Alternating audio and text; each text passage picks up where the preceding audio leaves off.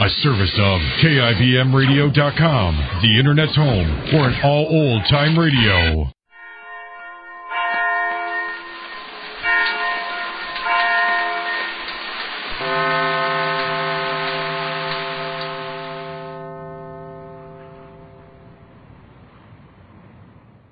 Well, Jane Ace is making strides in her plan to marry off Neil Williams' mother to old man Neff, so Neil won't have the responsibility of looking after his mother, and then he can marry Marge. But Mr. Ace is not making headway in his deal to handle old man Neff's real estate. Yesterday, Jane got old man Neff to call up Mrs. Williams and make a dinner date. Neither Marge nor Neil knows of her plan. Our scene now is the Ace's bungalow, where we find Marge on the phone, Mr. Ace busy with a pile of business papers. Listen. Well, sure you come out, but what's so important you want to talk about? Oh, Neil Williams, stop making me so curious and tell me what... Oh, you're a national menace. Yes, we'll all be here to welcome you with open arms. Yes. Goodbye. Well, I wonder what's on his mind. What? Well, that was Neil. It's very important he come out to see us about something, but he wouldn't say what. That's nice. What's nice? What? Well, you said that was nice. What are you talking about? I don't know. I'm busy, Marge. Please let me finish this, will you? Oh, go right ahead. I noticed you've been in a kind of daze all evening. What's up? Well, it's a deal I'm working on that I hope I can put over. Oh, something new? Mr. Neff. Oh, him. How is he since he got that attack of indigestion here the other night? Well, I haven't heard from him since then. He had me worried for a while. I thought he was playing hard to get, or even worse, I thought he might have gone to some other real estate broker with his business. He's a pretty shrewd gent, isn't he? I'll say he is. You should have seen the time I had with him when he came to the office asking me to take over his real estate. He doesn't pay more than 3% commission, take it or leave it. Oh, so that's his attitude. Yeah, but I'm still holding out for the usual 5%. Of course, I will take 4 if I have to. That's what I'm figuring out now. He does a lot of trading in a year, and it may be worth my while to handle it for less than I usually get. It's quite an account. Oh, I see. Well, I'm sorry I disturbed you. Or maybe I shouldn't have let Neil come out. Neil? Is he coming out? Yes, that's what I've been telling you. Oh, what's on his mind? Well, I don't know. He wants to talk about something, and he wants us all here when he comes. Well, we'll be here. I wonder what it is Isn't he working nights? Yes, but he gets off for supper or something, and he's going to run out and... Did I hear the phone ring before? Yes, Jane, I've already answered it. Oh, who was it? Neil. He called up to say he's coming out. Oh, that's nice. Well, isn't he working? Yes, but he's taking a few minutes off. He wants to talk to us about something. About what? I don't know what it is. Will you two please pipe down? Oh, I'm sorry. I'm trying to do some work here, or if you'd like, I could go to my office. Oh, no, dear. Neil's coming out. Well, I'd like to finish before he comes. This deal means a very big thing to me if I can get old man Neff to sign up. Jane, when you were over there this morning... Yes? What's that? Jane went over to see Mr. Neff? Yes, I just went over to find out how he's feeling, that's all. Because after all, he did get sick over here the other night. Oh, that was thoughtful. So how is the old man? Oh, he's fine, Marge. You remember that medicine Neil's mother said she'd fix for him? Yes. Well, she sent him some, and he's feeling marvelous. Well, Jane, what was I going to say? Oh, yes. When you spoke to him, you sure you didn't let on that I was worrying about not having heard from him? Oh, no. I acted like it didn't matter either way. What? Oh, well, I told her to act like I wasn't anxious to get the business. Oh, I see. You see, I hadn't heard from him for about 4 days, and I thought that maybe he lost interest in me. You see, I was holding out for the 5%. Oh, I didn't mention anything about that. We just talked about how he was feeling and about the medicine Mrs. Williams sent him. That was nice of Neil's mother, you know. Oh, yes, and he knows it, too. He said he wanted to do something to show his appreciation. He wanted to recuperate some way. Well, he did recuperate, I take it. Oh, yes. He said he was going to call her up and thank her and maybe ask her to go to dinner. Go to dinner? Don't tell me that old skinflint is actually going to spend some money. Oh, yes, he said... Yeah, I'm tickled to death he's in that frame of mind. You can see what it means to me if he's in a good mood. Yes, but I'm surprised he loosened up. Are you sure, Jane, that he's going to call up Neil's mother and take her to dinner? Oh, yes, he said he was. He said he wanted to recuperate. And I said I can't get over it. Anybody but old man Neff. I never dreamed he'd go social on us. Well, you never know about things, Marge, until you try. I never thought he would either. It's interesting to meet different people and see what they say and do. You get to know why the other half lives. All right, now, Jane, why the other half lives? I wonder why Neil's coming out. Well, I don't know. He wouldn't tell me. He said he wanted to talk to all of us, and he asked if we were going to... Say, I wonder if it has anything to do with old man Neff. What do you mean?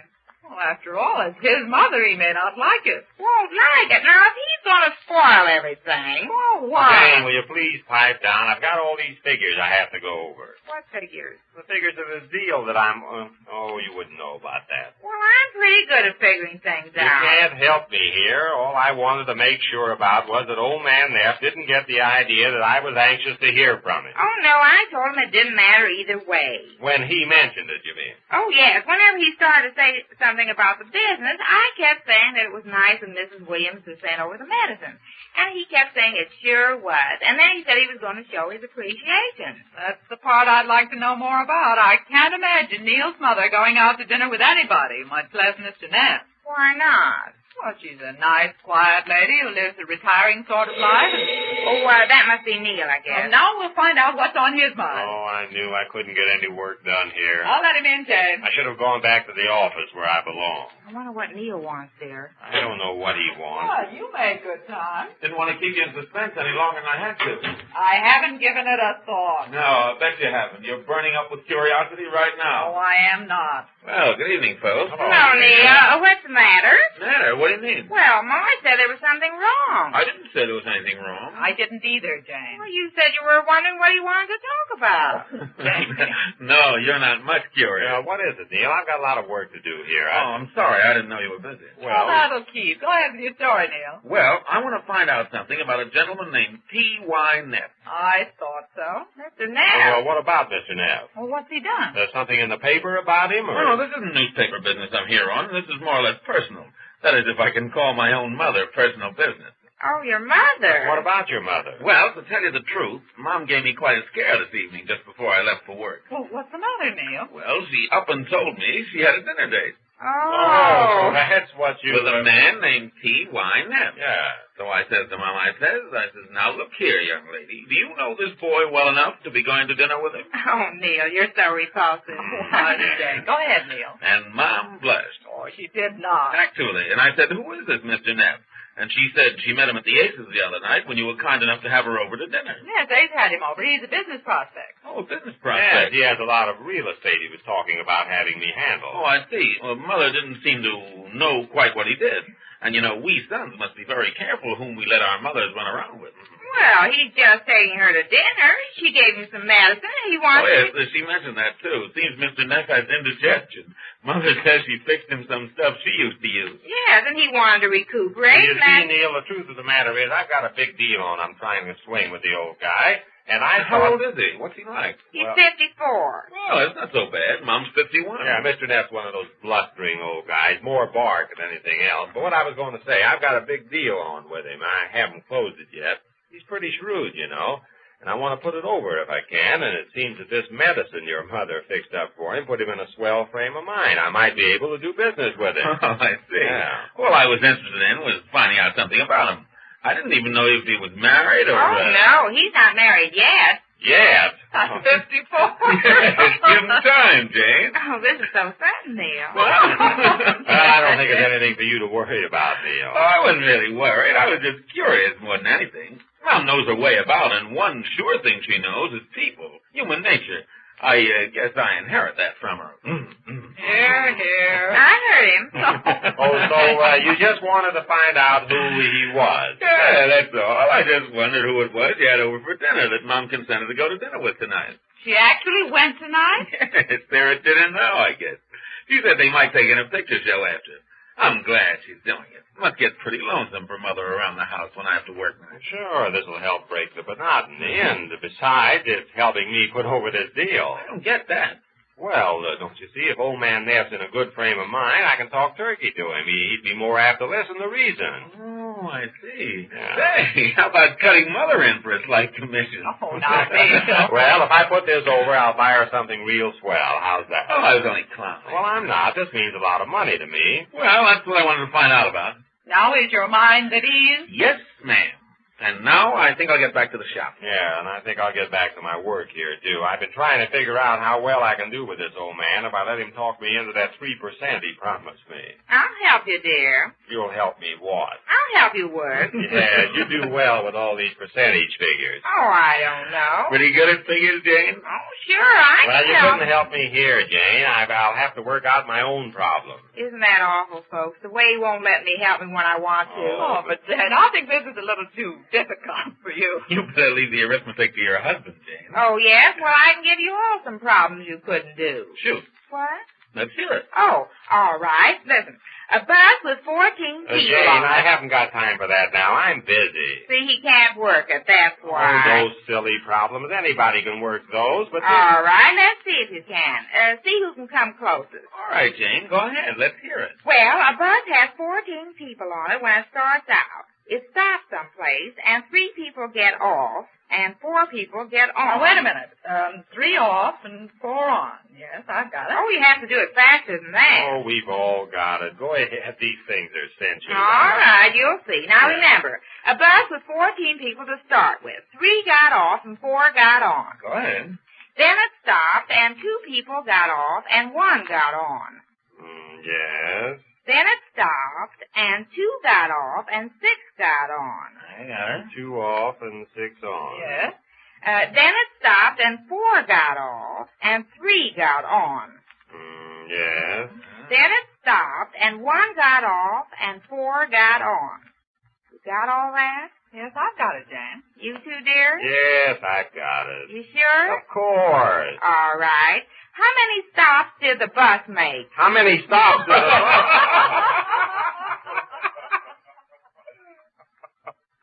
Well, that's the problem Mr. Race didn't get correctly, I'm sure.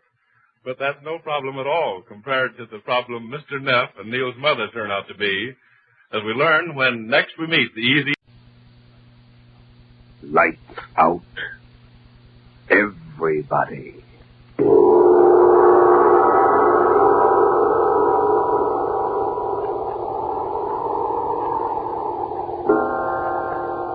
This is the witching hour.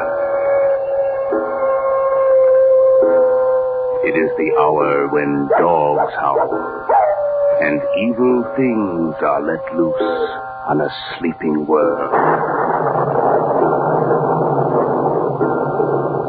Sit in the dark now and listen to Lights Out.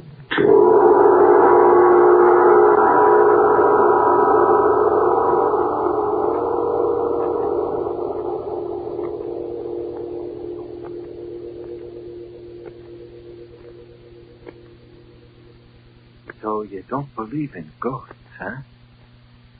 Let me tell you something, friend. Guys that don't believe in ghosts is guys that ain't never seen none, ain't that right? Listen, I can tell you a ghost story that'll make your hair curl. I'll say it'll make your hair curl. Listen. Last August I was nabbed by a couple of coppers. Never mind the details. It just so happened that they'd come up on me when I was sticking up a filling station and, well, they drugged me in. It was a tough rap to beat, since they got me standing there flat-footed holding a gun on one of the filling station guys and, well, the coppers didn't like me anyway. Huh? Oh, yeah, sure. 'Cause I'd had to bump off a copper a week or 2 before. And wouldn't it be my luck to be picked up by this guy's partner? Well, they took me in and they decided to show me the goldfish. You don't know what that is, huh? Well, I'll tell you. You're a liar. Yeah? So what, copper? You rat. I know you knocked off Ambrose Hogan, and you're gonna fry for it. You gotta prove it first, Miller. Pull the light over this way a little more, John. Okay. Right in his eyes. I'll prove it, rat. Go ahead. Hand me the hose, John. Now, look here. Don't you go ahead. Now, what do you say? I'm not gonna rat you no You ain't, huh? You'll wait till I get to a mouthpiece, Miller. You'll be walking a beat out in Circleville where the It won't make no difference to you, punk, where I'm walking a beat, not when you're burned. Yeah? Who's gonna burn me? You knocked off Ambrose Hogan. I was in Omaha the night he got knocked off. Listen, Maxie. Get this now. Ambrose Hogan was a white guy. When I seen him laying on a slab downstairs, I took a solemn oath I'd get the rat that done it if it took me 50 You ought to hire a... I'll get you for this, copper. I don't think you're going to get anything out of him, Miller. There's a smart copper, Miller. Yeah? Listen, I got a way to get things out of smart guys like you, Maxie. Come on over here, John. What are you going to do? Listen, Miller. Shut up. I want a lawyer. You got to let me have a lawyer. You can't get away. You want to sing, Maxie? Or do you want to spend a few hours in the haunted cell upstairs? The what? Oh, another gag, huh? Think so? Listen, I bet you $8 you change your mind, baby. Get up. What are you doing? Get going. Go ahead, John. Open the door. Okay. What are you going to do to me? You can't get away. Never know Skeeter Dempsey, Maxie. Come on, this way. What about him? They burned him last winter. Yeah, that's right. Friend of yours? I knowed him. Well, that's just fine, Maxie. Yes, sir, that'll be just dandy. What you asking about Skeeter Dempsey for, Miller?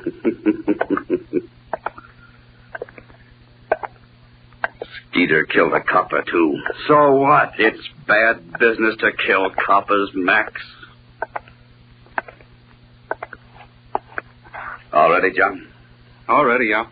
Right this way, Maxie, my boy. What you up to? I'll tell you. Right in there, baby. Get in there, you.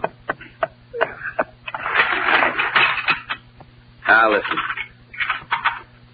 This here's the cell that Skeeter Dempsey was locked up in when he first came here.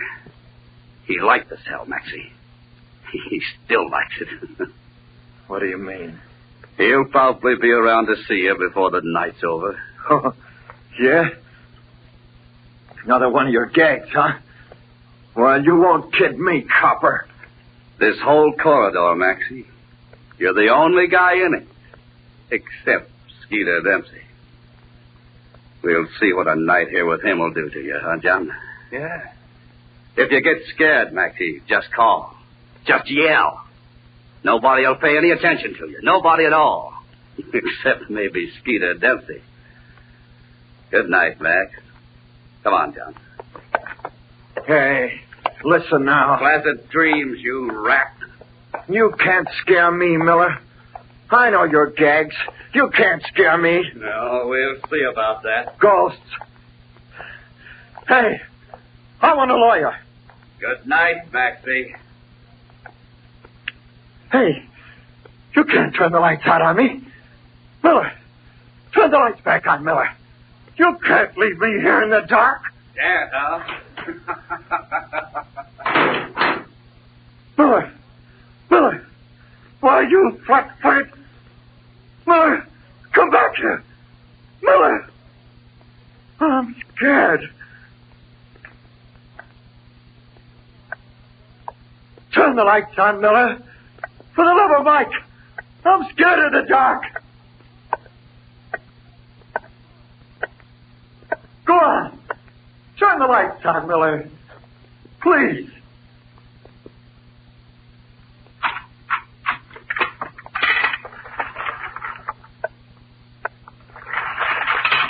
Miller, listen. Take me out of here and... Cut out the yelling. And sit down. Who are you? Don't you know me, Maxie? I'm Skeeter Dempsey. You can't be. It's a gag. Listen, copper. I'm no copper, Max. Sit down. Let's talk about things. Where are you? Right here. Wait. Wait till I light a match. I want to see what you look like. You'll be surprised, man.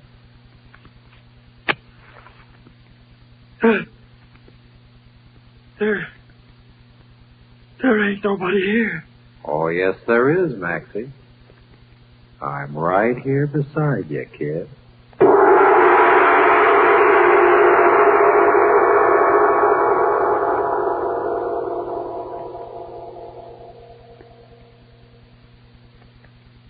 Yeah? It was Skeeter Dempsey, all right. I recognized his voice right away. When I lit the match and couldn't see nobody there, I guess I fainted. I remember trying to yell, only my voice wouldn't work, and when I come to, I was laying on the cell floor. For a minute, I couldn't figure out what happened, and then it all come back to me. You know how it is when you're really scared? Or maybe you've never been real scared, huh? Well, I'll tell you. My mouth was so dry I couldn't hardly breathe. All I could hear was my heart pumping away as loud as an old flivver engine. I was too scared to say a word. I just crawled up onto the bunk and laid there. Listening.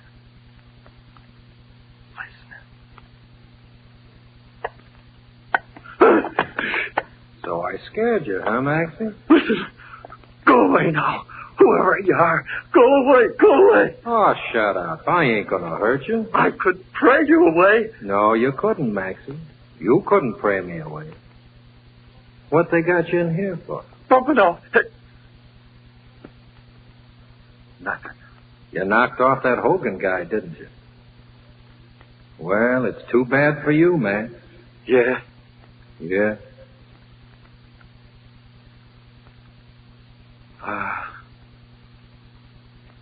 Are you still here? Sure. You ain't Skeeter Dempsey. Yes, I am. Listen, Skeeter Dempsey was burned last winter. I know a reporter that seen him sit in a chair. That's right. Well, then you ain't Skeeter Dempsey. Yes, I am. I know. I know you're Skeeter. I know. Stop jittering. I ain't gonna hurt you. But you're a ghost. Well, what if I am? I wish you'd go away. Why should I? This is my cell, after all. Oh, Skeeter, please. Oh, Kenneth. Listen, let's talk. I haven't had nobody to talk to for 2 months.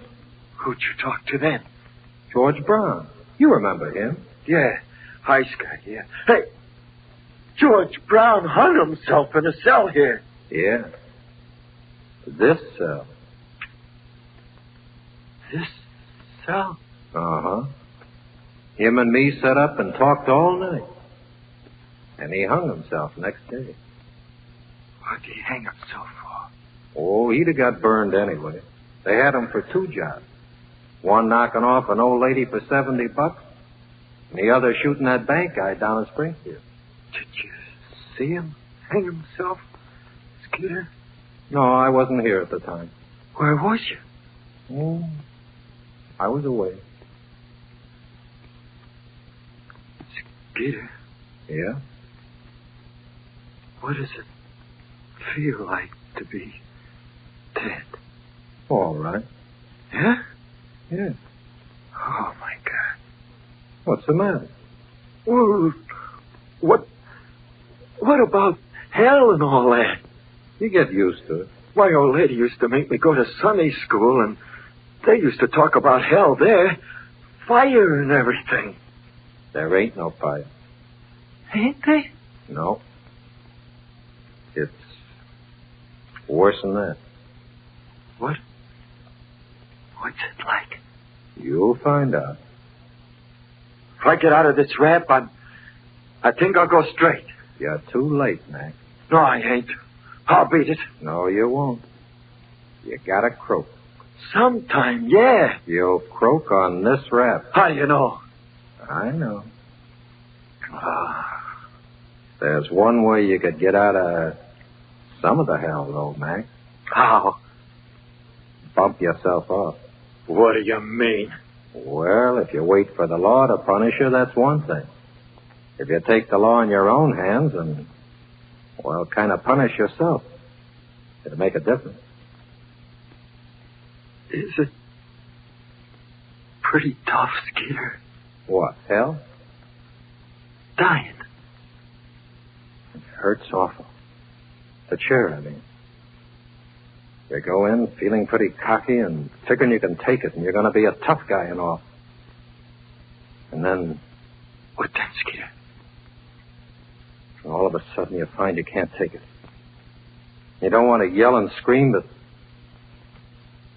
Well, it's awful. God. What then, Skeeter? You ain't never had no pain in all your life, Max. Can begin to compare with the chair. Yeah? You'll find out. Do you really think I will, Skeeter? What do you think? I wonder how it feels to bump yourself off. George Brown said it was all right. Kind of made him feel better, he said. He said? Yeah, I seen him the day after. Oh. Huh?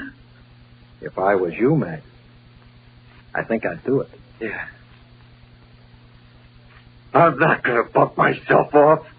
I won't do it. These lousy coppers ain't going to make me. Who's that? Miller, I guess.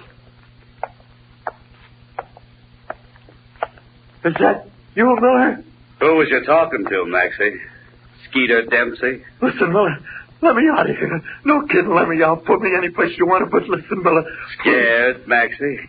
Who was you talking to, Maxie? Skeeter Dempsey? Miller, well, no. Listen, Miller, turn on the lights. Will you turn them on, Miller, just for a minute? Dark's got you down, huh? Miller, please, turn on the lights. Oh, why not? It'll be darker still when I turn them off again.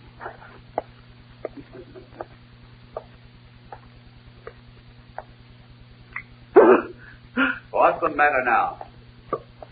Miller, there ain't anybody here. That's right. Was Skeeter in here with you, kid? I thought there ain't anybody here. Oh, yes, there is, Max. I wouldn't worry about I'm it, Max. right here beside you. And I'm going to stay.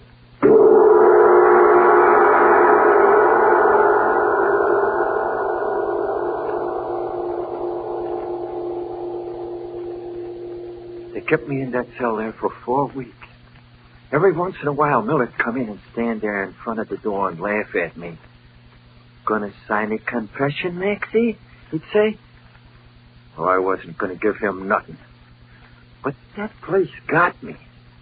Just as soon as it was dark, I'd hear Skeeter Dempsey's footsteps and he'd come and sit down with me. I was awful scared at first. It's kind of hard to get used to practically living with a ghost. But then I kind of get used to him. It was always telling me how I was going to burn and how I'd be better off to hang myself like George Brown done. I guess it was a little bit nuts. Miller wouldn't let me have no lawyers either. They was keeping me in there without knowing anything about it so as they could hand me the rap when the time come. Well, the time come. Someplace or other, Miller dug up the evidence that I wouldn't give them, and they had me. And how they had me. So one morning, a few weeks later, I'm sitting in the courtroom. The jury's been out 20 minutes. Everybody rise.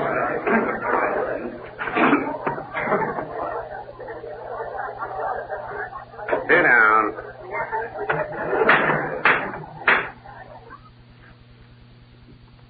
Gentlemen of the jury, have you arrived at a verdict? We have, Your Honor. Will you pass the verdict to the bailiff, please?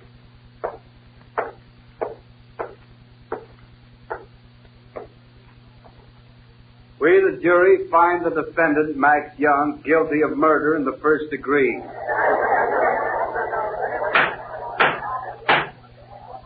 Mr. Foreman, is this your verdict? It is, Your Honor. The defendant will rise. Get up, Maxie.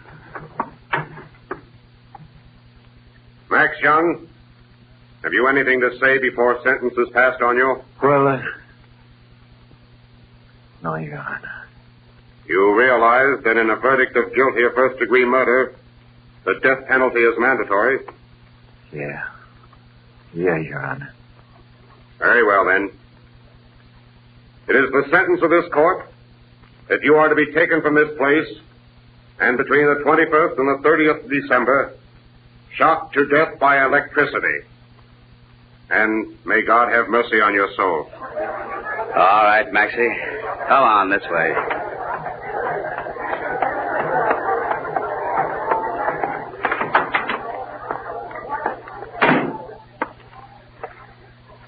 Well, Max, that's that. Yeah. What'd you say? I didn't say nothing. It was me, Max. I said there's only one way out now.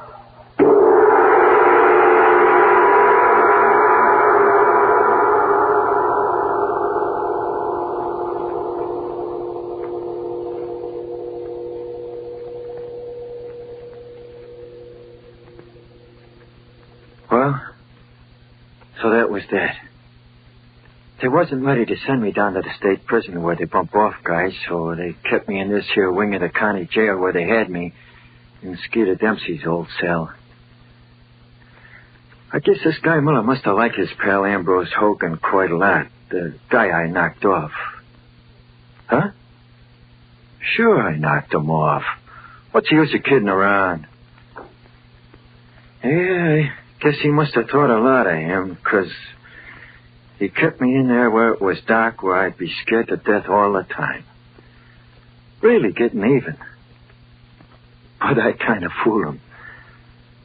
I wasn't so scared of Skeeter by this time.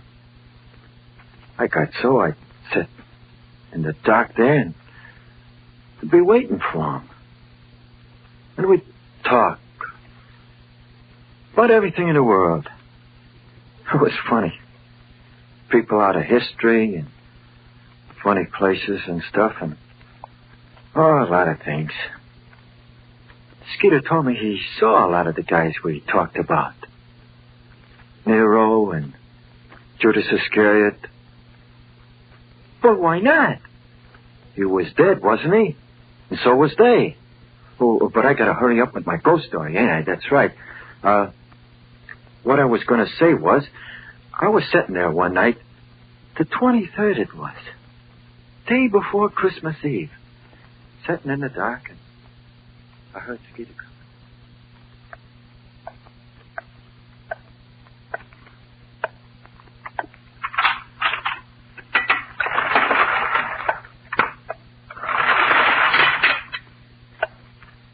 Hello, Skeeter. Hello, Max. How you feeling? Not so hot. Still thinking about the hot squad, huh? What else you expect me to think about? I wish they'd hurry up and get it over with. That's what I wish. It's tomorrow night. What is? They burned you. On Christmas Eve? Yep. Honest, Skeeter. How do you know? I found out. Oh, God. Well, don't take it so hard. I'll walk in with you when I take you to the chair. I'll stand right there alongside you. Will you, Skeeter? Will you, honest? Sure. Won't do you much good, though. Why? I can't keep it from hurting you. Honest, Skeeter, does it hurt a lot? Or is it all over with pretty quick? It seemed to me to last 100 years. Oh, I'm a sucker for pain, Skeeter. Are you? Sure. I cut my finger once. I put in there croaked with the pain. You ain't felt nothing yet. Yeah? Yeah.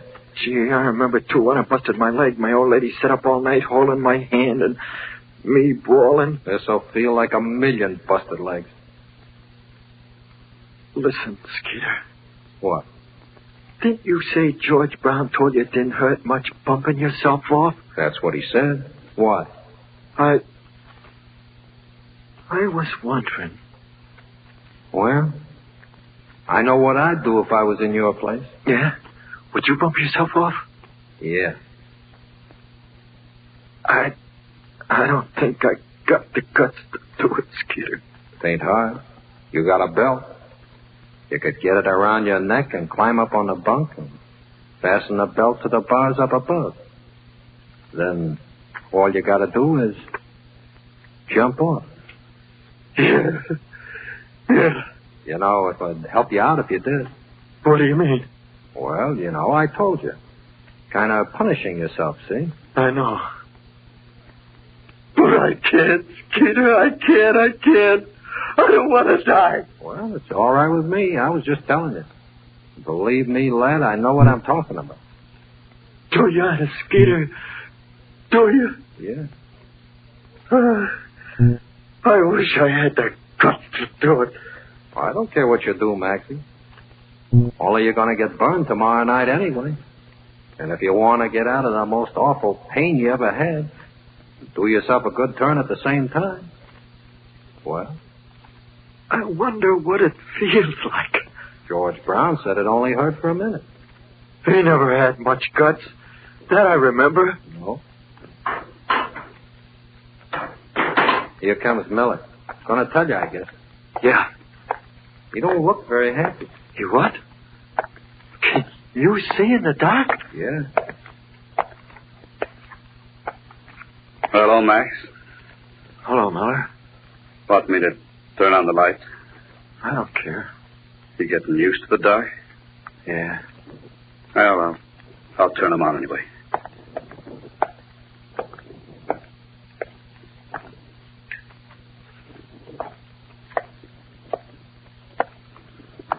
Well, Max, it's about the end of the string, huh? Tomorrow, huh? Yeah. Well, that makes you and me even. Listen, Max. I wanted to see you knocked off on account of Ambrose Hogan. I ain't sore, Miller. You know. Yeah. No hard feelings, Miller. It's your job being a copper and mine being a hood. Yeah. Well, is there anything you want, Maxie? No, I guess not. You ain't got no folks? No. I could get you a bottle of bourbon if you wanted it. Nah, what's the use? Well, we got to get ready to go down to the state prison in a little while. They got to... Well, I mean, that's where you got to go. Do I have to go today? Yeah, I guess so. Well, kind of hate to leave this place at that. Do you? Yeah. Scared me quite a lot at first, but I guess it's taught me a lot, being here in the dark all alone. Except for me, Max. Yeah. Well, Max, listen. Try to take it standing up, will you? You know. I'll try, Miller. But it's going to be awful tough. Yeah. Well, look, I'll be back in a little bit and we'll go. Sure there ain't anything you want me to get, Maxie? No. All right. Oh. I'm sorry, Max. Huh? It's okay, Miller. Forget it.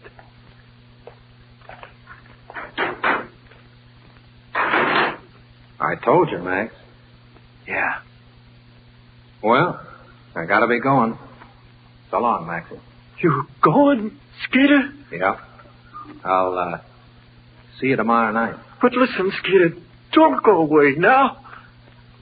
I have to. And just in case you decide to do what George Brown did, there's an extra piece of rope under the mattress. You won't have to use your belt. So long.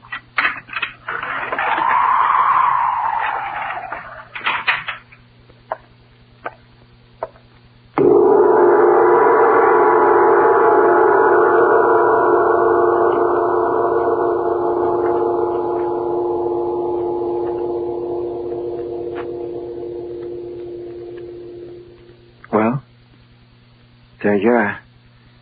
That's your ghost story. You believe in ghosts now? You don't? Well, you oughta. You see, I took Skeeter's advice. I hung myself. I've been dead 6 months.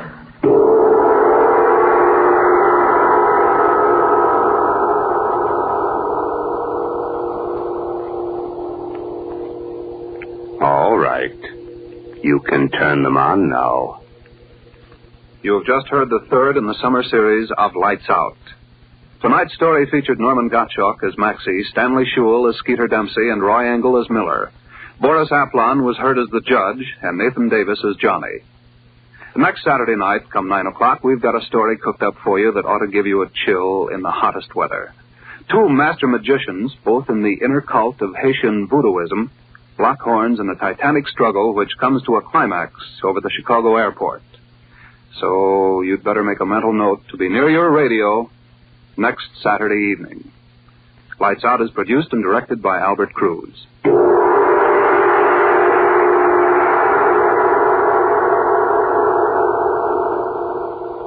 This is NBC, the national broadcasting company.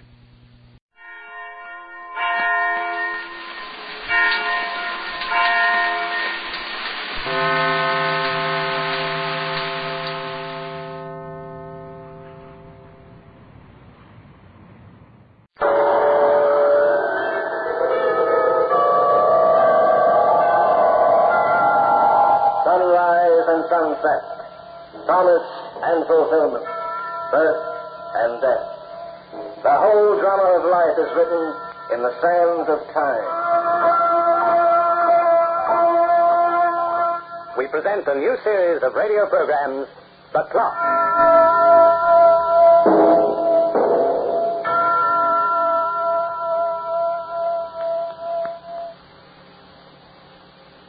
Nobody, but nobody, will sell you a car for less than Don Richards Lincoln Mercury, and especially during grand opening sale time.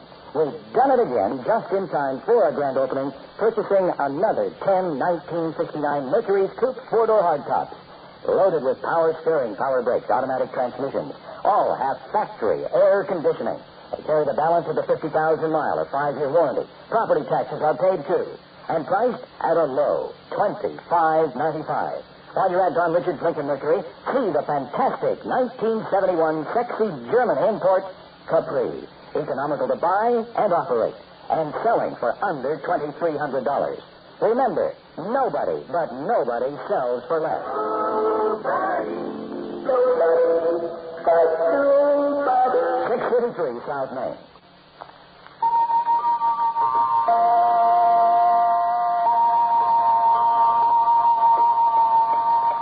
According to some, there are two worlds of existence. One we call the earthbound, the other the spirit world. For those who are here on earth, time is limited. For those who inhabit the spirit realm, time is limitless. And there is a definite link between the upper strata and the lower, a link that can be bridged in the space of a few moments by those who have the power to do so. Now, I can't argue pro or con concerning this belief. Time is an observer, not a contestant. But whether you are skeptical or not, you might lend an ear to the saga of a man named Marty Kane, and then form your own conclusions. Thanks a lot for picking me up, mister. It's getting dark out there. People ain't so cordial when the sun goes down. I wasn't afraid of you, young man. Not after I felt your vibration.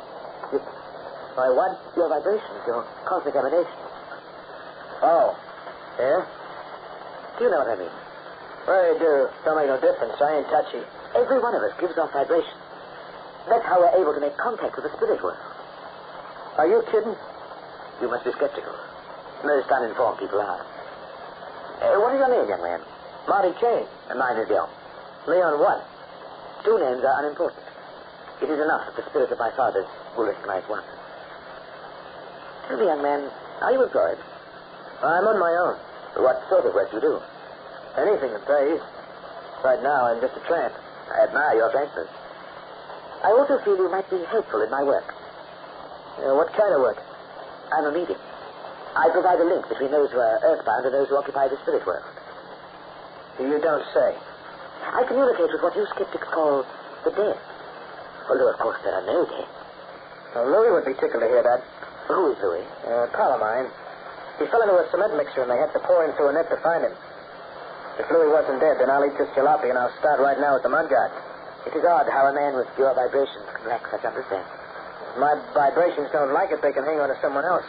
But I feel I can change you after a while. At any rate, I'm in need of an assistant. Would you like the job? What do I do? Oh, see that my guests are properly seated during the song. Take care of my car, run errands occasionally. It isn't an executive position, so to speak, but you'll find it interesting. Oh, that don't sound bad. There is only one thing I must insist on, however. What's that? Sooner or later you'll be converted. However, until that time, you are to keep your opinions concerning my work to yourself. I cannot afford any ridicule from an endpoint. Well, don't worry about it, Leon. I'll keep my shirt on.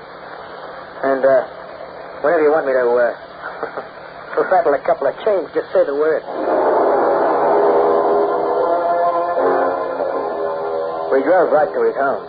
It was a big wooden building that was falling apart at the seams, and it reminded me of a 3-story morgue. This is where I hold my seances. Looks cozy. Of course, the word seance is a ridiculous term. But we use it because it seems to be in the fashion. You mind if I ask you a question, Leon? Not at all. You really got ghosts in here that talk to your pals? They talk through me, Marty, using my voice. And the spirit world, young man, is far wiser than our own. Suppose I wanted to talk to Louis. Could you get him down? Louis? You're the guy who fell into the cement mixer. I might try. Something amuses you? Yes, I was just thinking. Maybe instead of getting Louis down, you'd have to bring him up. You shall see tonight how a seance works. Perhaps tomorrow you'll be less cynical. Oh, Gertrude, I want you to meet my new assistant. Marty, this is my very lovely wife. Lovely was right. Gertrude was slightly terrific. She had long, wavy red hair that fell down to her shoulders, and the skin you loved to touch. When she walked, she swayed a little, and there wasn't a misplaced curve from her black nylon stockings to the velvet choker she wore around her pretty throat. Gertrude was quite a dish. A 7-course dinner with nothing but dessert. And I could see she was looking me over, too. Marty is to be my new assistant. You will please show him his duties, Gertrude. Anything you say, Leon, darling. I have to make my phone calls now. The seance tonight will begin at 9. So before you show him round, you might give him some lunch, my dear. And then you may join me upstairs. Hungry? Not now. Why not now? Not since I met you. You work pretty fast. I ain't got much time. Where'd you come from? The spirit world. I'm looking for somebody to haunt. Well, don't try me. I've had enough of that apple sauce already. You mean you ain't a medium, too? I'm just bored. I want to communicate with a man for change. Not with a nut that's halfway between here and who knows where. Strong talk for a guy you only met 2 minutes ago. You won't repeat it. No? No. How long you been married to this girl? 6 months. You're tired of him already? He makes me sick. And where do you hang around? I like to eat. Dame with your looks can eat whenever she wants. Not the way I like to eat. You got cash? There's no millionaire, but he does pretty well. The racket pays off. $100 a week. Hey, that's nice lettuce. Why does he live in this drafty dump? It gives him background. Besides, you like it. You don't believe in this malarkey about the spirits, huh? To me, it's just nonsense. But he believes it. Nah. I tell you, he does. There's something peculiar about him when he goes in one of his trances. He thinks he's someone else. He swallows his own crazy line. I'm looking forward to seeing it. You will, tonight. You'll be seeing so much of it after a while it'll make you sick in the stomach. But that's something I wouldn't say, baby, about you. At 9 bells, the circus trail in. There were half a dozen dames, rest were gents. They sat around in a circle with Leon at one end, and they watched him like a bunch of hungry cats would watch a bowl of cream. But it was Gertie who surprised me. She played it straight. So straight that I had to think back to remember what she was really like. I believe we're ready. Are you prepared, Leon? Yes. I'll do my best to establish communication tonight. Although one never knows, of course, when one is able to contact the spirit world at any given moment. Mr. Kane? Huh? Will you put out the light? Oh, sure. I just leave the little one burning over the door. There's no need to be in total darkness. Are you ready, Leon? Yes, my dear. I'm ready. The room was almost dark because the light we left on was covered with colored paper. I could see him anyway, rubbing his hands over his fat little face. Then suddenly he straightened out and started to sway back and forth. And the jerk was in his trance. We of the spirit world are continually by your side. We watch your every move, and we in our infinite wisdom know everything and see all. We will talk with you now, and we will try to identify ourselves. Who wishes to converse with us? Speak now, please. Speak up. Is my brother among you? Your brother? Ah, my friend, there are so many here tonight. We shall see if we can find your brother. I lost him years ago in an accident. Harry, talk to me if you hear me. Tell me you're well and happy. Harry is well. Yes, he is very well. And he is happier than you are, my friend. He conveys this message to you. He tells you to work hard and be patient until the time when you shall meet again. Oh, if I could just be sure. Of what, my friend? Of whether it's really Harry I'm talking to. You do not believe. Oh, it isn't that. It's just that it may be someone else in the spirit world who's speaking for Harry. Harry, do you hear your brother speaking? Assure him of your presence. Assure him that we are all here. There's a glow. Near the window. It's my brother. It's Harry! Up to this point, I was watching the old faker shimmy from foot to foot, but when one of the customers pointed to the window, I saw it. A soft glow near the ceiling that passed across the window and disappeared. Later, when the suckers left, I was alone with Leon for a minute. He looked at me with a peculiar smile as I emptied out the ashtrays, and he seemed to read my mind. Well, young man, what did you think of the girl? Well, I still ain't convinced. You saw the light, didn't you? Yeah, sure. It could have been made by headlight reflections from a passing car. How do you mean? Well, go to bed some night and keep watching the window when there's traffic outside in the street. You'll see them headlights passing like... Look, there goes one now. Yes, there's our car light. But that isn't what you saw this evening.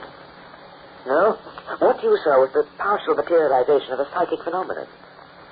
You saw a member of the world that is not of the flesh. Yeah, that's your story. You are hard to convince. But one day I will prove myself to you and everyone else. Yeah? How? When I die. Yes, when I die, Marty, I will return. Nothing will stop me. I will return, young man, from the grave.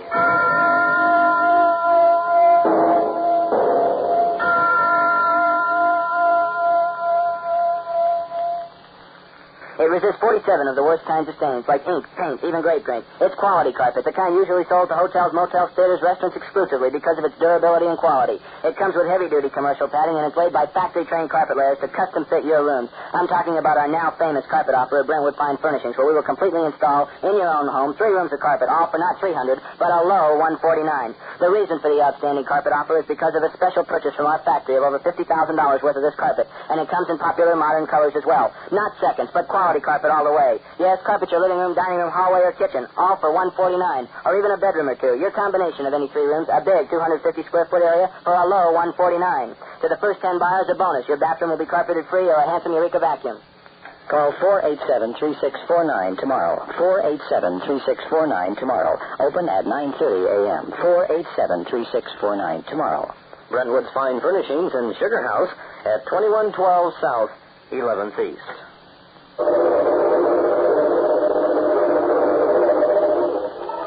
One's time on Earth may be spent according to one's beliefs and inclinations. And the length of this time is a matter beyond our control. But how we use this time is something else again. For sooner or later we must pay the piper for the dance. I'm tired of it. That's it. Sick and tired of it. Now, take it easy, baby. You don't know what it's like living in that third. Look, I'll take as much as I can stand, Marty. If I have to go through this any longer, I'll go crazy. Then why don't you divorce him? And starve to death? Well, you got me, sugar. Sure. And what have you got? Nothing but the suit of clothes on your back and a few measly banknotes on your mattress. Well, if you don't want to leave him, then stop complaining. Nobody's forcing you to stay. And you said you loved me. What's one thing got to do with another? What kind of a man are you, anyway? Do you want to go on for the rest of your life seeing me behind his back? Crawl like a cutthroat every time he orders you around? Who's crawling? Nobody ever saw me crawl, and nobody will. Oh, Marty, darling, do something to make me free. What can I do? There are ways that a man can think of. What are you getting at? But if Leon were to die, we'd have the business. I know that by heart. And I know how to pick up the customers. What do you mean, if Leon was to die? He's also got a little money in the bank. 8 or 10,000. That would belong to me, too. Now, wait a minute, Gertrude. It'd be easy. He's such a fool. He'd fall for anything I told him. And we could get away with it. Get away with what? Murder? Are you nuts? What are you saying? It was very simple speech. What I meant was we could get away with murder by leaving him flat and helping ourselves to a little bit of cash on the spot. Not a chance. We'd be picked up in no time. You make me sick. You've got no backbone. I don't know what I'd see in you anyway. Oh, now, baby, don't be like that. Get your hands off me. I'm through. Do you understand? I want a man, not a cream puff. I never want to see you again. Marty? Yeah, Gertrude. Marty, let's make up. Oh, gee, baby, that's all I've been wanting to do. I'm sorry I was so mean to you. Will you forgive me? Sure. We'll go back to where we left off 2 weeks ago. Mm-hmm. Oh, I meant to tell you we're going to town tonight. Yeah? What for? I have a cousin living there, and Leon's promised to take me over to see her. We'll use the car and you'll drive. I wish he was going by himself instead.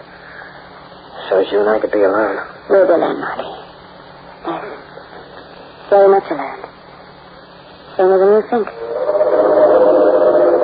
The way she said it bothered me for a while. But by the time we were in the car that night, I'd forgotten all about it. The quickest way to drive to Oaktown is across a long, high bridge. We reached it at 6:15. I was taking it easy and there wasn't much traffic, but when we hit the middle of the bridge, she suddenly asked me to stop.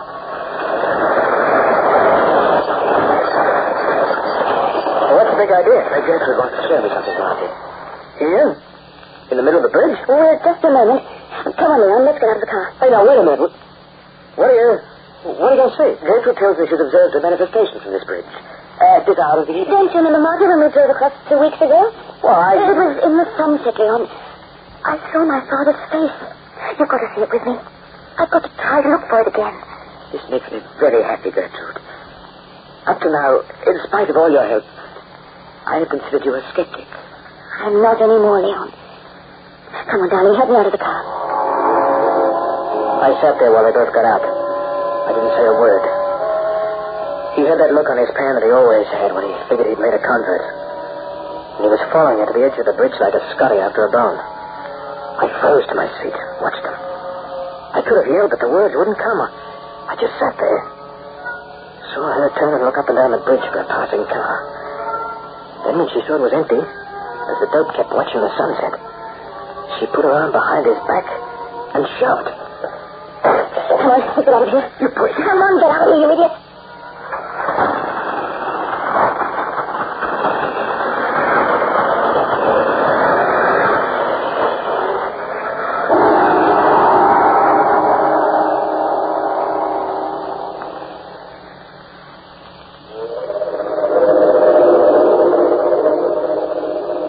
Found the body 2 days later. And Gertie put on an act. It was something to see. She said he used to walk on the bridge by himself in the moonlight, communing with his great-grandfather, and he must have fallen off. There was nothing to prove that it was murder, so they called it accidental death. And Gertie and I took over the racket and started to make it really pay. Are you ready, Gertrude? I'm ready, Martin. We of the spirit world are continually by your side. We watch your every move, and we, in our infinite wisdom, know everything and see all. We will talk with you now, and we will try to identify ourselves. Who wishes to converse with us? Speak now, please. Speak. I'd like to hear from my brother again. Harry. Harry, talk to me if you hear me. Are you still very happy? Harry is well, but he is not very happy. He conveys this message to you. These people through whom I speak are my only means of reaching you, Charles, my loving brother. Be good to them. Help them in any way you can, so we shall never be parted. Oh, yes. Yes, of course, Harry. I'll do everything in my power to keep us close, but But what can I do? You have money, Charles. Use it wisely. Oh, let me be certain again.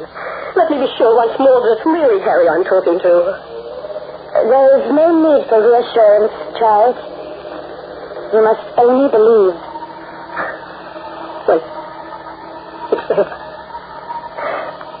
The girl in the window. It's Harry.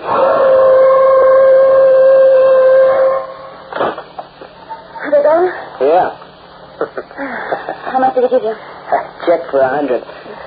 Baby, this racket is a cinch. We'll get triple what Leon got, and no kidding. I told you to be easy. Hey, you're a smart kid, Gertrude. I gotta hand it to you. Oh, you're not so dumb yourself. That torch gag was wonderful. For a minute I thought I was stuck. What torch gag? And when you saw that light, you used the torch, didn't you? Oh, I didn't use nothing if there was a headlight reflection from a passing car. Passing car? No, it couldn't have been. They were playing the street outside. It's been closed to traffic for 3 days. I looked at her for a second, then ran to the window. She was right. The street was closed. But that was only the beginning. The next time we held a seance, I kept my eyes open. Someone was pulling a fast one, and it wasn't us. But you must have. I tell you, I didn't do it. Oh, you did. Well, it might have been someone in the street. That sound was in the room. You heard it as well as I did. What are you doing? You're falling for that stuff yourself. He always said he'd try to come back. And if he had... Stop that. Cut it out. You trying to drive me, Scooey? He can't come back. He's dead. He's 6 feet deep. That's where he'll stay forever. He tried to fight it, but it was no use. Gertie was rattled, and I was taking it pretty hard myself. But we stuck to the racket. There was too much dough in it to give in so quick. Besides, I didn't believe it. I didn't care what kind of noises they made. They made plenty, I'm telling you now. I'm through. Pull yourself together, Gertrude. Look, I'm through. I tell you, I can't stand any longer. I'm finished, Marty. Stop talking like a fool. I saw your face when we heard that laugh. You turned as white as a sheet. Well, I knew better, though, when I thought it over. It was one of the customs. It must have been. That's all it was, Gertie. Oh, I wish I could believe it. Then who do you think it was, for the love of my... What's going on in your mind? That laugh, Marty. I've heard that laugh before. It belonged to Leon. I guess we should never have held that last seance. We should have left well enough alone. But I got a tip that a plainclothes copper was coming down to make another investigation. We had to go through with it then and put on an act. So I got Gertie 2 stiff whiskeys and finished a couple myself. And then when the crowd came over and got themselves comfortable, put out the lights and Gertie got started. We are now in communication with the spirit world. Are there any questions? Yes, there are. Who are you, sir? Detective Fielding. And what is the question which you wish to convey to those who have passed? I'd like to hear from your husband, Mrs. Leon. My husband? Yes. One or two things I'd like to ask him. My husband... It's hard to communicate with him, sir. I cannot get a vibration. Try a bit harder. No. No, it's impossible. No.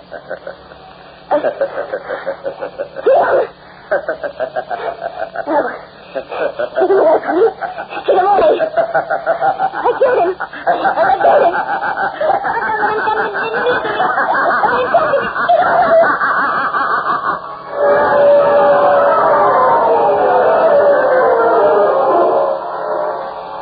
Gertie got the chair.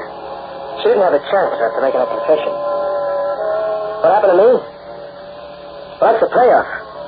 They figured I was off my nut. How do you like that? They said I wasn't responsible and I was crazy in the head. They got no right to keep me here, I tell you. I don't belong in no asylum. I'm the same as you are. They said the laugh we heard came from the detective himself and the lights could be explained, but I tell you, he still comes back even here in his cell. Why don't they believe me? Why don't they come here and listen? But you believe me, don't you? Yeah, sure you do. I'm going to prove it, too. Listen. The laugh has gone back again. Listen, and you'll hear. You hear him laughing? See? Who's crazy now?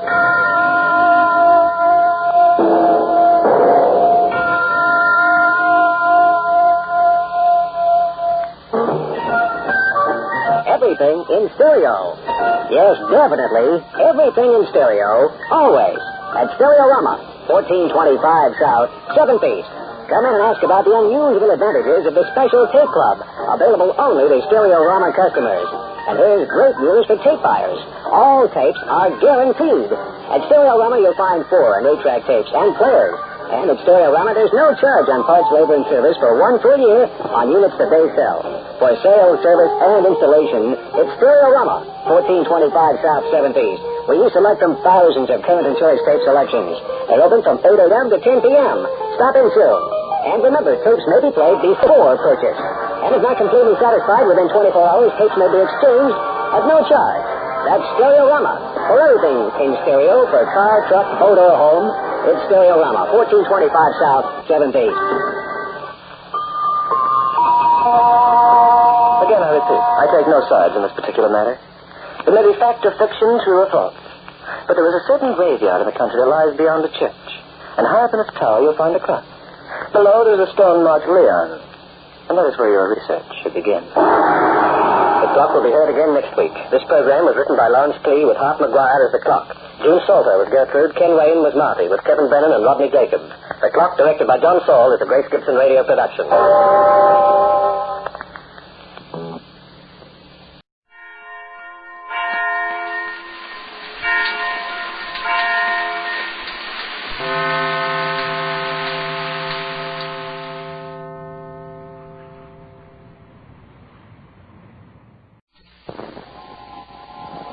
Have you heard the strange tales of the Whistler?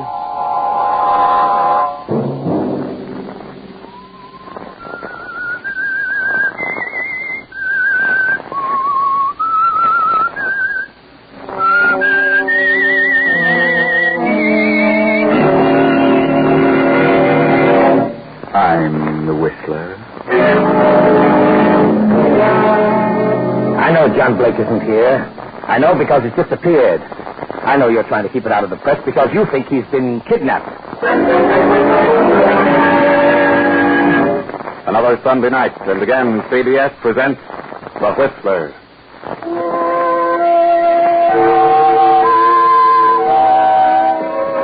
I, the Whistler, know many things where I walk by night. I know many strange tales, many secrets hidden in the hearts of men and women who have stepped into the shadows.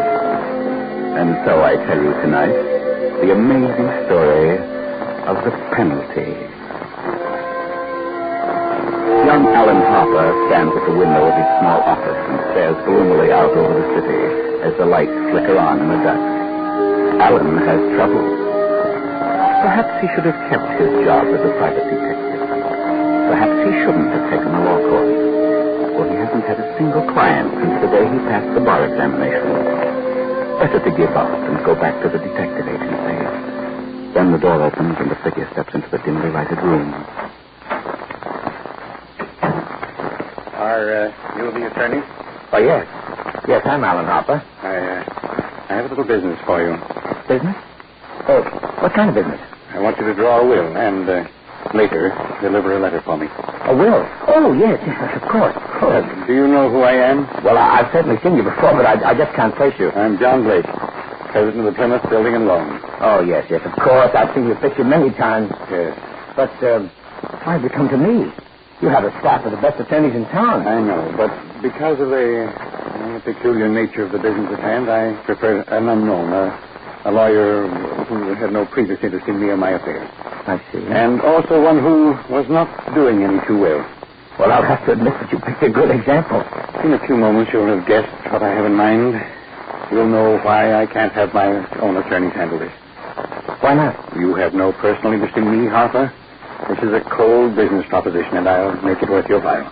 Yes? When I walk out of here, I want you to forget the whole thing for a few days. Agreed? Very well. Then take down what I say in our plan. To my daughter, Anita Blake, I leave all my property, personal and real, including the painting of her mother, Marcia Blake. This will supersedes any and all instruments of this nature previously drawn. Yes. That's all. Oh? Yes. I'll sign it now. Now,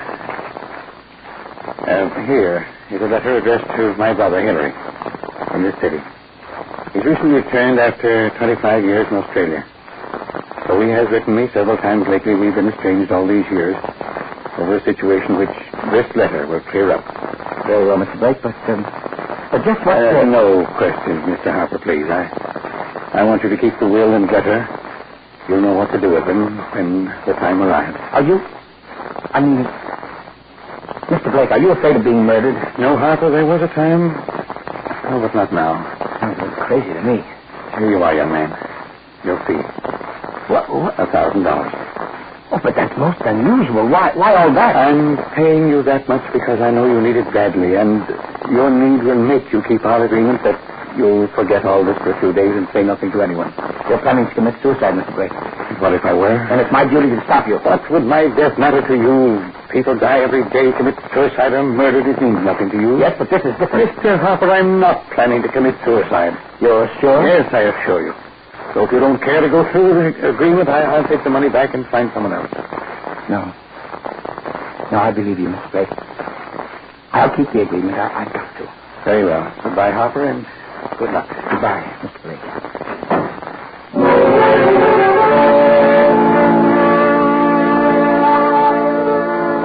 Young Alan Harper sits pondering over the strange event. The will, the letter.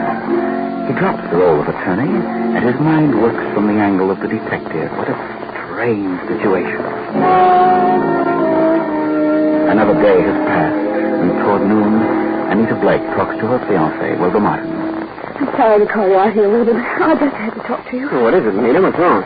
It's about Father. Your father? He left the office late yesterday afternoon, but he didn't come home.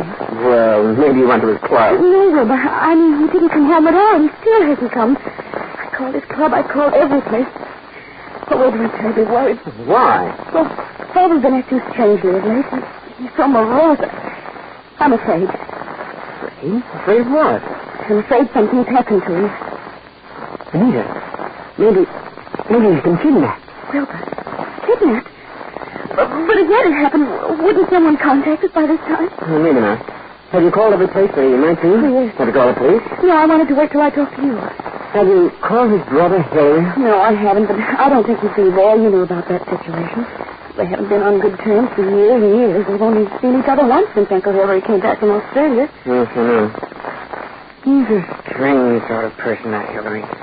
I've only seen him once the time I went to his apartment with you, but he's certainly strange. I know, but perhaps that's only natural. What was it that caused them to become so bitter towards each other? Well, I really don't know. Father never told me. But I think it had something to do with a girl they were both in love with. Did your father know Hilary was coming back to the States? Of course. Hilary wrote him several times, but Father didn't answer him. Is your Uncle Hilary well fixed? Yes, he became wealthy in Australia. What are you trying to say? Are you sure he made money over there? Of course. Father told me that many times. Well, your father could have been misled about Hilary being well off. Well, but I don't know what you mean. I think Uncle Hilary is all right. I rather like him. And I don't care what the differences were between them. Are you inferring that Uncle Hilary... No, I'm not inferring anything, huh? Just asking. I'm going to call Hilary and ask him to come over here. All right. Don't tell him about your father. Just ask him to come over here as soon as possible. You're all wrong about this, Wilbur. I know now what you're thinking. But I'm sure you're wrong. You call him, Anita. And let him think your father is here. Then, after we talk to him, we can call the police.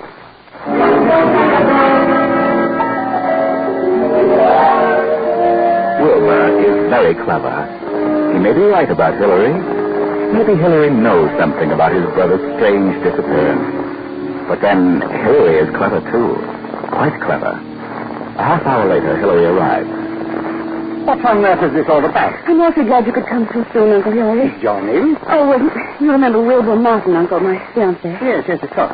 What's wrong with you two? What's happened? Mr. Blake, how long since you've seen your brother? It's been about 4 or 5 months, shortly after I came here from Australia. Wilbur... Would you like to have a few words with him? Why, certainly. What's happened? Wilbur, stop this nonsense. Uncle Hilary followed us. Well, he isn't here. He disappeared. Disappeared? Yes, Wilbur thought maybe you knew where he was. I see. Well, but I don't know. I know that now, but I just wanted to make sure. Doesn't your imagination run away with you, Wilbur? Father didn't come home last night from the office. I called every place. Every place. What do you think they killed him? Well, he's been acting very strangely. I'm afraid that he just committed suicide. Suicide? But Wilbur thinks that somebody may have kidnapped him for ransom. We could both be right. He could have been murdered. I suggest that you call the police at once and check the hospital, the morgue, everything. Yes, of course. You call them, Wilbur, please. I can't. Yes, yes, darling. I'll attend to it.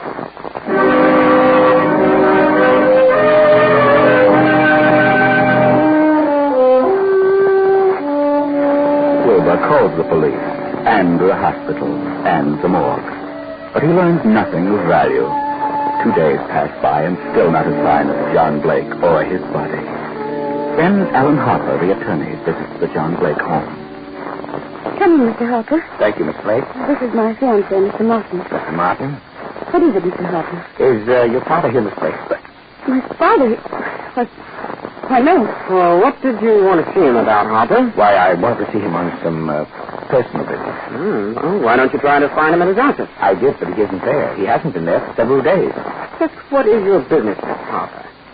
Why do you want to see Mr. Blake? I don't want to see Mr. Blake because I don't think he's here. I came to see Miss Blake. What do you want, Mr. Harper? Who are you? I'm a detective. Detective? Yes. Go on, Mr. Harper. I know John Blake isn't here. I know because he's disappeared. I know you're trying to keep it out of the press because you think he's been kidnapped. We called the police. We asked them to keep it quiet. Yes, I know that. But I'm working in the background. Well, if you don't think he's here, then where do you think he is? I think he's dead. Dead? What? Why do you think that? Yes, what do you know, Mr. Harper?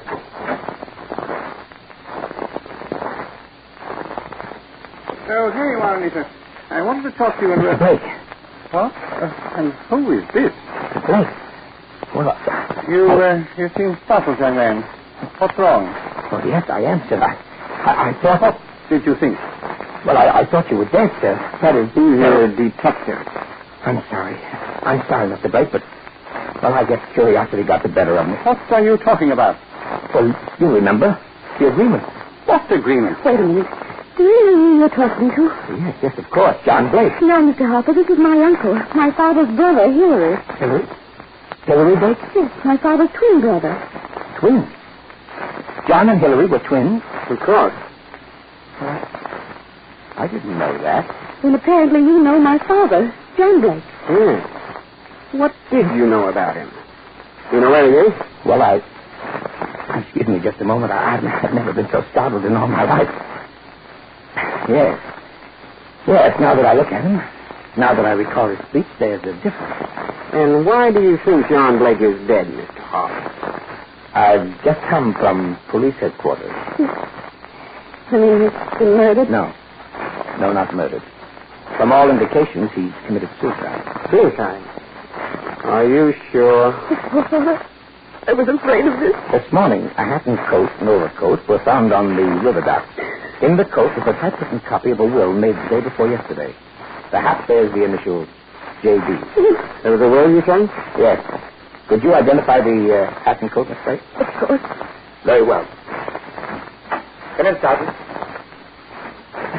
This is Sergeant Henlon. Do you recognize this coat and hat, Miss Blake? Yes. Yes, I do. They were father's. Oh, Wilbur. Sure, Barbara. I can't understand it. But the hat and coat are not conclusive evidence. What about the will found in the pocket? Show them the will, Sergeant. You read it, Wilbur. Yes. To my daughter, Anita Blake, I leave all my property, personal and real, including the feeling of her mother, Marcia Blake. This will supersedes any and all instruments of this nature previously drawn. Well, no signature. I have the original. Here you are. It's the original and signed. Where did you get this, Harper? Look at the signature of the witness. Alan Harper. You witnessed the signature? I did. And how do you explain that, Mr. Harper? Because I typed the will for John Blake the night he disappeared.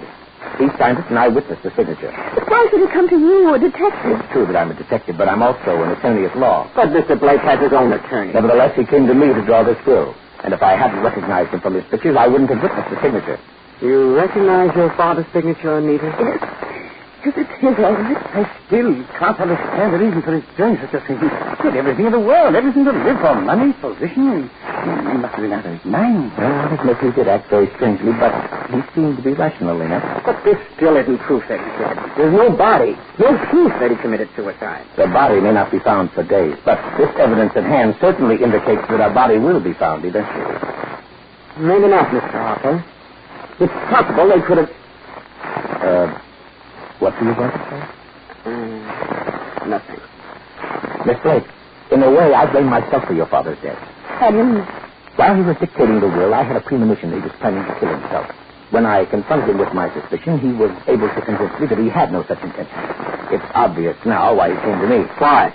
He wanted someone who didn't know him personally. His own attorneys would have been able to see through his plan and prevent his carrying it out. But why did he make this new will if he'd already made one? Yes, that's what I'd like to know. Well, I'm still not convinced that he committed suicide. No? Well, maybe this will help. Here's a letter he asked me to deliver to Hillary Blake. A letter? To me? Yes. He said it would clear up a few things. Well. What does it say, Uncle? Well, it says several things. Things he'd never have said unless he were going to die. Suppose you read it, Wilbur. Yes. Hillary, for 25 years now, jealousy and bitterness have kept us apart.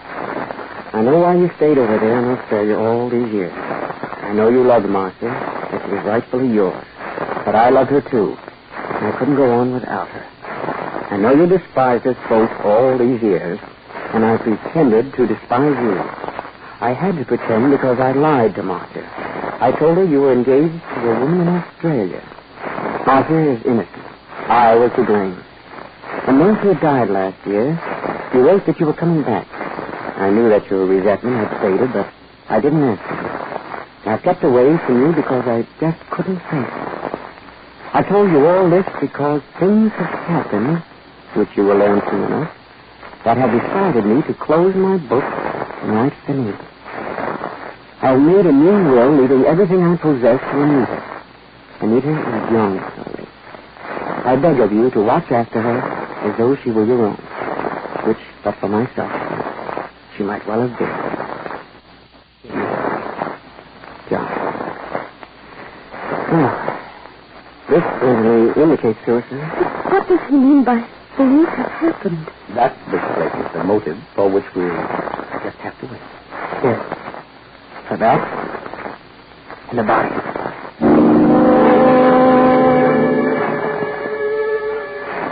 Everyone seems to be convinced that John Blake has committed suicide. That is, everyone except Wilbur Martin. But still the body has not been found. Then, one morning 4 days later, Alan Harper calls Anita and Hillary to police headquarters. Morning, Miss Blake. Mr. Blake? What is it, Mr. Harper? Have you found John? I hope you don't mind my coming along, Mr. Harper. No, not at all, Mr. Martin. What's happened? They found a body this morning on the rocks at the mouth of the river. It's rather badly bruised and cut, and, well, it's in a bad condition, but I think you should look at it. Oh, I know how you feel, Miss Blake, but I'm afraid it's necessary. Very well. I'll be all right. May I come too? Please do. This way, please.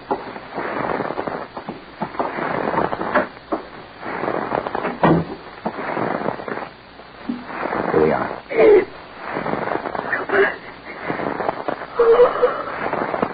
What do you say, Miss Blake?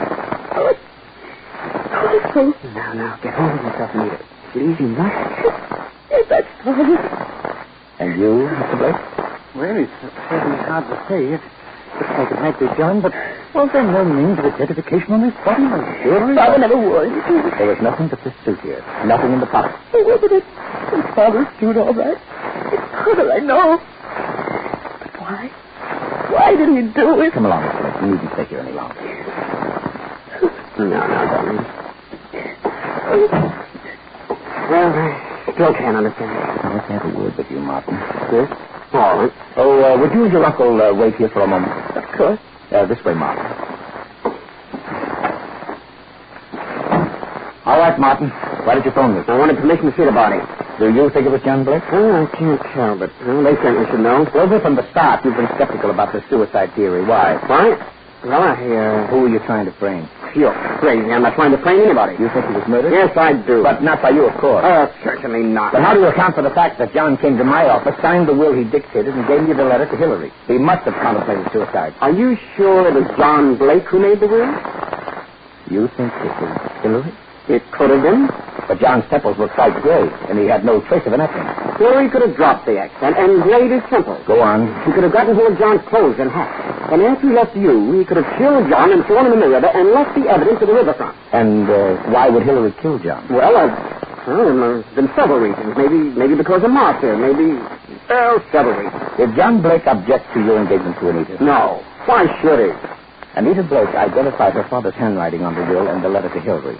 She identified the body, but you keep harping about murder. Maybe she only thought it was his handwriting. You'd better be careful, Wilbur. If you're trying to make a murder out of it, you may hang yourself. No? How? False accusation. I've still got the will and the letter to Hillary. I've checked the papers at John's office. The writing is the same. Maybe Hillary is clever at forgery. Maybe. Did you have the experts check the writing? Not yet. Well, then how can you tell unless you had a sample of Hillary's writing? I think that you have a sample of Hillary's writing.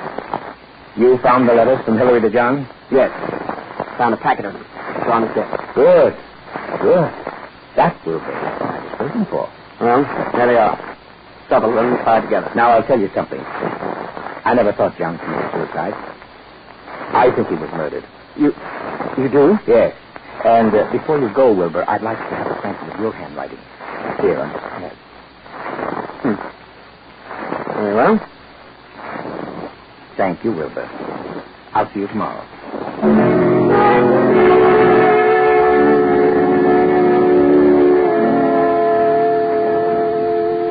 Well, Sergeant, have you finished checking? Yes, Harper, I've finished. And what's the verdict? Well, this is the cleverest bit of forgery I've ever come across. This would have passed any place if the question hadn't come up. So? This will and the letter to Hillary would certainly get by anyone as having been written by John Blake. Yes? When comparing the suicide letter from John to Hillary with this letter Hillary wrote from Australia, we notice a difference, but a basic similarity. Would the fact that they're twins be the reason for that? No, on closer examination, we find characteristics which couldn't appear in both letters if they were twins. Then you agree with me that Hillary must have written the suicide letter and signed the will? I certainly do. It's a tough thing to prove. I think you're on the right track, but, well, all I can do is bluff it through, eh? I'm afraid you'll have to work on forcing a confession on this case. Did you check all these letters from Hillary? No, just those on top. Well, I'd appreciate it if you checked them all. Just as you say. Now, what about young Wilbur Martin?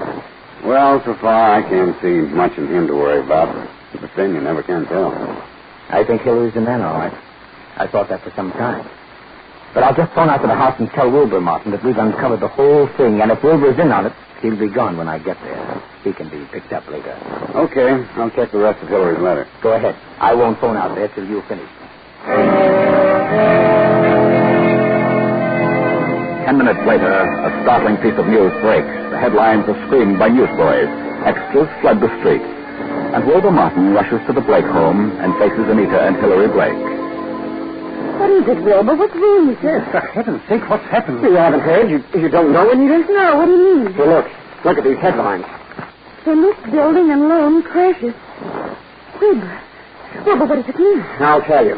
John Blake embezzled the company funds and they've gone to the wall. What? Yes, close the door. Wilbur, no, I can't believe it. I'm sorry, Anita. There it is in black and white. Then that's the motive for his suicide. Why? Why? Because he knew he was caught. What else? He could have put the money back, couldn't he? Yes, but maybe he lost it by trying to make more to cover up the shortage. I don't think he lost. You don't? No. Nonsense, he must have. Why would he kill himself? Maybe he didn't kill himself. No, please, Anita. You mustn't worry. I know this is very embarrassing for you, but it isn't your fault. Let me take you away for a while. We can run down to Mexico till this blows over. You won't take her to Mexico. You won't take her anyplace. What do you mean? What's wrong with you, Wilbur? You're acting stupid. Do you want to go to Mexico with a murderer? What? Your father may have built the company, but I don't believe he lost the money. Wilbur. He hid it. And your Uncle Henry found out where he hid it, and he set up the suicide to cover your father's murder. Crazy. Out of your mind. It doesn't make sense. I have all the money I need. Yes, you have now. You're a fool. Pack your things anyway. I'll phone the airport for a reservation. You won't leave this room. Do you know what can be done to you for threatening people with firearms? I'll call the police. You don't need to call the police. They're on the way here now. Just talk to that detective, Mr. Harper. They'll prove that you wrote the John's will and the suicide letter. You killed John, and you have the money. Wilbur, you're crazy. You're out of your mind. I know what I'm talking about. Get out here. Get out. Get out! No, I won't leave. No one will leave till they come.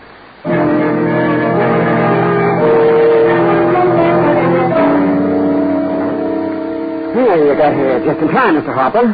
Hillary was going to Mexico on the next plane and taking Anita with him. Mexico? Yes, he knows everything. I just told him about the handwriting discovery. John Blake stole the money from the loan company. Hillary here found out about it and learned where it was hidden and killed John. He's talking nonsense. Mr. Blake, Sergeant Evans here is the police handwriting expert. He's examined the will and the suicide letter from John. He's also checked them with your recent letters from Australia. What? And your letters from Australia show a definite resemblance, the same characteristics which appear in the will and the suicide letter. You wrote the suicide letter? Definitely. And we can get a conviction on it. Ridiculous. But there's something else. The will mentions a painting of Marcia Blake, Anita's mother. Where's that painting? There it is, on the wall. Just a moment. I hope you don't mind, Miss Blake. You're tearing out your back. Yes. Yes. And there you are. There's the reason why. Thousands in negotiable bonds. Then Hillary did know about the money. He did kill John for all this. I did no such thing. No, that's right. You didn't kill John Blake. Well, then who did? Look at these two letters from Hillary Blake to John. What are the dates? September and November 1940. Those were Hillary's last letters to John. Now look at these. June and July 1920. You notice any difference? Well, all are signed by Hillary. But the ones dated 1920 are not at all like the ones written in 1940. Not the least similarity. We just discovered these old letters. The ones dated 1920 were written by Hillary. But the ones dated 1940 were written by John. John? What do you mean? You're under arrest, Mr. Blake, not for murder, because there's been no murder. You're under arrest on a charge of embezzlement. Embezzlement? And you, Miss Blake, are under arrest as an accomplice. Oh, but what are you saying? At first, we overlooked the earlier letters of Hillary Blake, but when we saw them, we knew they were not the same hand. We knew John forged the recent one. Furthermore, I checked with Australia. Hillary Blake died in Sydney 10 years ago. This man is John Blake, posing as Hillary to escape the penalty for looting the company. Anita, you... Anita knew all about it. She's in on the plan. Oh, it was a clever one. And they might have gotten away with the phony suicide, but he picked the wrong attorney. Oh, here's your $1,000, Blake. But I'm afraid it won't do either of you much good now.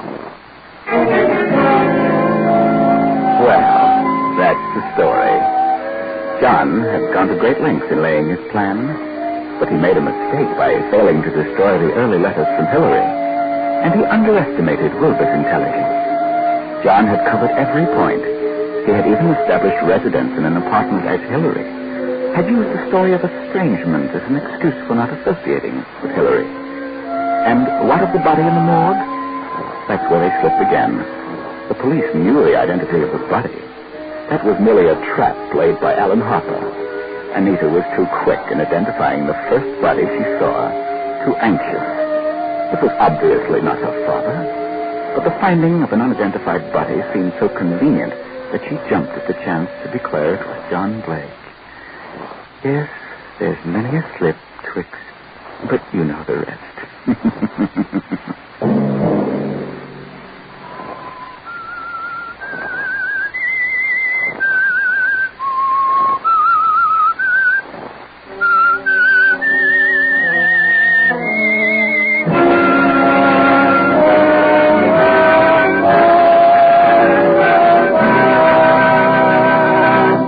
CBS has presented The Whistlers.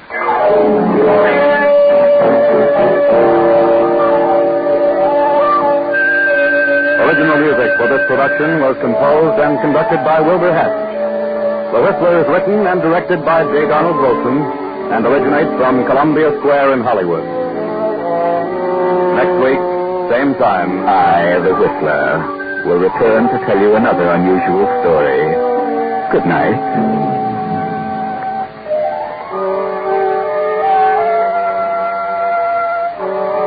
This is the Columbia Broadcasting System.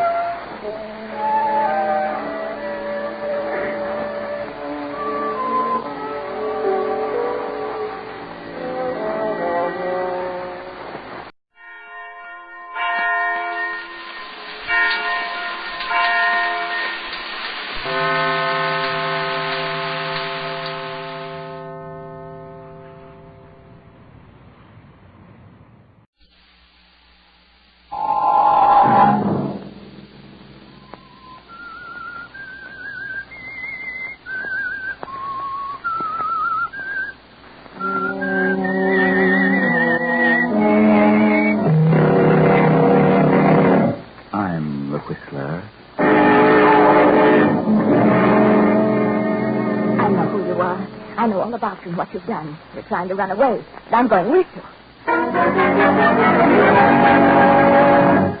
Saturday night, and CBS presents The Whistler.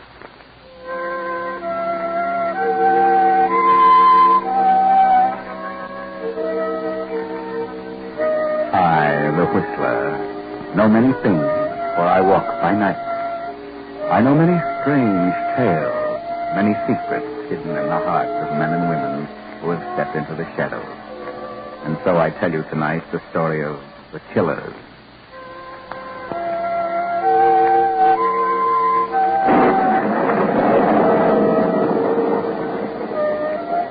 The rain beats down in torrents, and during the brief flashes of lightning, a certain stone building stands out in the darkness of the night, the courthouse of a county in a southwestern state. A murder trial has come to a conclusion. A sensational trial in which the young killer has been tried and convicted of the brutal slaying of 5 people, his employer, Farmer Atkins, and Atkins' entire family. The defense, appointed by the state, contended that the slayer was insane. Now the killer stands before the judge. The jury has found that on the night of September 13th, the entire Atkins family was brutally slain with a meat cleaver wielded by the defendant, Joe Nichols. In the absence of sufficient motive other than the $20 found on the defendant was placed under observation by the state psychiatrist.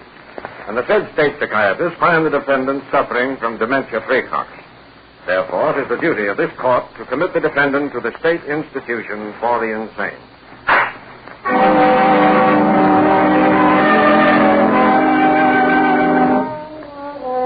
And so, Joe Nichols was taken to the state asylum, there to be placed under observation and treatment. Now let us travel south in the same state to a certain farm, a farm belonging to the widow Agatha Mayberry. There's no connection whatever between Agatha Mayberry and the insane killer Joe Nichols, but let us go to the farm anyway. Agatha's husband died 3 years ago and left her with a rather large farm. At first she managed things very well, but then came the war, and hands became scarcer and scarcer. Then Agatha's sister Ellen came to live with her, and Ellen's daughter, a lazy girl named Della.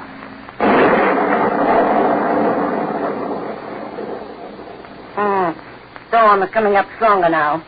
Did you get those calves in like I told you, Della? What did you say, Aunt Agatha? Get your nose out of that magazine and you could hear me. Aunt Agatha wanted to know if you looked after the calves, darling. No, I forgot. You'll have to excuse Della. She just can't get used to this sort of life in so short time. You've both been here almost a year. Give her time, Agatha. Give her time. I'll give her time. Get out there, Della, and see if those calves are under shelter. But I might catch my death of cold in this storm. Those calves are worth more than you are. Go on.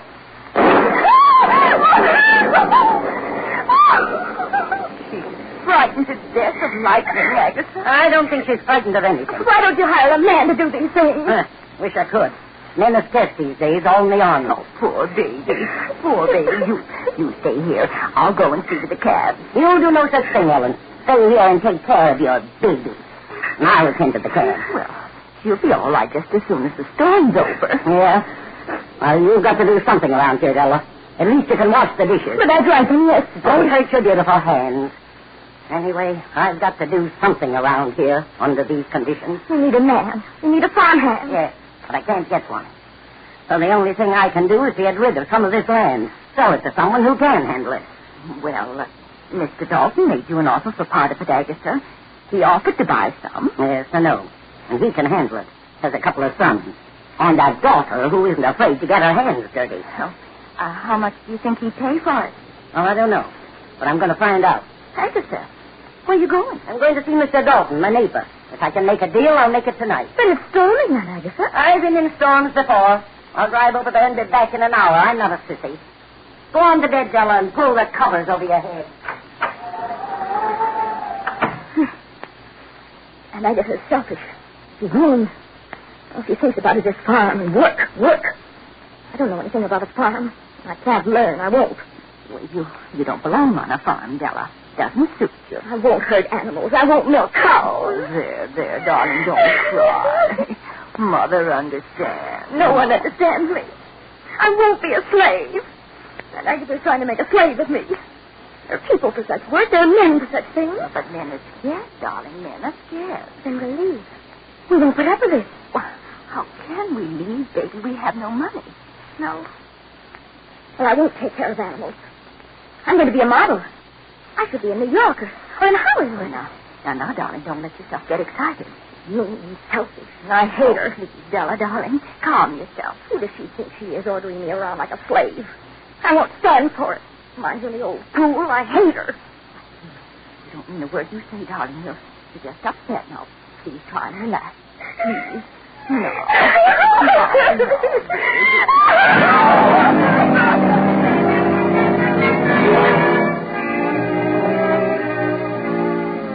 While Della, poor little Della, sobs and sobs in a fit of hysteria, and Agatha drives on through the raging storm, and 10 minutes later pulls to a stop in front of her nearest neighbor's house, the house of Farmer Dalton.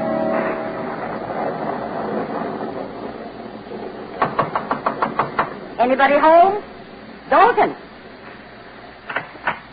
Well, the land of mercy, Agatha Mayberry.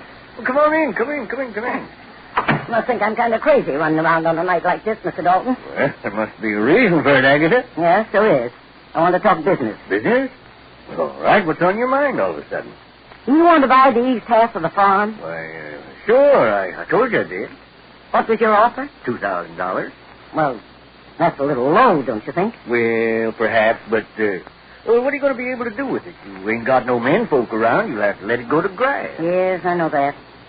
But if we could only get a few women to give up their fancy manicures and long fingernails, it wouldn't hurt them any, I know. I've tried it. Yeah, you're right about that, Agatha. Well, let's get down to business. You'll give me $2,000 for the east half of my land? Yeah, that's right. Well, the deal. Good. Shake. Now, how do you want it? Well, how are you prepared to handle it? Well, I'll tell you, I collected $1,000 cash from Henry Jacobs late this afternoon. It was too late to put in the bank, so I'll just give you that cash and a note for 12 months on the balance. All right, fair enough. Make out the note. All right. I, John Dalton, in consideration, in the sum of $1,000. There you are, Agatha. I see. Well, shouldn't we have a witness to this transaction?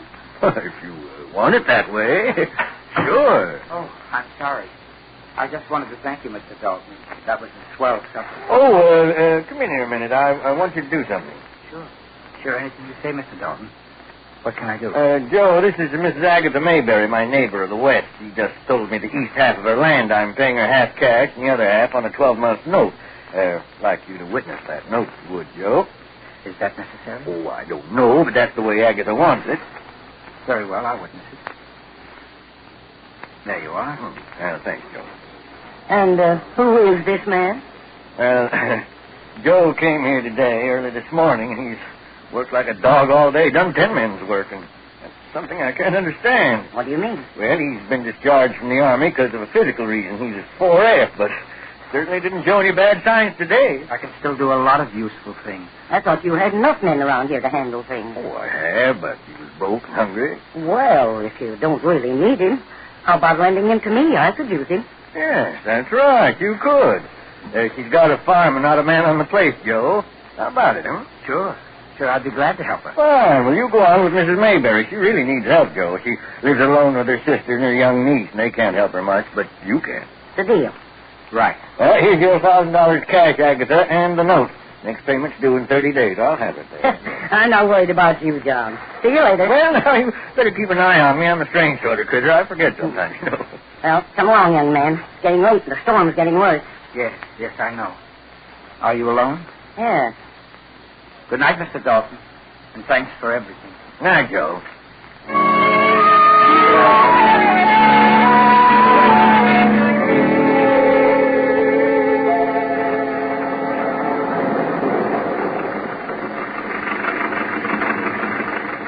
What'd you say your name was? I didn't say. But my name's Joe. Oh, I see. Ever do any farm work, Joe? Yes, I've done a little, here and there. You're sure welcome. Why did you sell half of your farm? Because I couldn't take care of it. You sold it short, didn't you? Yep, $2,000. And it's really worth $4,000. He gave me $1,000 cash and this note for the balance. Aren't you worried about carrying $1,000 in cash? No, why should I be worried? Oh, I don't know, but it's kind of risky. Is it? Aren't you afraid of me? No, I'm not afraid of anyone. No? Oh, that's good. How long have you been out of the Army? 3 days over 4 months. I was wounded in Bataan. But I can do lots of things, even if I am discharged. Well, I'm glad to have you.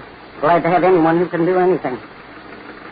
Dark road, isn't it? Yep, no one could drive on it if they didn't know it. Any crossroads? Nope, none. How much farther is your place? About 2 miles. Oh, that's far, huh? Big farm. Well, what do you think of that? Must have got wet after all. That's what it sounds like. Well, if it keeps going, I think we'll have to walk the rest of the way in this storm. Such mud. Yeah, that wouldn't be good, would it? Maybe you better stop and let me have a look under the hood. All right. Shall I turn off the motor? No, not yet.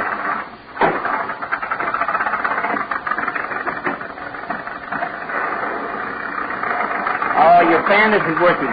The belt's slipping and your motor's too hot. Well, can you fix it? Yeah, I can fix it. Have you got a wrench? Yes, in that door pocket. Oh, yeah. Here we are. This'll do it. Turn it on. Well, what are you staring at? Oh, I was just thinking what a brave woman you are to be riding around alone on a night like this with $1,000 in cash.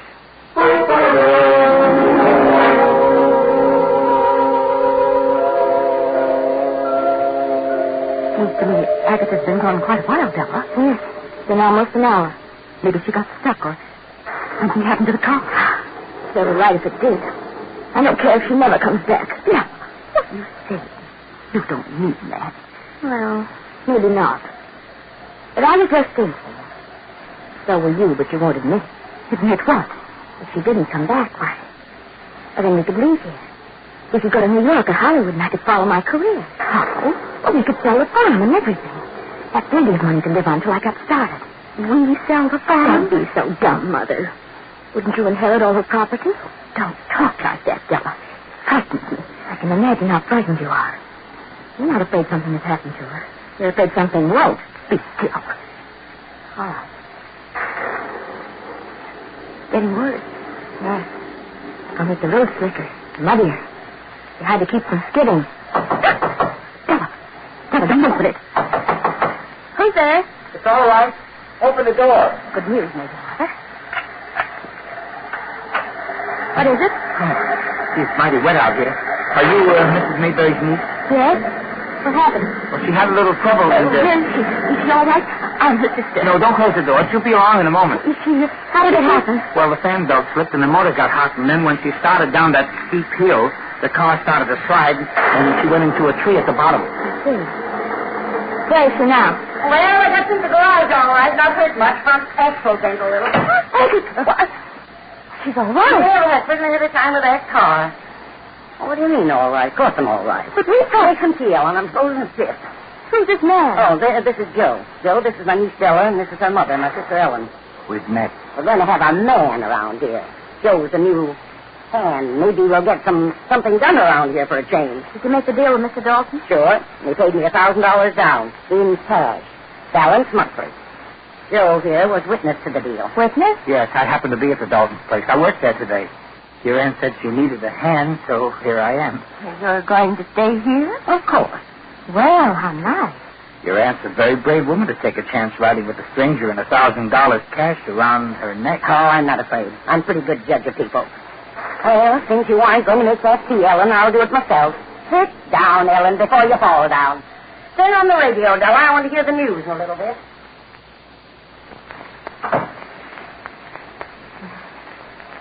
Are you married, Mr. Joe? No. You're not in the army? I was. Medical discharge. You look tired, sir. Yes, I am. I wonder if you'd mind if I'd turn in. Not at all. Well, is there a separate building for the hand? No, I suppose I might intend for you to have the spare room upstairs. The end of the hall. I see. Well, good night, Miss... My name is Della. Good night, Della. Good night, Joe. Good night. Night, ma'am.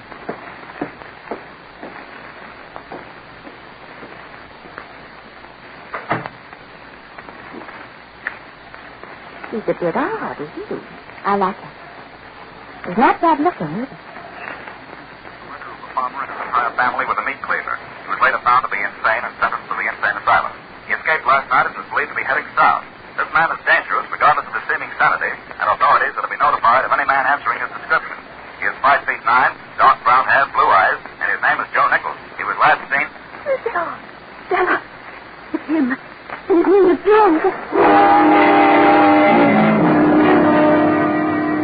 Yes, Della. His name is Joe.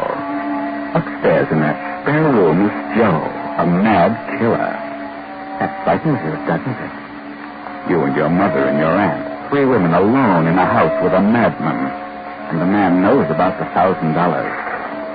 What are you going to do, Della? What are we going to do, Della? What do we do? Quiet, Mother. I'll tell Agatha. Agatha should know. Come back here. Be quiet. Agatha should be warned. Maybe she'll know what to do. No, not a word do I know. It only frightened us. Then call the police. Call somebody. We can't. The phone isn't working. It's gone dead. Gone dead?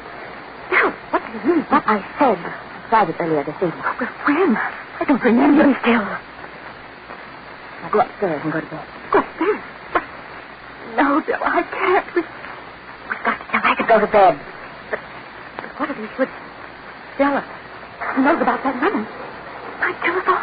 There's a gun in this table drawer. I can see both your room and Agatha's in this chair by the door. I'll stay here in the dark until morning. Understand? Yes, but go on upstairs before Agatha sees you. Go on.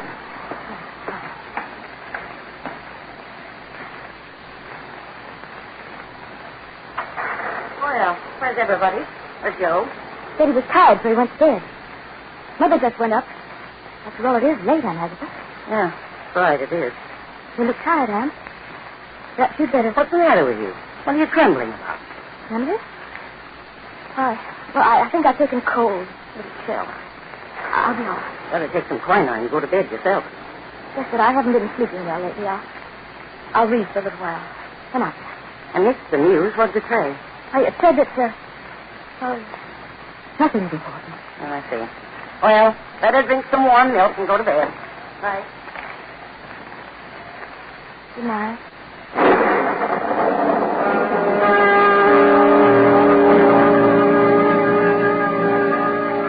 Why didn't you tell her, Della? Do you really think you can handle the situation? You think you can cope with a madman? Your face grows more pale. Your hands tremble. Della steps to the table, studies the phone, then opens the drawer, takes the revolver, turns out the lights, and slips into the chair by the door. As the hours pass, the storm increases to a fury. It is 3 a.m. now, and Agatha sleeps soundly in her 4-poster bed. Then her door opens softly, and a tall figure steps into the room, slips to the side of Agatha's bed. A few moments pass.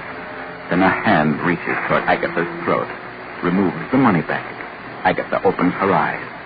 Oh, what do you you want? What did you do?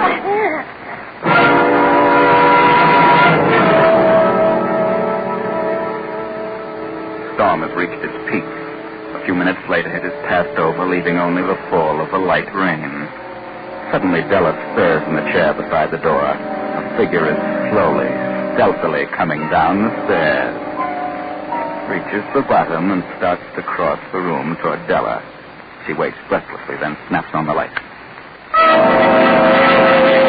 How are you going? Why, I was there.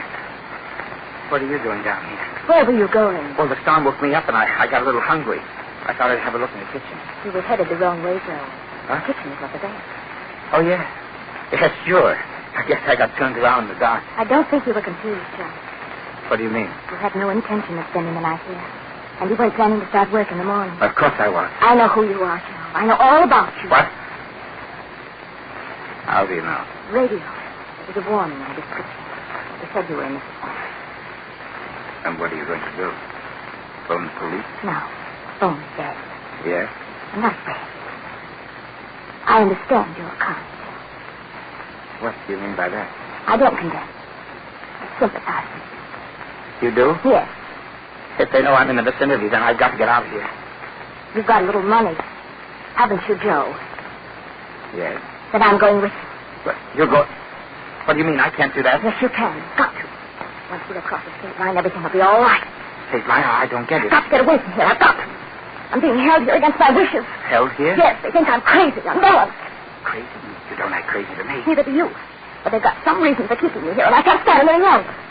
I've left before, but I haven't got a cent, and they watch me like a hawk. Here are the keys to the car. I don't need a car. I can hide out better on foot. I don't want anybody with me, especially a girl, and besides, I don't intend to cross the state line. But you're taking me with you? Nothing doing. I'm getting out now while it's dark. Wait a minute. What? Shoot if I can. Open that door and go to the garage. Now go on. Remember, you're a thief. And if I shoot you, they'll think nothing of it. Straight ahead to the garage.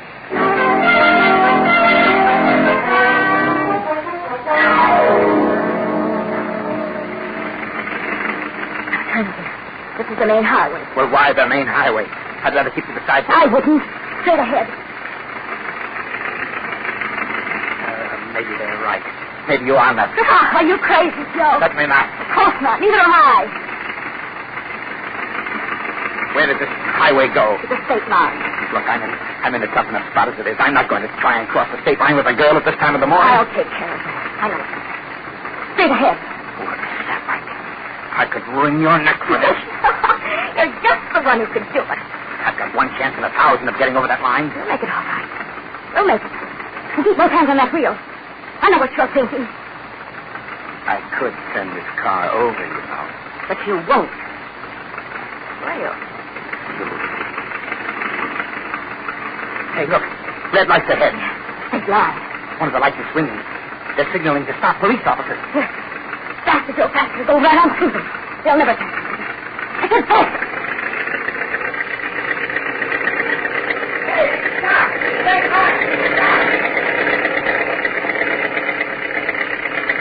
He made it. Keep going.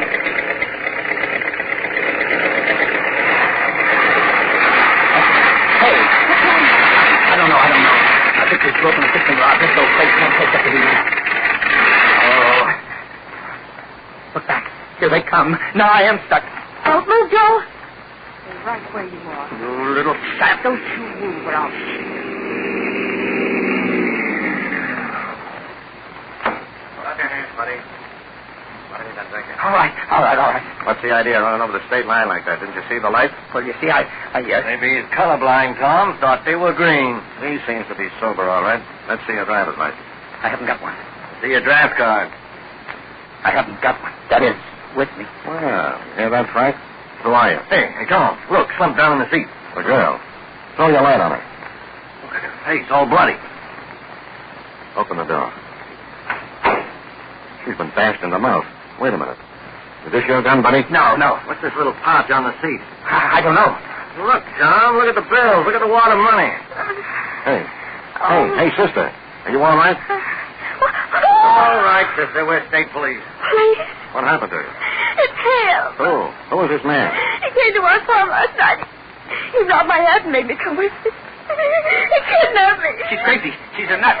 When we crossed the line, I tried to scream, and he hit me. You don't know who he is? No. No, his name is Joe. I just came to leave a picture who escaped from the asylum yesterday. She's crazy, I tell you. Get out of that car, buddy. You're coming to headquarters.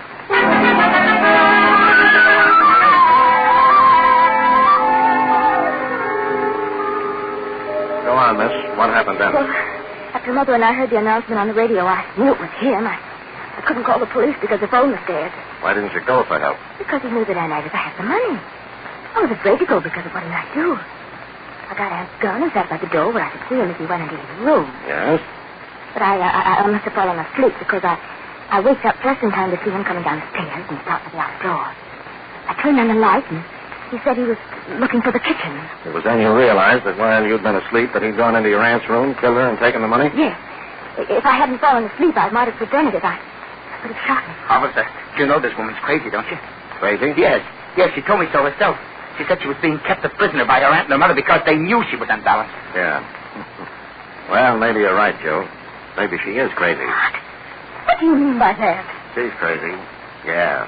Crazy like a fox. He's lying. I never said I was crazy. When Joe came to the farm and you realized he was the escaped killer from the asylum, you decided to take advantage of his being there and kill your aunt so your mother would inherit the estate. How can you say such a thing? That's horrible. You knew Joe would try to make a getaway when you told him about the broadcast.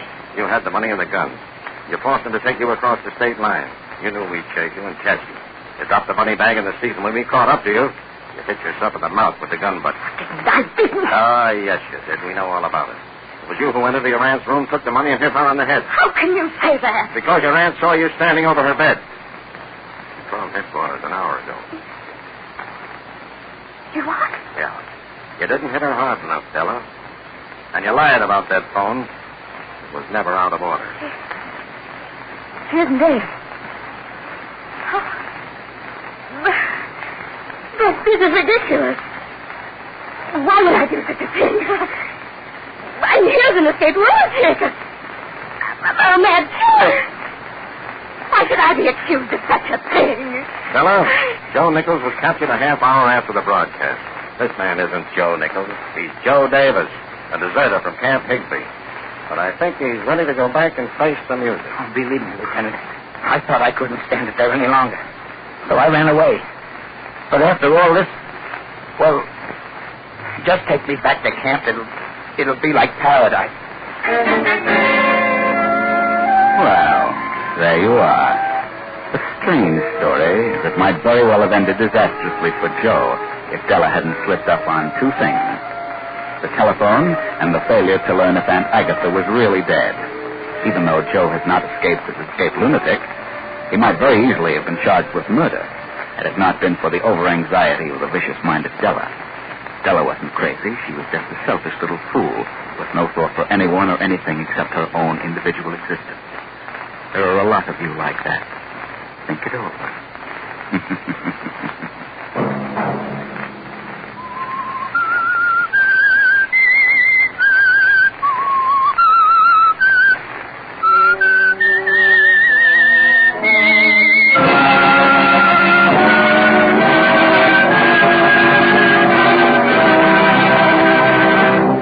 CBS has presented The Whistler.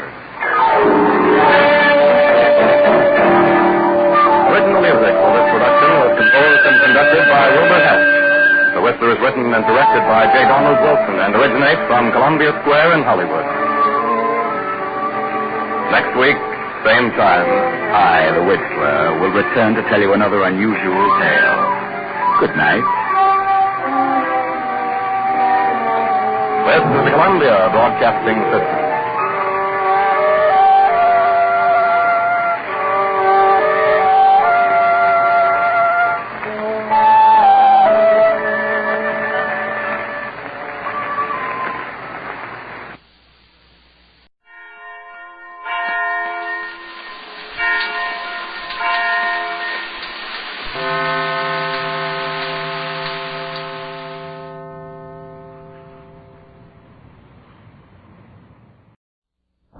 Quiet, please. Quiet, please.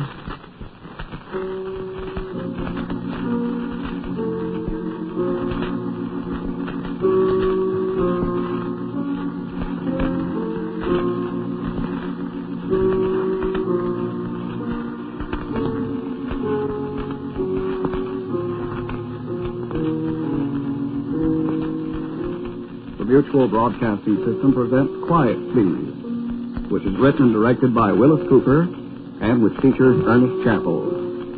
Quiet Please for tonight is called How Beautiful Upon the Mountain.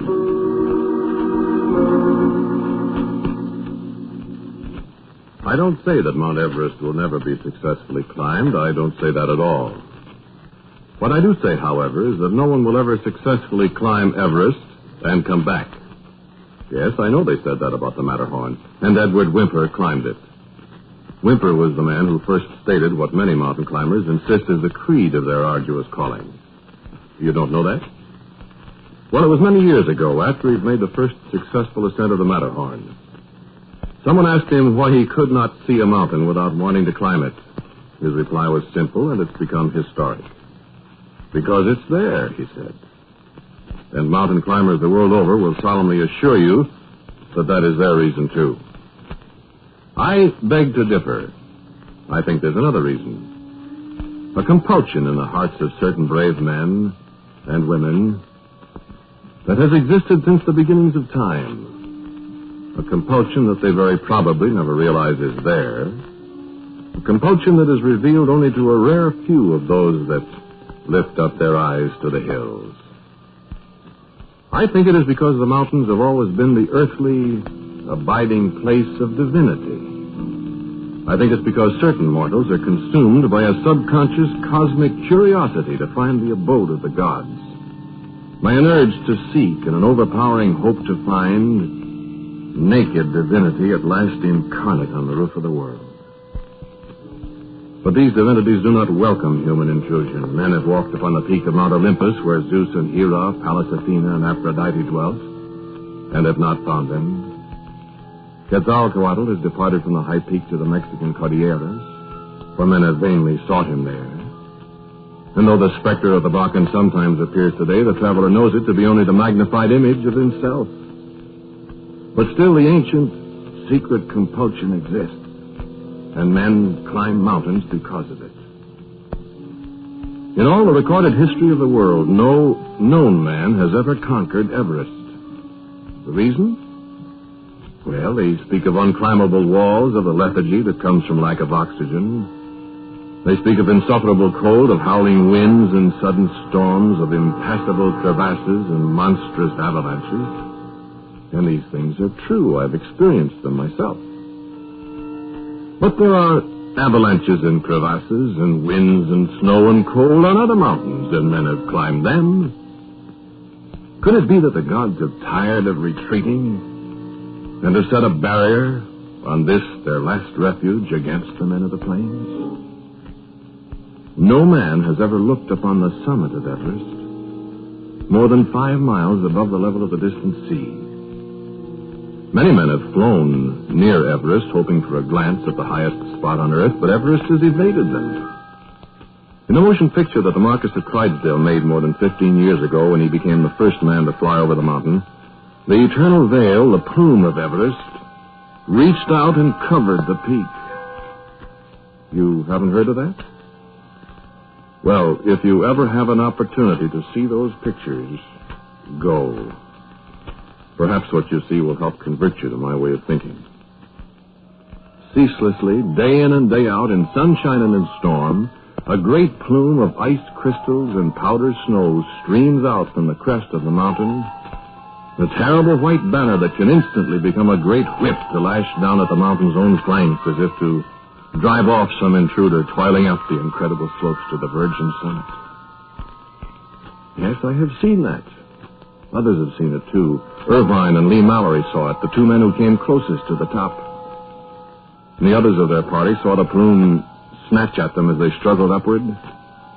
And when it lifted again, they had disappeared. No man has seen them since. They did find the ice axe Lee Mallory carried. They found it far down the slopes from where the plume snatched the two men away. And it was curiously bent and twisted, the sturdy, high-tension steel.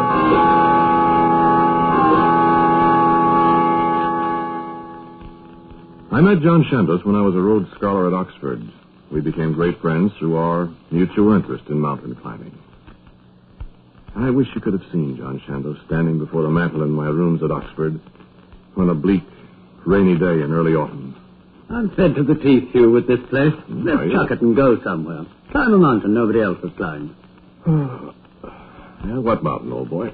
Well, Everest by choice. You got 50,000 pounds? I could get it. All right, let's go. I mean it. I could get it. Where? Never mind where.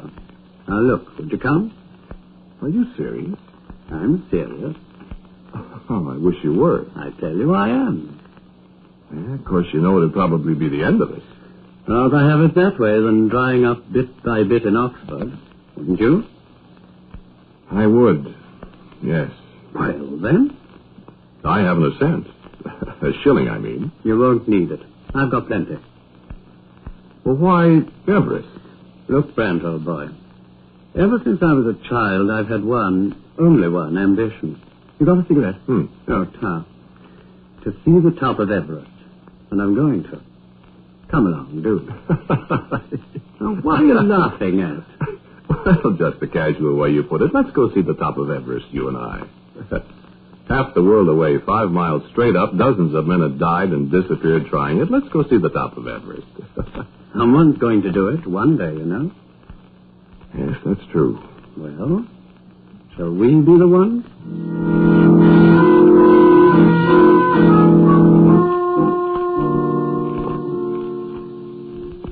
And on that casual basis, the Chandos-Brent Mount Everest expedition began. We left Oxford.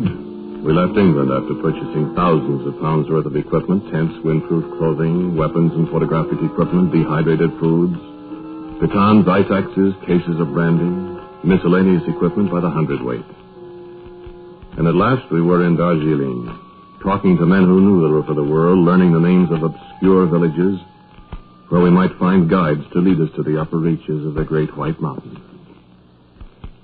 And a day came when our preparations were completed and a great deal of money spent.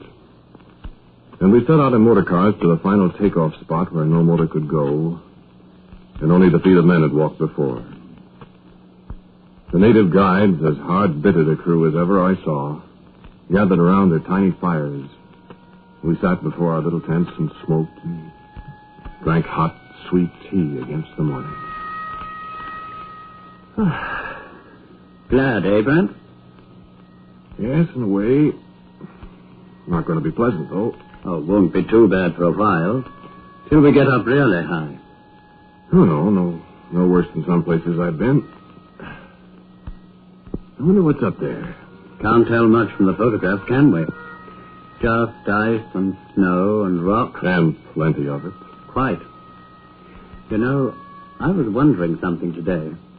What? I was wondering if any of these native chaps have been up there. On top? Yes. We like them, you know, to be laughing at the silly white men, coming halfway around the world to be the first man on top.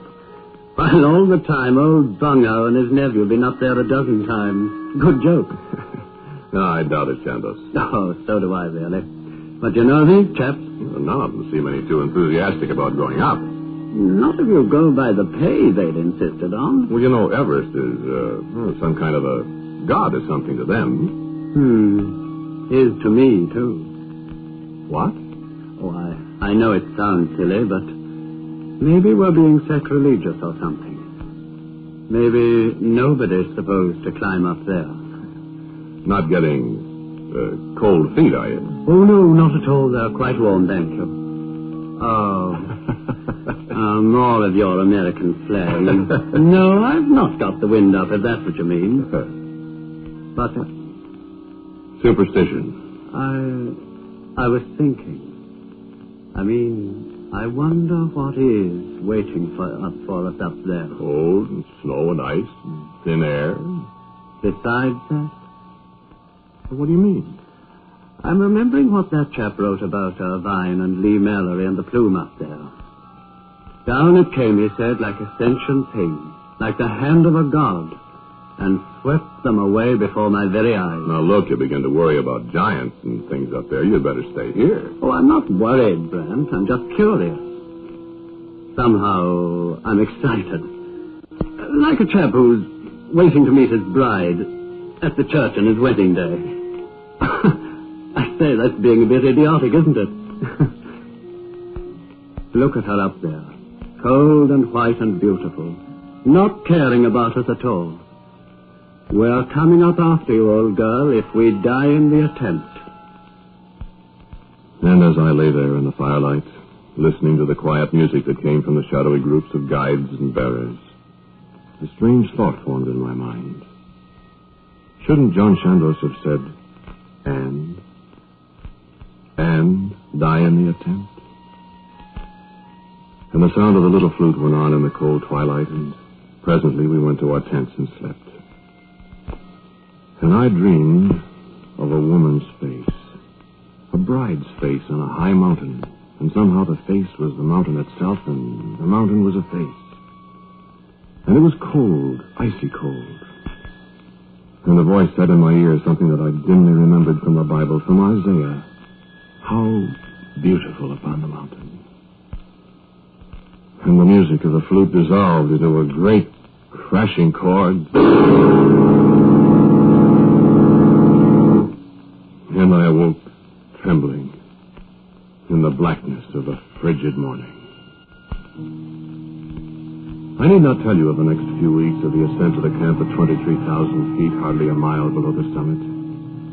If you have climbed mountains, you will know it to be an endless nightmare of traversing great rocky slopes, of scaling precipitous walls, of making our way cautiously across the ice bridges that span crevasses as deep as infinity. Days of toiling upward, roped together sometimes, only to find the way blocked by a new fall of rock or a snowslide our guides had forgotten. Inching our way up rock chimneys, hammering our pitons laboriously into the face of the living rock and climbing a foot at a time up walls where one misstep, one missed grip, would have sent both our bodies tumbling to a horrid death 1,000 feet below. Days of clawing our way through sudden snowstorms with a biting flakes so thick that we'd lose each other at 10 feet distance. In the midday halts to gulp scalding tea, wolf down a bar of chocolate, and then rise and go on again. And behind us, the diminishing string of porters carrying our supplies, dropping off at regular intervals to set up camp against our return. If we should return. And then the agony of the last few thousand feet. At those heights, of course, exhaustion was our greatest enemy. The oxygen at 20,000 feet is pitifully thin. Each upward step is a lifetime. And the brain reels up there in the rarefied atmosphere that man is not meant to breathe.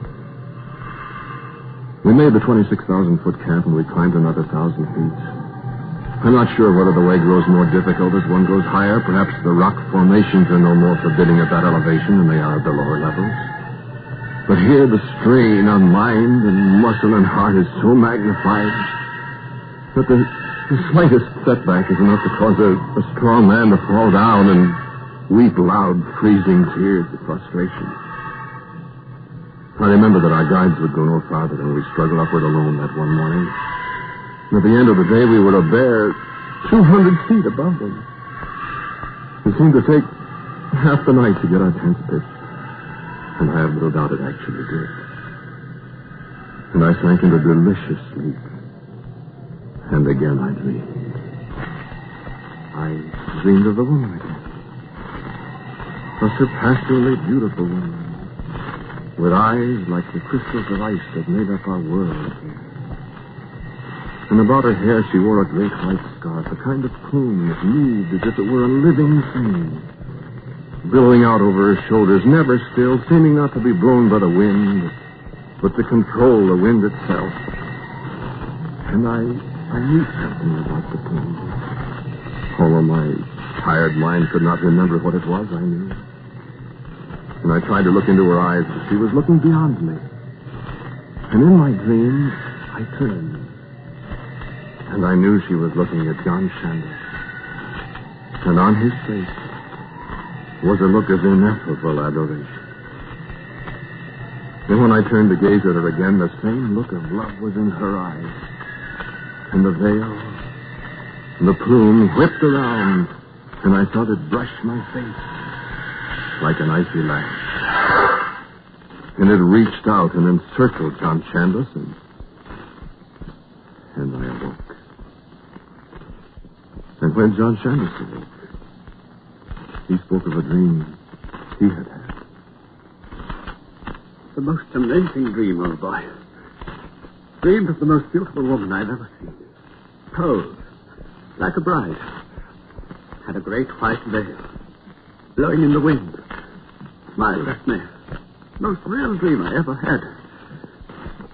She was barefooted in all this cold, and the veil wrapped it around me. Must be going, mustn't we? And he crawled out of the tent into the clear, cold dawn of the high altitudes.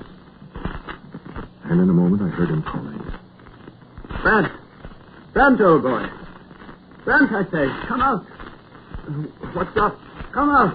I found something. I crawled out with great effort to find him on his knees at the side of the tent, staring at something in the hard-packed snow. What is it? I asked. He pointed. Look! There! And I looked. There in the snow were a woman's footprints. A woman's bare footprints in the age-old snow where no human being had ever been before. On my knees, I examined them carefully.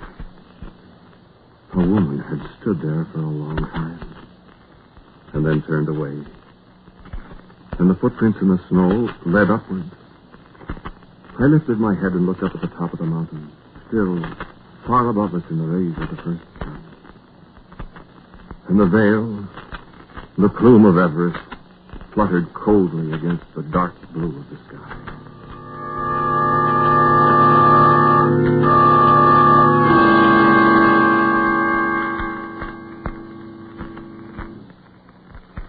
You said superstition when I talked about what was up here, Brant.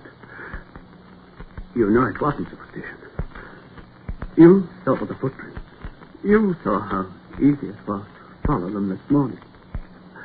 You know we've climbed 3 times as far today as we've ever climbed before. She's leading us. She wants us to come on up to her.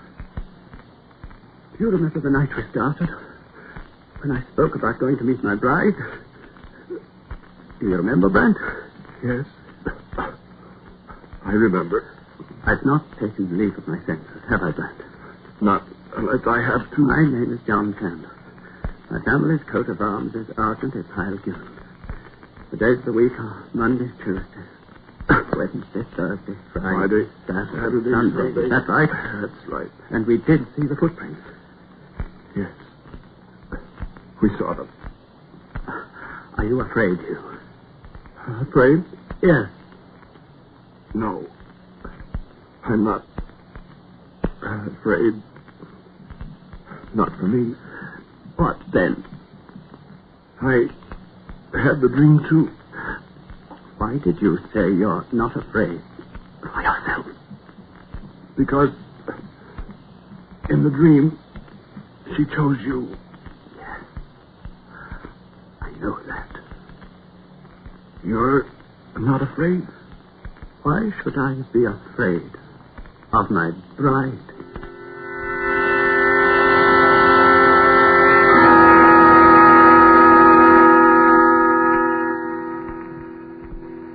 And then we slept again. And in the morning we went higher. The way was more difficult for me, but Chandos seemed to find it almost easy. We were on the very ledge from which Lee Mallory and Irvine disappeared in the folds of the plume. I recognized it dimly from the photographs and motion pictures that Captain Noel had made years before, as the 2 men slowly made their way along the rock wall not 2,000 feet from the summit. That scene will never leave my mind. And I knew we were almost in the exact spot where they had been snatched away. At any second, I thought, the cold caress of the veil, the plume, would fall on us. And then the silences returned. I was seized with a desperate desire to turn back, but Chandos was marching on ahead easily, while I made most heavy going on it. We were roped together, and there was nothing to do but follow. I stumbled more and more frequently, and at last I could go no farther. I sank down in the snow, close beside the wall with a sheer precipice at my elbow. And Chandos came back to me, having felt the pull of the rope at his waist.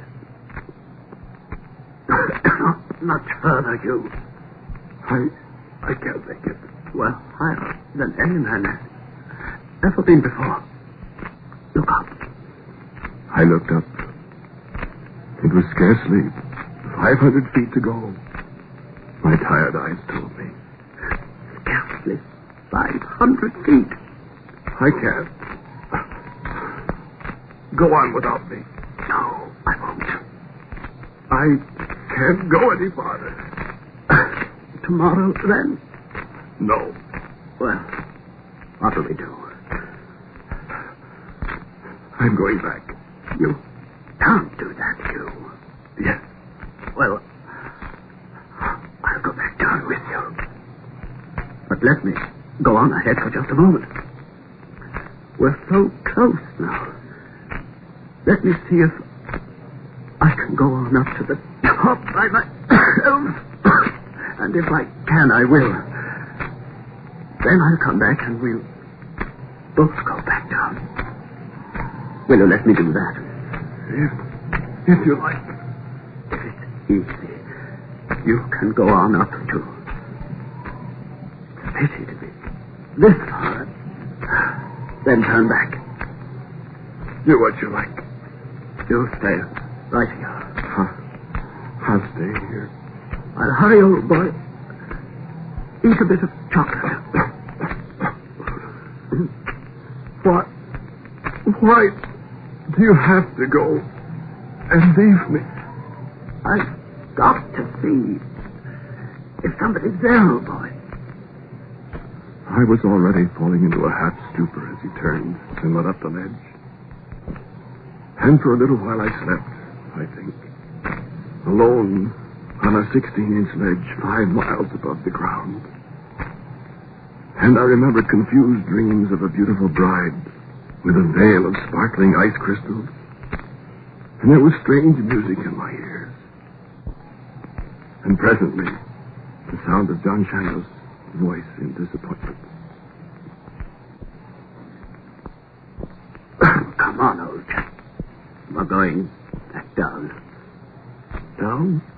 There's no way to the top. What do you mean? There's an absolutely unclimbable wall. Just around that corner. No way? No way, old boy. No way at all. The rock face leans outward. I looked at it from every angle. There's just no way. So, come on.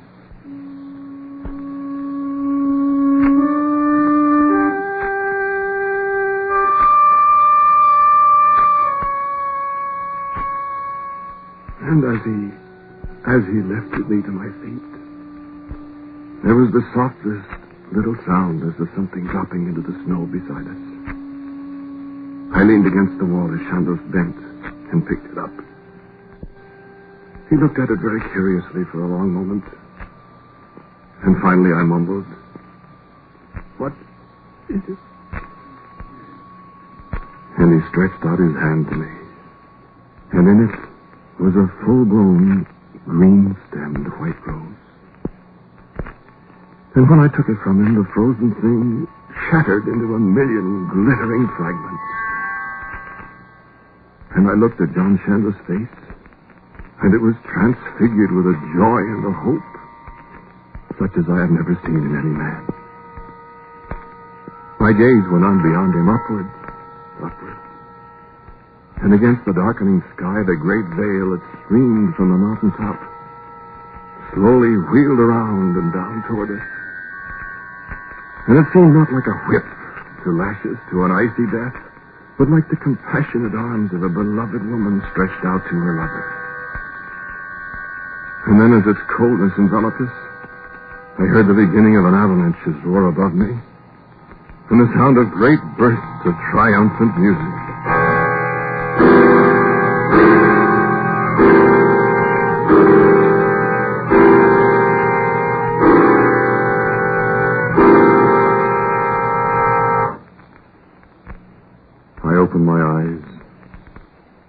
it was morning. I lay on the snow 100 feet above our last camp, and by turning my head I could see a tiny thread of smoke rising from the tent. And I rose slowly and looked upward. The plume of Everest was still blowing wide and free from the summit. And with an effort I found my binoculars and focused them on the topmost peak. Snow and ice and barrenness. Snow and ice and barrenness. And a man and a woman. A man in mountain climber's dress. A woman in a bride's flowing white gown and a veil floating from her hair. A veil that dissolved into the great streaming banner of ice crystals flung across the sky above the roof of the world.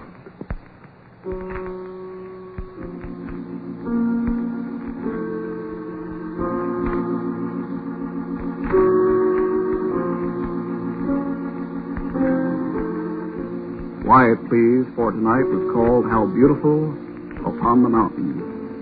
It was written and directed by Willis Cooper. The man who spoke to you was Ernest Chappell. And John Chandos was played by Roy Irving, late of the Dublin Gate Theatre. Music was played by Albert Berman, as usual, who also composes the special music heard on Quiet Please. Now, for a word about next week's Quiet Please, and his usual little insertion, my good friend, Willis Cooper. The two principal characters in tonight's Quiet Please are, of course, fictitious and sprang to mature life from the keyboard of my typewriter, so don't think they're anybody you ever knew. They aren't. Quiet Please for next week will be called There Are Shadows Here.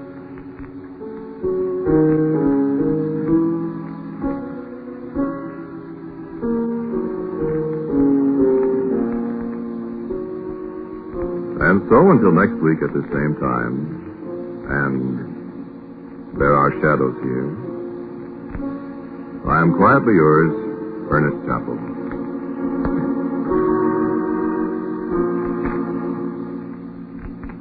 Ask yourself this question. Do I practice prejudice in any way? You know, your answer is very important. Because, after all, you simply can't hold a grudge against any of your fellow Americans and be a good American yourself. In this country today, the forces of bigotry and intolerance are definitely at work, undermining the principles of our freedom and equality upon which this nation was founded. If you help these forces of group hatred, you enlist yourself on their side and against America itself. You also do help these forces every time you speak out against your neighbor, because he attends a different church or if he had ancestors of a different religion. Remember, your personal behavior can encourage respect for other races, tolerance for other religions, so don't betray this country by spreading a doctrine of hate and prejudice against fellow Americans. Do your part to make freedom a living reality.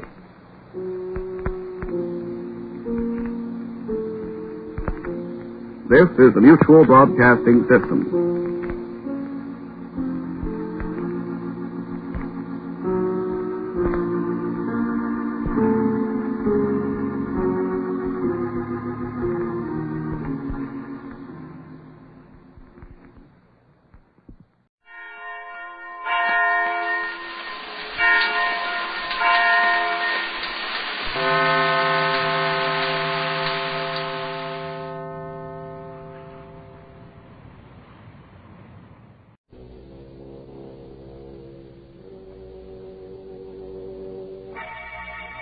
Lipton Tea and Lipton Soup presents Inner Sanctum Mysteries.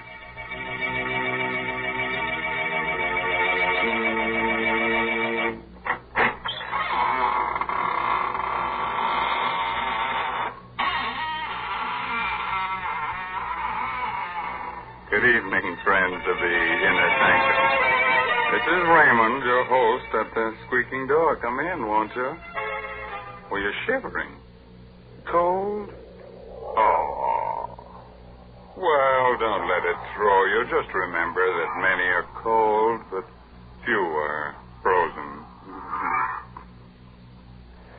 Well, our story, to be different tonight, is about murder. Murder and a clock. So, if you've got a little time to kill, let's do it now, huh? Why, Mr. Raymond, nobody can really kill time. Well, maybe not. Did you ever hear of an alarmed clock? Mr. Raymond, someday you're going to choke on one of those puns. And won't that be nice, Mary? Then you can revive me with guess what, Lipton tea. Oh, dear. Must this go on week after week? Why must I talk to the only person in the world who doesn't know the proper uses of Lipton tea? Oh, don't say that. It isn't used to revive people. At least not in the way you mean it. Of course, lots of folks do find that Lipton's makes the day seem brighter. Yes, it sort of helps them through their housework to sit down now and then between meals, as well as at dinner and supper, and enjoy a cup of Lipton tea. And the reason why Lipton's is so satisfying is because of that one little word, brisk. B-R-I-S-K. Tea experts say that Lipton's has a brisk flavor, which means that it always tastes tangy and bracing. It's never flat or wishy-washy. So folks ask for Lipton tea at your grocer's. You just don't know how good tea can be till you've tried Lipton. Yes, and when you leave the grocer, step next door to the clockmaker's shop and ask him for the Judas Clock. If he doesn't have it on hand, just ask him to give you the works. Yes, the title of tonight's story is The Judas Clock. It's an original radio play by that old clock watcher, Christopher Mayo. Our star is Barry Kroger, who plays the role of Sebastian Packer. I'm a clockmaker. I carry on the profession my father taught me in London. I like clocks, all that is but one. For 30 years, I've looked for a certain clock and a certain man. The clock is known to collectors as the Judas Clock. The man I swore to kill when, as a boy of 14, I closed my father's glazing eyes and wiped the froth of blood from his lips. Last night, I found the Judas Clock. Tonight, I may have found the man. I'm told you're an expert clock repairman, Mr. Packer, madam. Yes, I suppose I am. Well, I have a clock. Rather, my husband has, and it hasn't run for years. Would you have a look at it? Well, can't you bring it in? Oh, heavens, no. It weighs 500 pounds. One of those huge marble things. Italian Renaissance, I'd say. Marble? Italian? Well, can you describe it further? Well, it's rather unusual. Black marble. Heavily carved with biblical characters. The ivory face has a beautifully etched scene on it. But it's a gruesome one. Gruesome? What kind of a scene? It's a picture of a man hanging from a tree. Judas. His face is positively ghastly. The Judas Clock. I knew without seeing it why the clock wouldn't run. It had been built in Italy for a prince of the House of Savoy in 1598. He conceived the idea when he discovered that his family's treasures included the 30 pieces of silver of Judas Iscariot. The clock was made to run only when the 30 silver coins of Judas were in place in the clock's hollow weights. 15 in each weight. And the coins had been in my possession since the day of my father's death. Somewhere inside me, that clock still beats its deep-throated song. And I have but to close my eyes to hear again my father's voice. It's an evil clock, son. As evil as Satan himself. And it's cursed. There is a legend that every man who has owned it has died a violent and bloody death. Well, Mr. Packer, can you fix it? Oh, I'm sorry. I was daydreaming. Well, yes. Does Mr. Arnold. Arnold. Does Mr. Arnold know that you're having the clock repaired? No. We've only been married a few weeks, and I'd like to have it working when he comes back to town tomorrow. Sort of a surprise. Yes, I see. I'll be there in half an hour, Mrs. Arnold.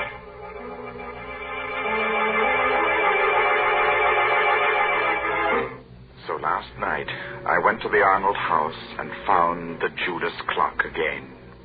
I started to work. Foghorns from the East River sounded much as I remembered they did in London. And suddenly, I was back there on a fateful day, about a fortnight after the clock had been uncrated by my father. I was in the shop when the man from Scotland Yard stepped in. He walked straight to the clock and stared at it. Good afternoon, sir. Does the clock interest you? Very much. When did you acquire it? A cousin bought it at an auction in Italy, and I'm displaying it for sale and consignment. My name's Pettibone, Scotland Yard. He's been looking for this clock for a month. It was stolen in Italy. Stolen? Yes, Mr. Baker. And worse, murder was done. Afraid you're involved in a bit of something here. Murder? I'm taking possession of the clock in the name of the Crown. I shall never forget the look of horror on the detective's face a moment later. He laid his hand on the clock's carving, and it froze there, while his face drained white and his eyes bulged. He opened and closed his mouth soundlessly and crumpled to the floor with his hands to his throat. He was still and twisted and very dead. Mr. Pettibone had died of a heart attack the moment he took possession of the clock. I helped Father drag him into the stockroom. Father wanted time to think, so I went to my room. I dozed off only to wake hours later at the sound of angry voices. Well, Cousin Andrew, you've done me a fine turn, haven't you? I've told you I didn't mean to kill the old girl. It was an accident. Don't talk so loud. Boy will hear us. You killed her as soon as you learned she'd made out a will in your favor. Then when you thought it was safe, you sold all her furnishings and sent the clock to me to sell. Very well, I did. You're in it to the ears. I'll go to the police. Oh, and how will you explain poor stiff Mr. Pettibone lying in your stockroom all this while? Besides, Timothy, there's nothing to fear now Pettibone's gone. He was the only one who suspected me. Now, you're the only one who knows. I'll crate this cursed black monster tomorrow, and you leave with it. And will you also crate Mr. Pettibone? I have a plan. Here, sit down in this chair, right here. I'll show you how we can solve the whole thing. My young heart beat with a wild dread as I listened. I could only see Cousin Andy's back, but I could see Father seated dejectedly in the chair near the Judas Clock, his head in his hands. It was midnight. All the clocks in the shop began striking the hour, and louder than all the rest was the chime of the evil clock. If only then I had known, I might have done something. The slow strokes beat on. 8, 9, 10, 11, 12. And before my horrified eyes, the heavy marble piece leaned slowly from the wall and crashed across my father's back. Cousin Andy stood facing my father as the clock crushed his frail form and choked him. He made pitiful little sounds, his eyes begging for life. And the murderer just stood, his back to me. What? Thundering sinners, you die hard. Cousin Andy ran from the shop crying for help. He would claim an accident. I raced into the shop. My father was dead. I choked back my tears, and I closed the poor, staring eyes. I took the coins of Judas from the weights of the clock and ran from the shop, the blood-stained pieces jangling merrily in my pocket.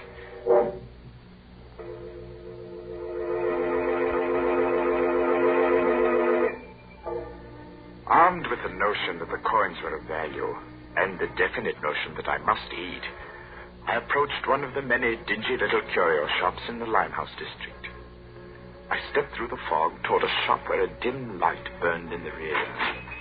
Every inch of wall and ceiling was hung with curios, old armor, swords, and shields. I would have run out, but a weazened, apish man barked at me from the rear. Hey, what do you want? I have something to sell. What you got? I have the 30 pieces of silver that belong to Judas Iscariot. I'll twist this scrawny neck off you, pulling me leg, eh? Oh, no, sir, I'm not pulling your leg, sir. Here they are. Fine. Silver, right enough.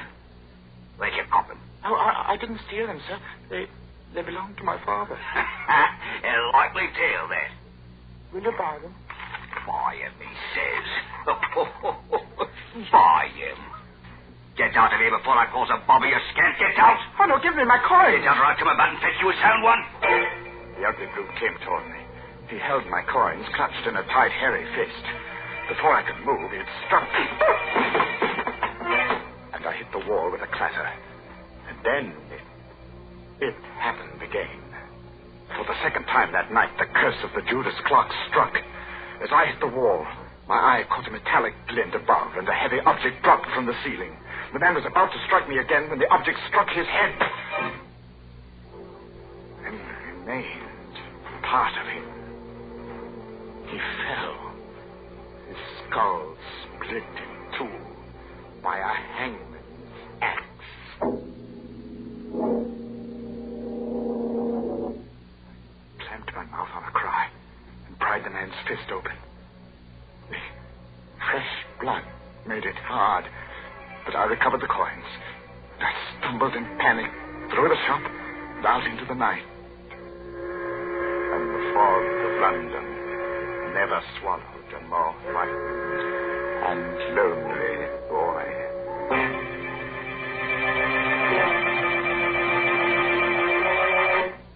That nasty fog swallowing a little boy.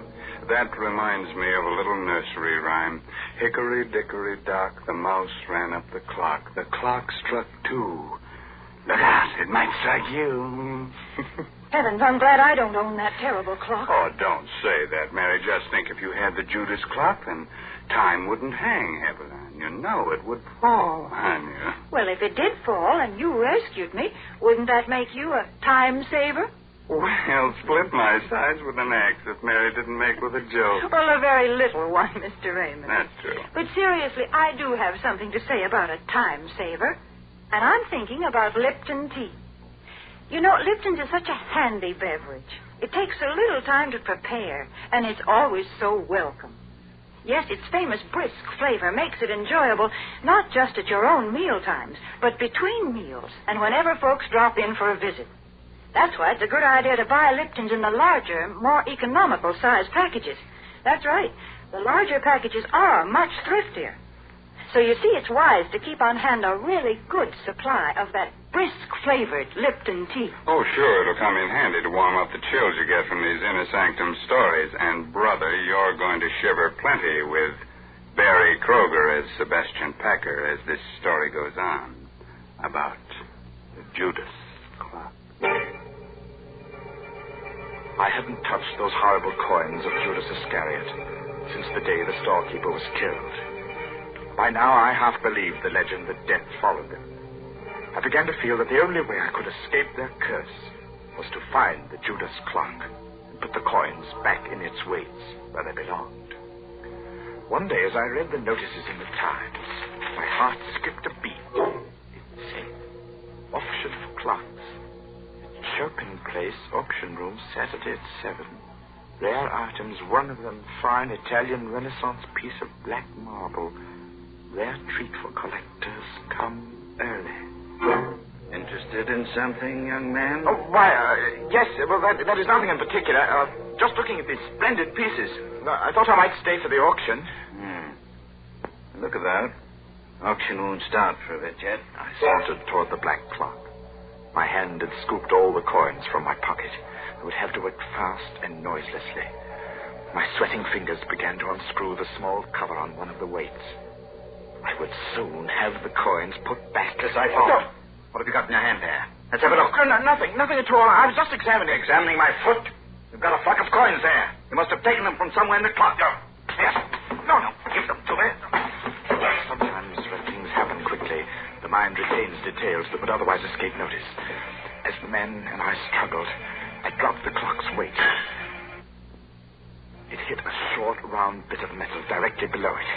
The man had a vice-like grip on my clenched hands. Blasted little wretch. No, I'll wrench your hand off for you. I heard a whirring sound within the clock, and before my horrified eyes, the supporting panel at the front of the clock's base slowly lifted on hinges. The clock was off balance and began to fall forward. I screamed a warning. Look out!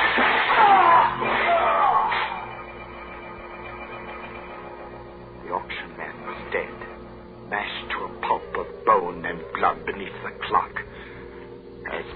father had been.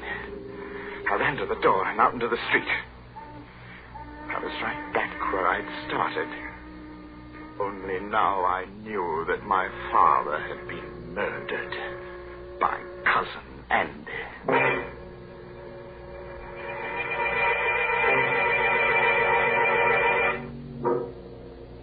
I walked for miles, trying to pull myself together. I wandered aimlessly, or so I thought. But fate had traced my path before me, because I was startled to find myself staring into the shop window of a rare coin dealer named Megaroyd. I walked into the shop. Mr. Megaroyd was a nice little man. He smiled a bit quizzically at my firm belief that I possessed the betrayal coins of Judas. I poured them onto his counter. Oh, I say, you could be right, you know. Well, these are the right era. I say, suppose they are. Let me put a glass to them. Mr. Megaroyd, would they be worth a great deal, even if they weren't the... Well, let me see. Yes, gracious, yes, they should be worth a great deal as collector's items alone. Well, Mr. Megaroyd, I feel that there's something I should tell you about these pieces. They... Yes? Oh, it's not important. Oh, well, now, just a moment. I have a catalogue on this here in my show window. I'll fidget just a jiffy. The coins lay on the counter. I watched Mr. Megaroyd run down the aisle. As he approached the display window, his foot caught in an electric wire which lay across the floor. The lights went out, and I saw him pitch forward and... Mr. Megaroyd! Mr. Megaroyd!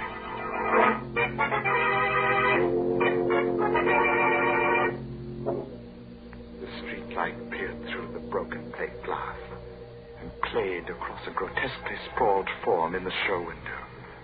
I needed no more light than there was to see what had happened. The upper half of the heavy plate had broken and dropped flat against the solid lower half. There was no need to ask how he was. No guillotine could have done a neater job. Mr. Megaroyd had no head. No else but death can own the coins of Judas.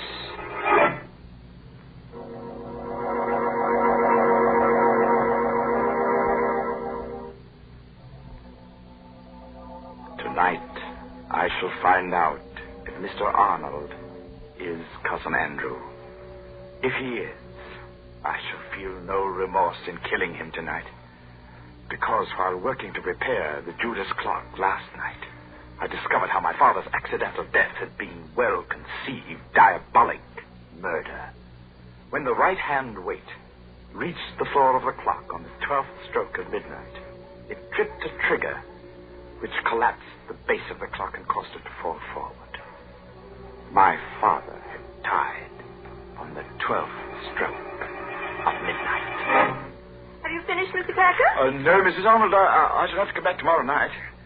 What time do you expect Mr. Arnold tomorrow? About 11, I'd say. Will you be finished by then? Well, I think so. I'll have to take these weights to the shop with me, though. Something has to be added to them. Well, of course, Mr. Packer. Mr. Arnold will be so surprised to see the clock running, won't he? He'll be very surprised, Mrs. Arnold.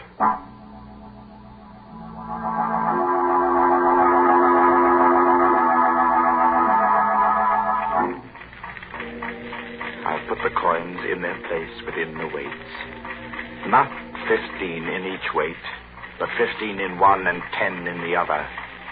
The other 5 coins are in my pocket. In another pocket, I have a small 38, although I don't plan to use it. 8 o'clock, and I have a 30-year-old date to keep. Good evening. Oh. Mr. Packer? Yes, but I'm closing now. I see you are. My name is Arnold. Just came in from Chicago.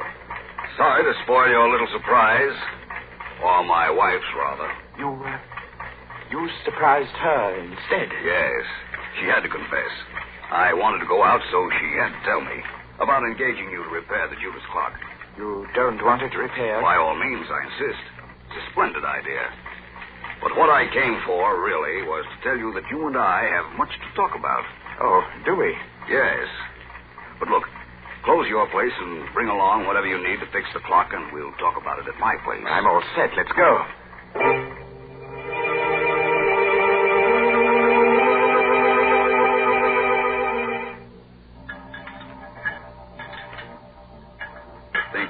fixed in time to strike midnight? Oh, yes.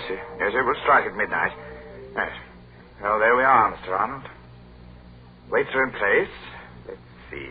Exactly 10 minutes before midnight. Set the hands. And just a little shove on the pendulum. So. And the Judas clock ticks again.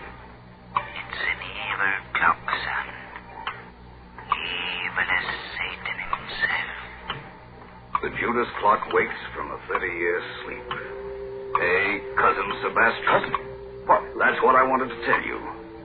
My wife told me your father owned this clock in London. Well, yes. I was your father's cousin. You're Sebastian Packard, the little boy who ran away that night. Cousin Anthony. Yes. I wonder how much you know of that horrible night when your father was killed. Well, I know the clock fell on Father. I heard the sound from my room, and I was so frightened. I ran down the rear steps in time to see them carry Father away. He was all covered up. So that was why I didn't find you in your room afterward. It happened so fast. We were sitting, talking. The clocks were striking 12. Suddenly, the base of the clock seemed to cave in, and... I know. I bought the clock at an auction a few years later. And it all fixed. It's good and solid now. I saw to that. Yes, sir. Well, I suppose I'll run along now, Cousin Andy. Nonsense. Let's make up for lost time and get acquainted. Well, come now. I have some fine old port from England here. Sit down a while. No, not that chair. No? This one's a lot more comfortable. There's a funny thing. When you work with clocks, as long as I have, you get to philosophizing about time. That's so. How? Well, here I sit by the big clock, just as my father sat 30 years ago. You know how many seconds ago that was, Cousin Andy? No. Do you? Well, 315,360,000 seconds in 10 years. That'd be 9,460,800,000 seconds in 30 years. You've got quite a mechanical mind, Sebastian. Here, try this port. Thank you. Here's to Father.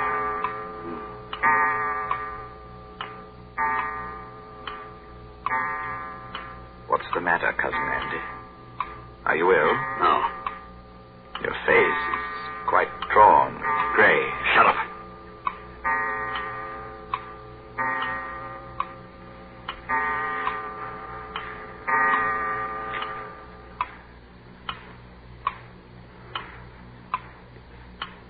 Well, Cousin Andy, it's late. I guess I best go. You know, you do look awfully sick. Oh, don't get up, old man. Here, sit down and relax. Take my chair. It's the more comfortable. Oh, you're shaking like a leaf. Now, just sit quietly. I'll see myself out. Don't bring sinners. Good night, Cousin Andy.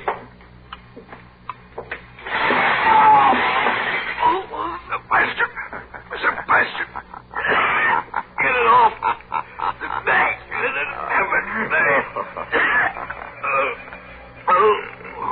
Poor Cousin Andy. You're choking to death. You die hard, too, don't you? It was just a matter of timing. I set the hand a minute fast and the weight didn't touch your clever little spring device till just now because it's lighter by 5 pieces of cursed Judas money.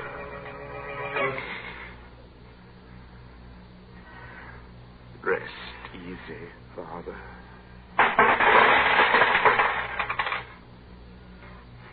And he cast down the pieces of silver in the temple and departed and went and hanged himself.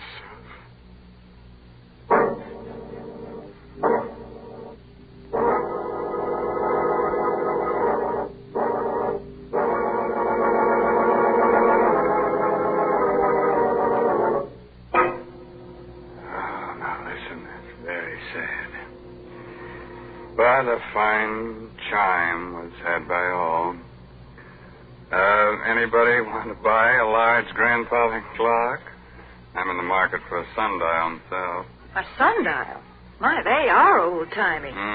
Say, Mr. Raymond, if you're afraid of clocks that tick, why don't you try to get hold of one of those old Egyptian water clocks? Oh, Mary, now you're going to tell me that when tea time comes around, the water begins to boil in the clock? Well, that would be quite an invention. But no, Mr. Raymond, right now I'm not going to talk about Lipton tea. Instead, I'm going to tell our listeners about an important job that lies ahead. A fight that's far from finished. Yes, the battle for Japan. Our government says that this Pacific War will be one of the most bitter and difficult in history. Never before has a nation fought so far away from its own shores. And to support this fight, we at home must work even harder at our home front activities. We must keep on buying more and more bonds, and we must hold on to them. And above all, we must stay on our war job until the job in the Pacific is over.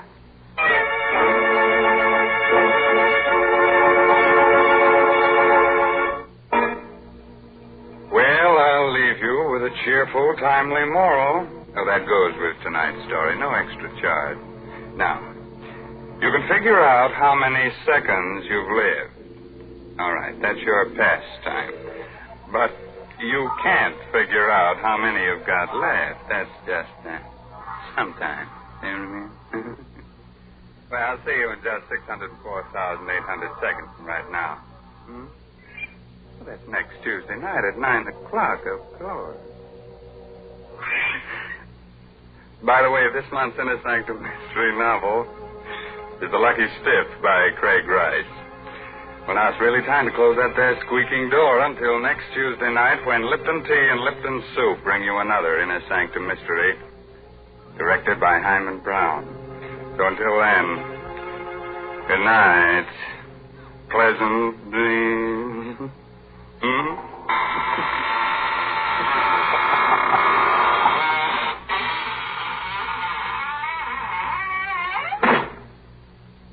Folks, if you'd like to give the boys overseas a real taste of home, then why not include a package or two of Lipton's Noodle Soup Mix the next time you send them a box of food. Yes, Lipton's has the same homemade, chickeny taste as the soup you make right in your own kitchen. That's why it's a thoughtful, welcome little gift to send Lipton's. And as you know yourself, Lipton's Noodle Soup makes a grand snack. So remember, send a package or two to your boy. And remember to tune in next Tuesday night for another Inner Sanctum mystery.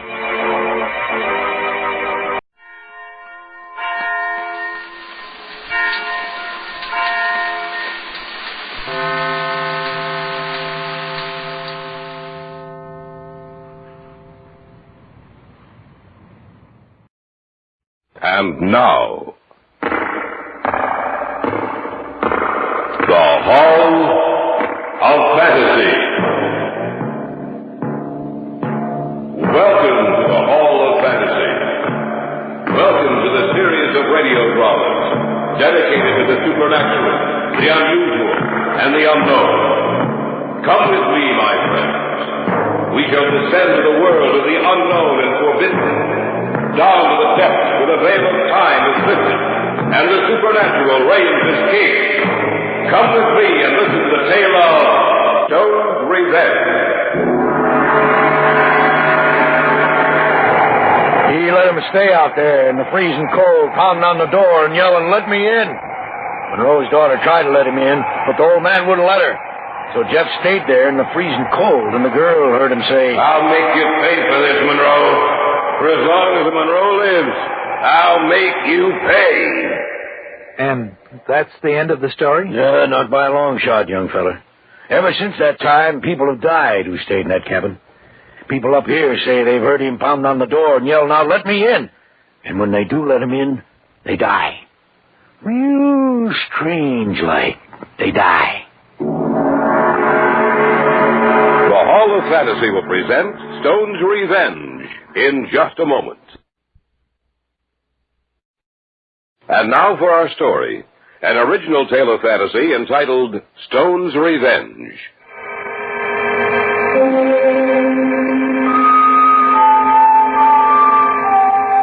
Jim Loring was my best friend. His sister Betty more than my friend, for we were set to be married the following November. We'd all been working pretty hard, and we figured we needed a rest, so we took a 2-week vacation and headed up north. Before we left the city, Jim rented a cabin from a real estate broker about 400 miles north of here. We left about 3 in the morning and drove steadily. Hey, what time is it? 11:30. Oh, we've made good time. Yeah, that's right. According to the last marker we saw, we ought to be pulling into Wood Lake in a few minutes. How far is the cabin from town, Jim? Well, Gehring, the real estate man, said it was about 6 miles out of town. You're, sure he said there were fish in that lake? Well, some of the best fishing in the state. That's what he said. That's what they all say.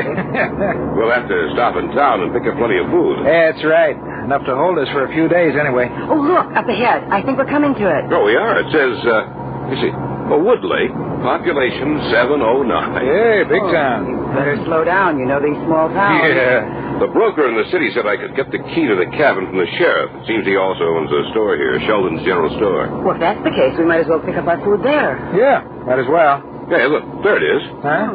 Oh, yeah, I see it. Oh, open that door in a hurry. I just hope my muscles haven't frozen in this position. Oh, it feels great. Oh, boy. Good. Beautiful day, isn't it? Weather report said we're in for a storm tonight, though. Oh? Well, maybe it'll blow over by tomorrow.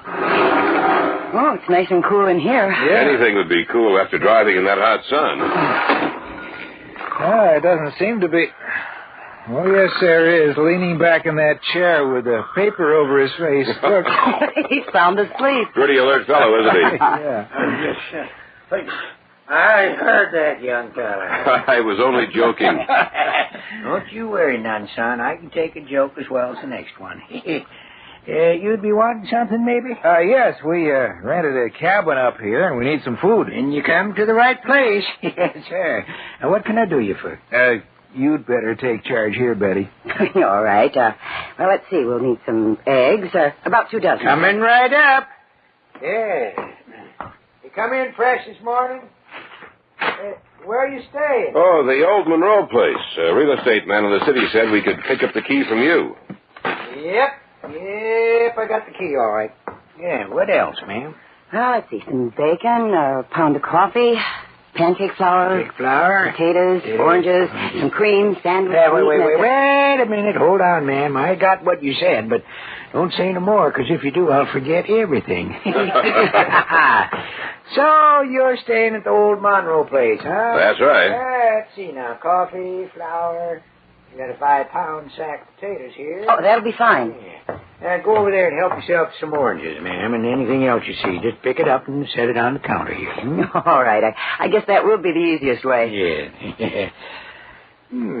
So you're staying at the old Monroe place, huh? You said that once before. Yeah, I know I did. I just wanted to be sure I was hearing right. Well, your hearing's all right, Sheriff.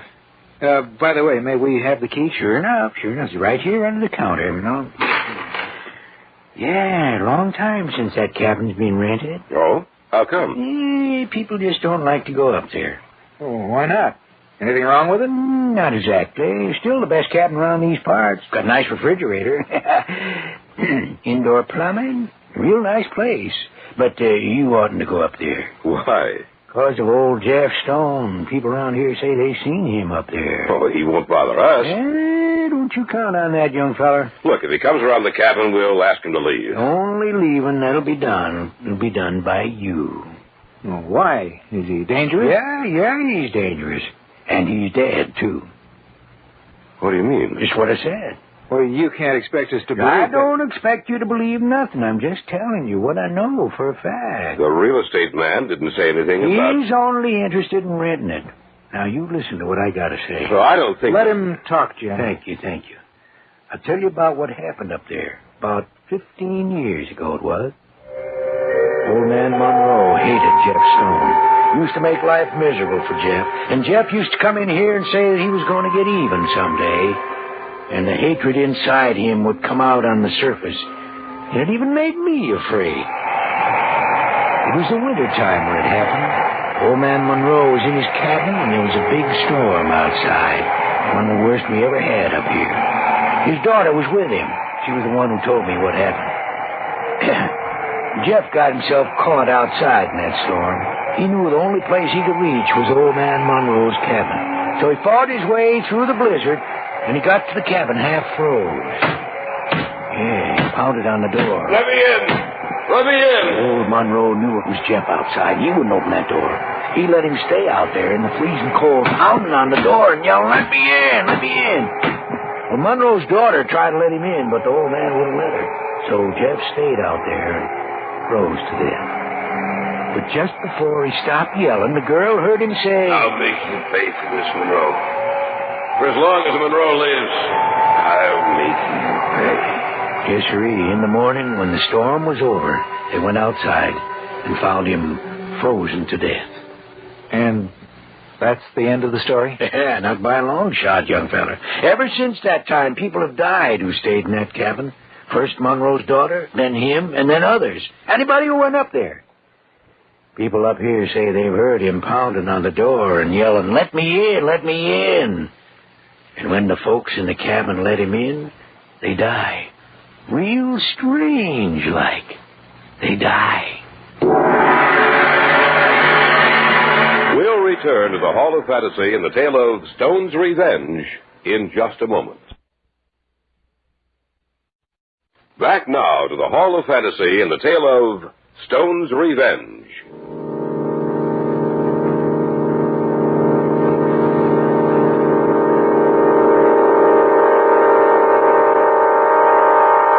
The sheriff leaned across the counter as he spoke to us. Even though the day was warm, I could feel a chill creep over me as he told us the story of one man's revenge. So I wouldn't go up there if I was you. Certainly a frightening story. Yep, sure is. Is there any other cabin around here for rent? Well, it's been a busy season up here. Most of the places got people living in them. I got a place, though, I could let you have. Not too bad a place. Let you have it mighty cheap. Maybe we ought to... Nonsense. No, we'll go up to the cabin. Well, it's all right with me. Well, I think that about does it, Sheriff Sheldon.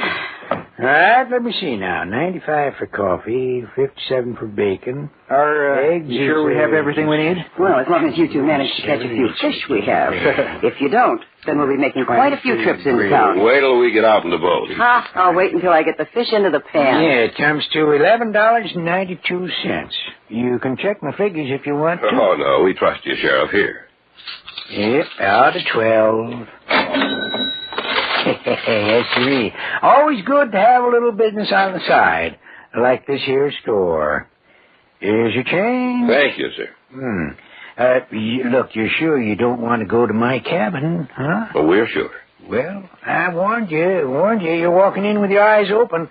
I hope you walk out that way. That is, alive.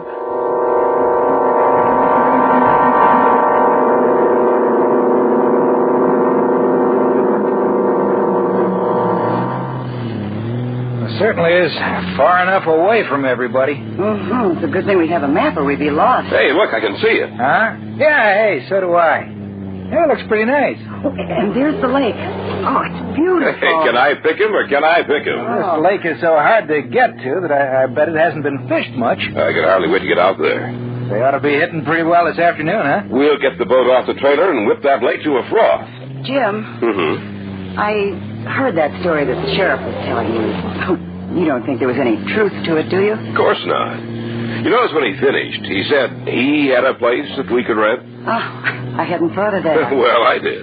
He just wanted to talk us out of coming up here. Always good to have a little business on the side, he said. I wonder how many people he's talked out of coming up here with that crazy story of his. Yeah. Quite a few, I suppose. But it did frighten me.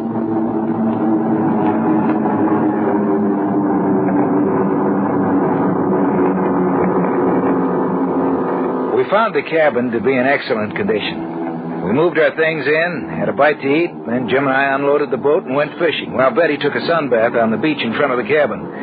The big ones weren't hitting, but the panfish were, and when we came in, we had a stringer full of bluegills, crappies, and perch. Betty fixed dinner, and we had all the fish we could eat. The rest of the evening, we took it easy, listening to the radio we'd brought with us or reading. The weather report was right that day. And a little after 9 o'clock, it began to rain.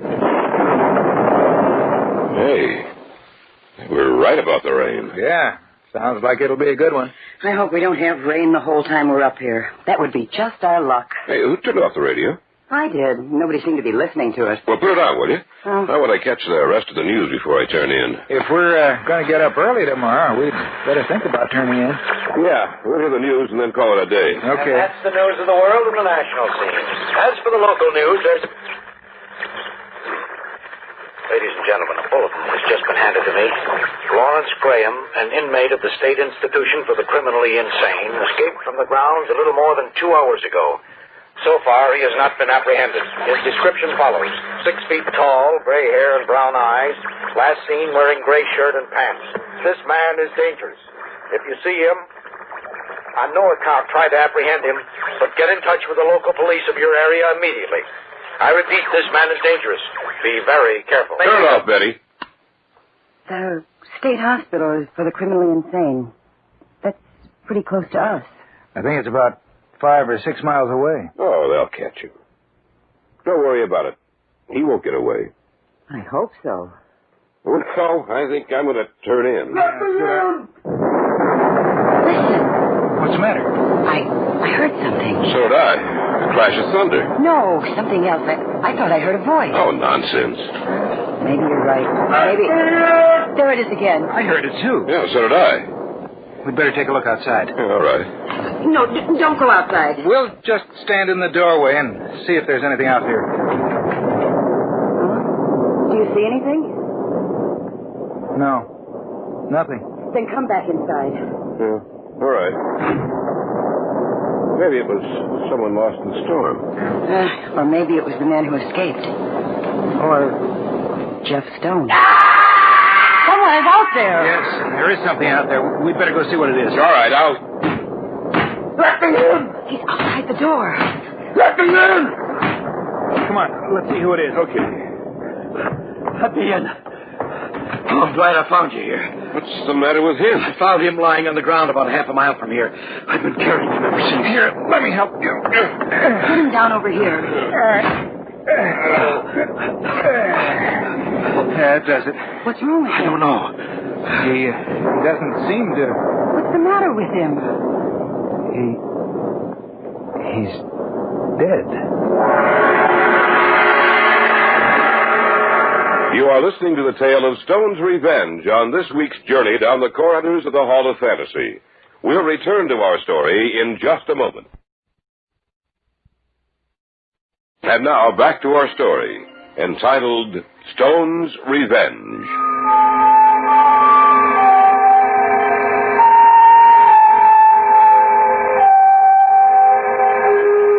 The storm was getting worse. Outside, thunder roared and the rain fell in torrents. Inside, we turned to look at each other, for a dead man was lying on the couch. Are you sure? There's no pulse. He's dead. Was he dead when you found him? No. Then he must have died while you were carrying him. Yes. The storm's pretty bad. You'd better stay here until it blows itself out. Thanks. Gordon. Yes? Come over here a minute. All right. What do you want? Don't talk so loud. Do you see his clothes? Well, not the dead man. What's so different about them? Gray shirt and slacks? Remember the broadcast? Gray shirt and slacks, 6 feet tall with gray hair and brown eyes.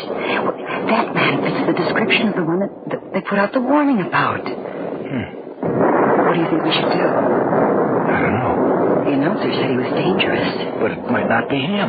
What if it is? Hey, what are you two talking about? We were wondering if you'd like something to eat, sir. No. You live around here? At one time.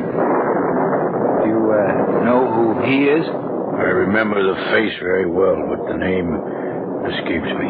What's your name? I'd rather not say.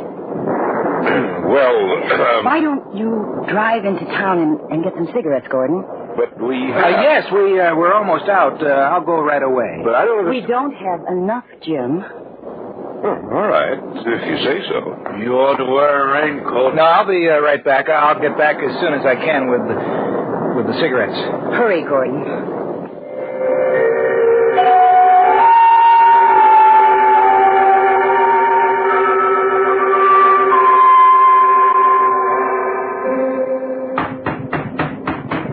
Just a minute.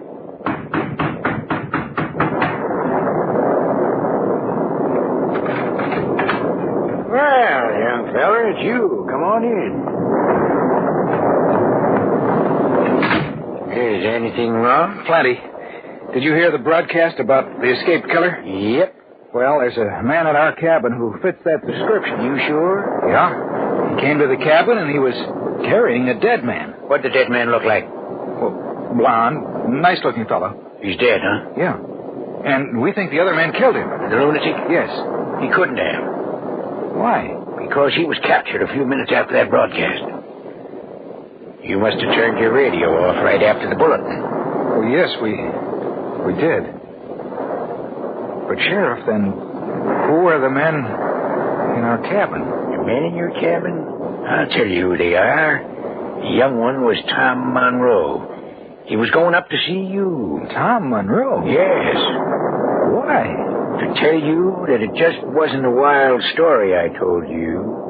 To tell you to get out of that cabin before it was too late. Then the other man is... Jeff Stone. I told Tom not to go, but he wouldn't listen to me. He said he didn't want any more people to die up there. And so he died himself. Sheriff, Jim and Betty are still up there. With Jeff Stone? Yes. Well, we're going to have to move awful fast to save him. Come on.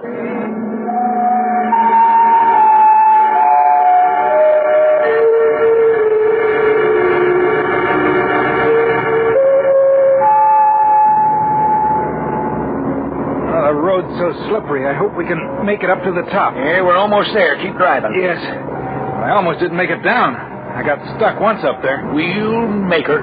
If anything's happened to them, I don't know what I... Just pay attention to the road. All right. Here's the spot I got stuck in before. We're not moving. Rocker, little rocker. Right. No, we're stuck. We're stuck good. Then leave the car here and we'll travel the rest of the way on foot. All right. Right. Let's get out. I can see the lights through the trees. Come on, let's go. All right. It's slippery. Yeah. Watch your step.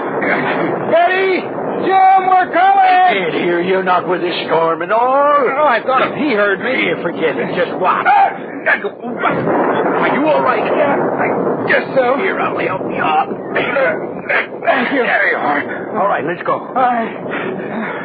We're almost there. Yeah. I hope they're all right. Go in quietly. Huh? Just open the door and walk in. Right. The storm ought to cover any sounds we make. Right. And you just let me handle this. All right. Here we go. It's locked. We'll have to break it down. Together, then. Here all right. Well, that was Betty. We got to get that door down. Right. That's it. Betty, what's wrong? It's you. Well, of course. I brought the sheriff with me. Where's the man that was here? Oh, he's gone. I thought it was him returning when you crashed against the door. That's why I screamed it. I was afraid. Well, I want to be sure that... Yep, it's Tom Monroe, all right. You know this man? Yeah, he's the grandson of old man Monroe, who murdered Jeff Stone by letting him freeze to death outside. Jeff Stone's revenge is over now. But if he'd killed other people that came here, then why didn't he hurt us? Revenge is a strange thing, ma'am. In Jeff Stone's case, I think it was strong enough to bring him back from the grave to try to even the score. And so he killed old man Monroe over again every time someone died here. And when he killed young Tom here, then his feeling for revenge left him. Why? Tom was the last of the Monroes, Mr. Blake. Jeff Stone's revenge is complete now. Yes, sir, it's complete now. And he can rest quiet in his grave.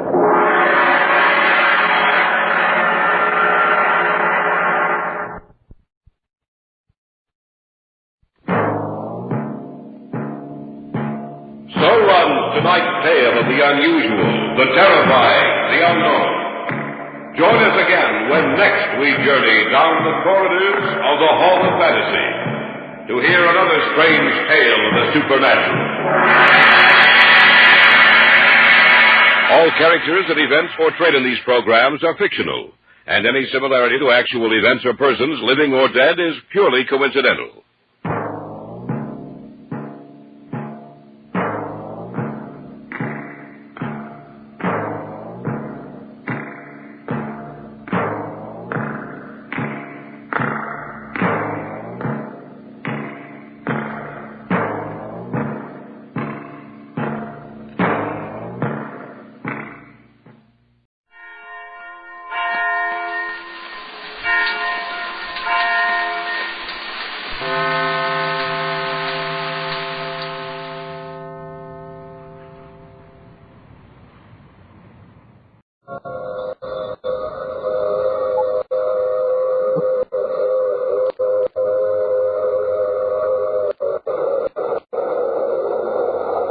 Broadcasting System presents The Mysterious Traveler, produced and directed by Robert A. Arthur and David Cook, and starring Lawson Zerbe in The Most Famous Man in the World.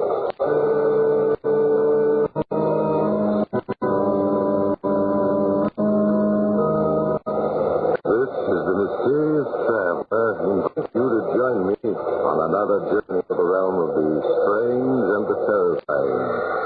I hope you will enjoy the trip. So sit back, get a good grip on your nerves, and be comfortable, if you can, as we meet two people who haven't even been born yet. It's a story I call The Most Famous Man in the World.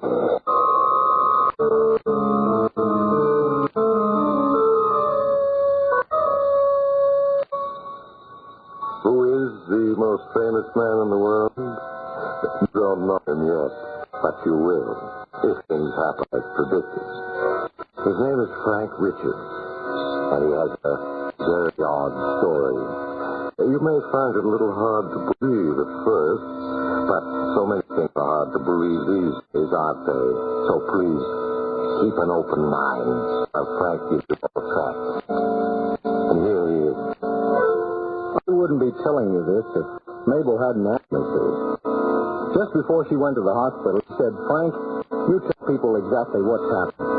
Even if they don't believe you, you'll have done your duty. And I said, all right, I would. So I'm going to tell you about the teams. They rented our front room, John and Susie. They spell their names funny. John, J-O-N, and Susie, S-U-S-I. You see, we had an extra room in our apartment, and when there was going to be an addition to the family, we decided we needed some extra money.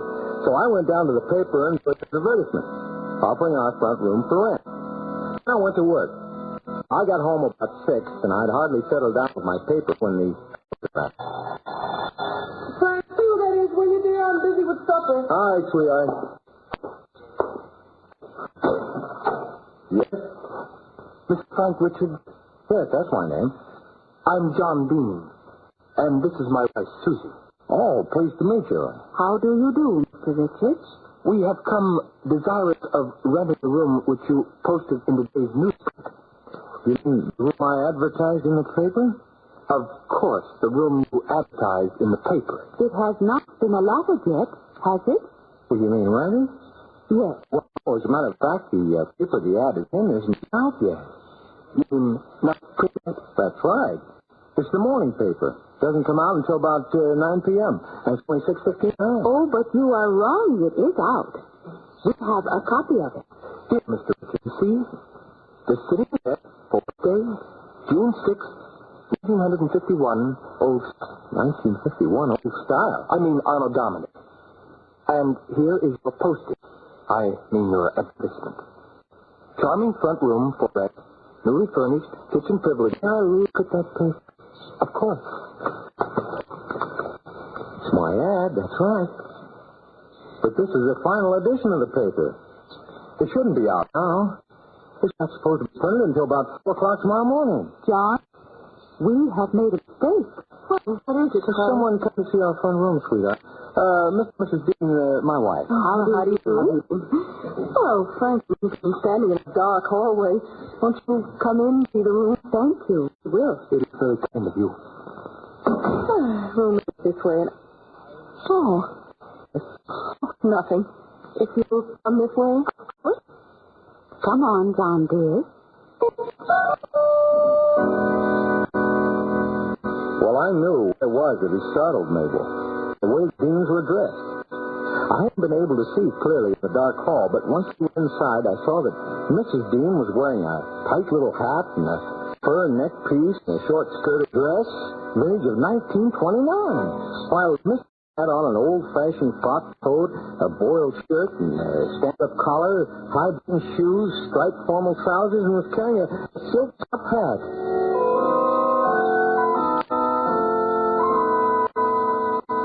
A minute later, May came out, leading them to look the front room over, and joining me, looking puzzled.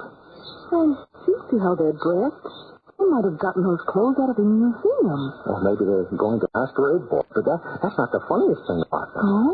Maybe that newspaper they had just can't be printed. It's 10 hours ahead of time. I think... Here they come. My wife and I have been talking about the room. We want to take it. Why, that's fine. It is a lovely room. Has such a nice, clear view of the street. And we would like to stay here because we've read so much about you both. We feel we know you. Read so much about us? Why, yes, you are famous. Goodness, I cannot imagine how many words... Yes. My goodness. I mean, we have heard so much about you from people who know you. Well, anyway, we do like the room and want to rent it. Oh, I don't know. We were thinking of just one person. We will not be any trouble at all. Your posting, I mean your advertisement, you meant $10 a week. We will pay $12 and advance. Here you are. 1 month's rent and advance. Well, I still think... Oh, I'm sure the Deans are perfectly all right, Frank. Go ahead, take the money. Well, if wife is okay, Mr. Dean. Then, you are. Say, something... You're looking at it... Well, no, I guess it's good, all right. It's just that these are the old style bills. The big kind haven't been in use for 20 years or more. That Victor at the museum. I beg nothing. I can explain the bills. You see, my wife and I have been living abroad. Recently received a legacy from a distant relative. She was eccentric. Left us chunks of old clothes. I've noticed you staring at our clothes. And old money, too. Oh, well, that explains it. Well, not this, folks. Just make yourselves at home. If you start your luggage, why... We are having a couple of bags sent on later. But for now, we are going to buy all new things. And about how long do you think you'll be staying, Mrs. Dean? We can tell you exactly, Mrs. Richards. Until 5 minutes past 3 in the afternoon, October 30th.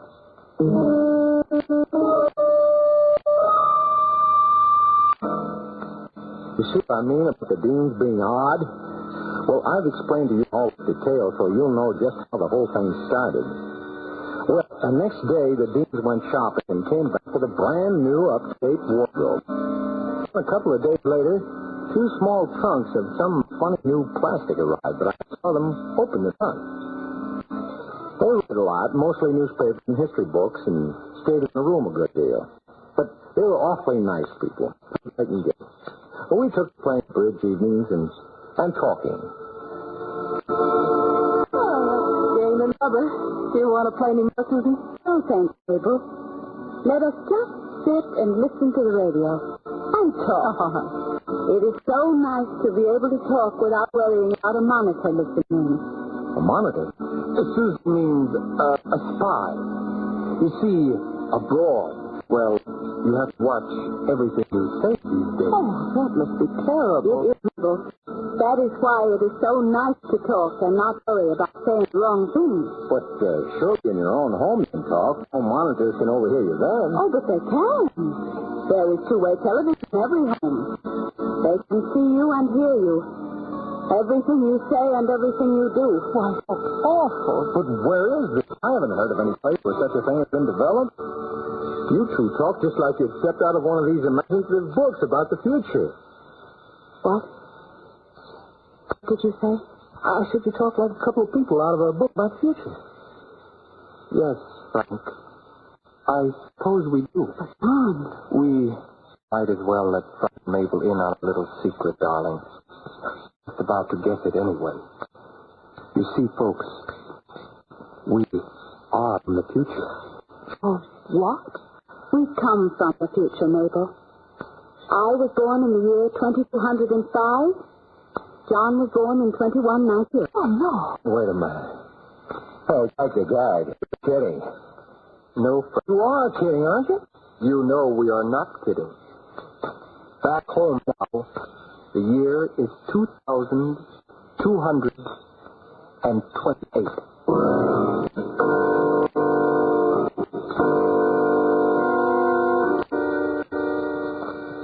So there you have it. Two people in the year 2228 have rented our front room. People who wouldn't even be born for over 200 years. Two people from the future.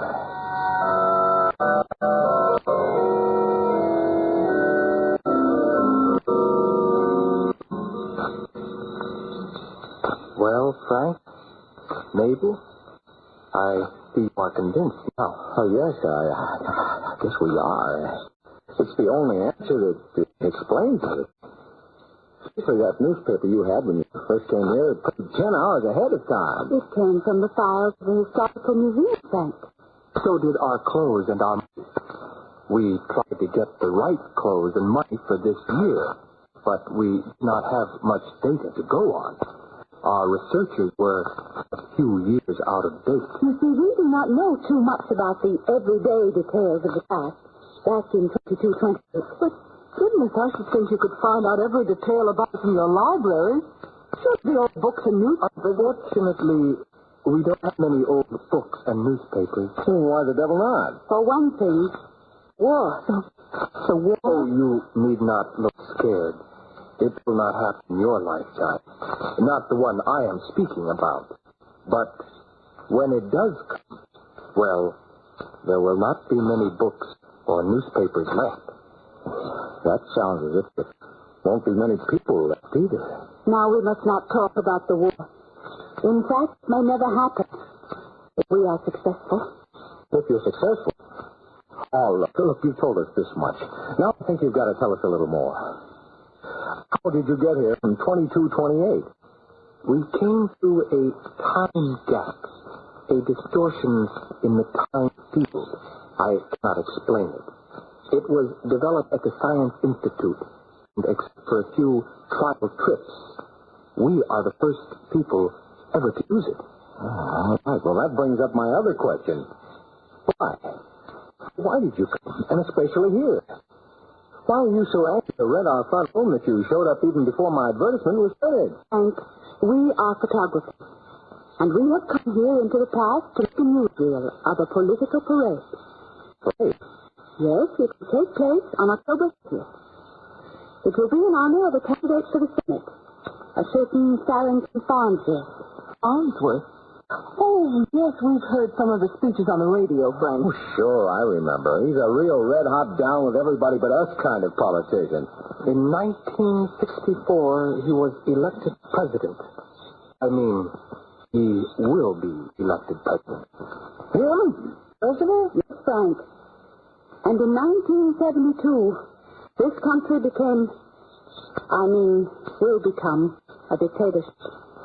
Goodness, it is hard to remember the difference between past and future when you are traveling in time. A dictatorship? This country? Oh, you're joking. No. We are very much in earnest, Mabel. Sanctum Farnsworth will become our first dictator. His son will become Sanctum Farnsworth II, dictator of the Western Hemisphere. At this moment, back in 2228, Sanctum Farnsworth VIII is dictator of the world.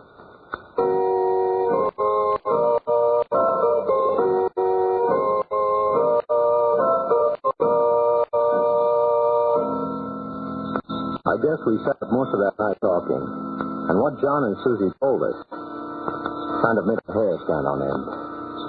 About the dictatorship of America and the wars that followed, ending up with the big slam-bang all-out war of 2012, with only 400 million people left alive. And how the dictatorship spread over the world, so that by 2228, the world was ruled by a small group living in luxury.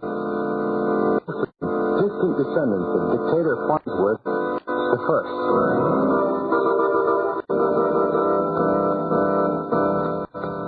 Well, there was more. I guess that's enough to give you the idea. The God's future, not the way John and Susie Dean told it to us. It made me and Mabel mighty glad we were alive now and not then.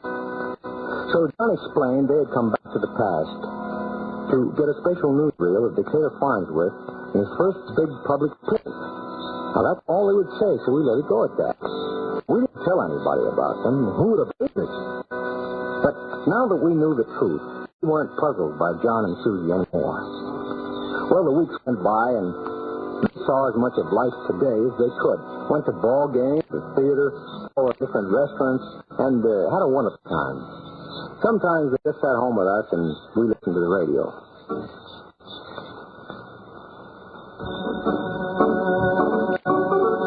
Oh, this is so much fun. So much fun. I wish it would not have to be.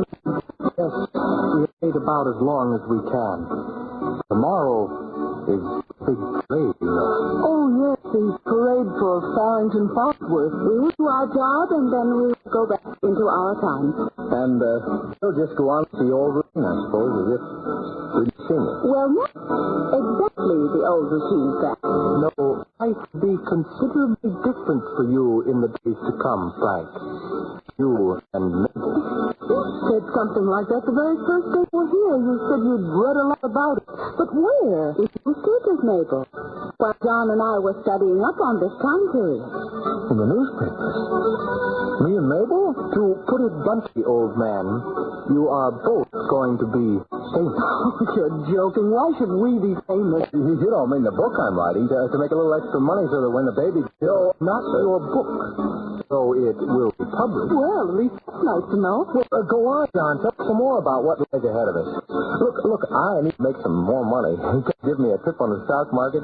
After all, you did read the newspapers. Back in the future, you said you read all the newspapers for 100 years. So you must know whether stocks are going up or down. Well, yes, we do. But we cannot tell you. Really, we cannot. And besides, you will not need any such information. No, because you are going to be famous, both of you. For a little while, Frank is going to be the most famous man in the world. It is true, Frank. Really, it is. I still wish you wouldn't be so mysterious. Can't you give us even a little hint as to why he'll be famous? I could give you half a dozen reasons, but I'll not. But when it happens, and you remember that we predicted it, then you will know that all this really took place. Even though later it will seem just like a strange dream. I suppose we'll just have to wait and see, huh? I am afraid so, Frank. Now I think we should all go to bed. Tomorrow is going to be a big day for all of us.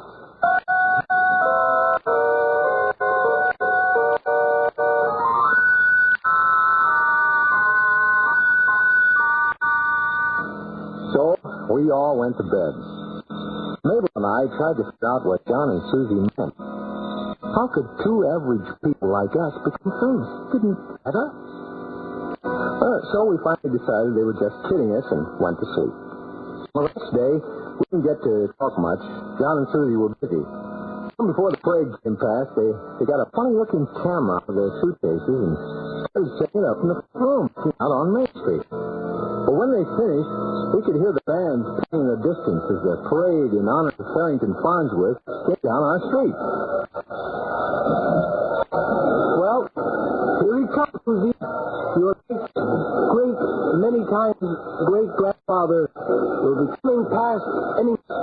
Yes, I know.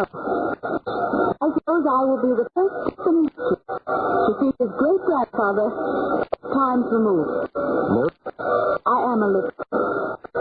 What will happen? I do not know.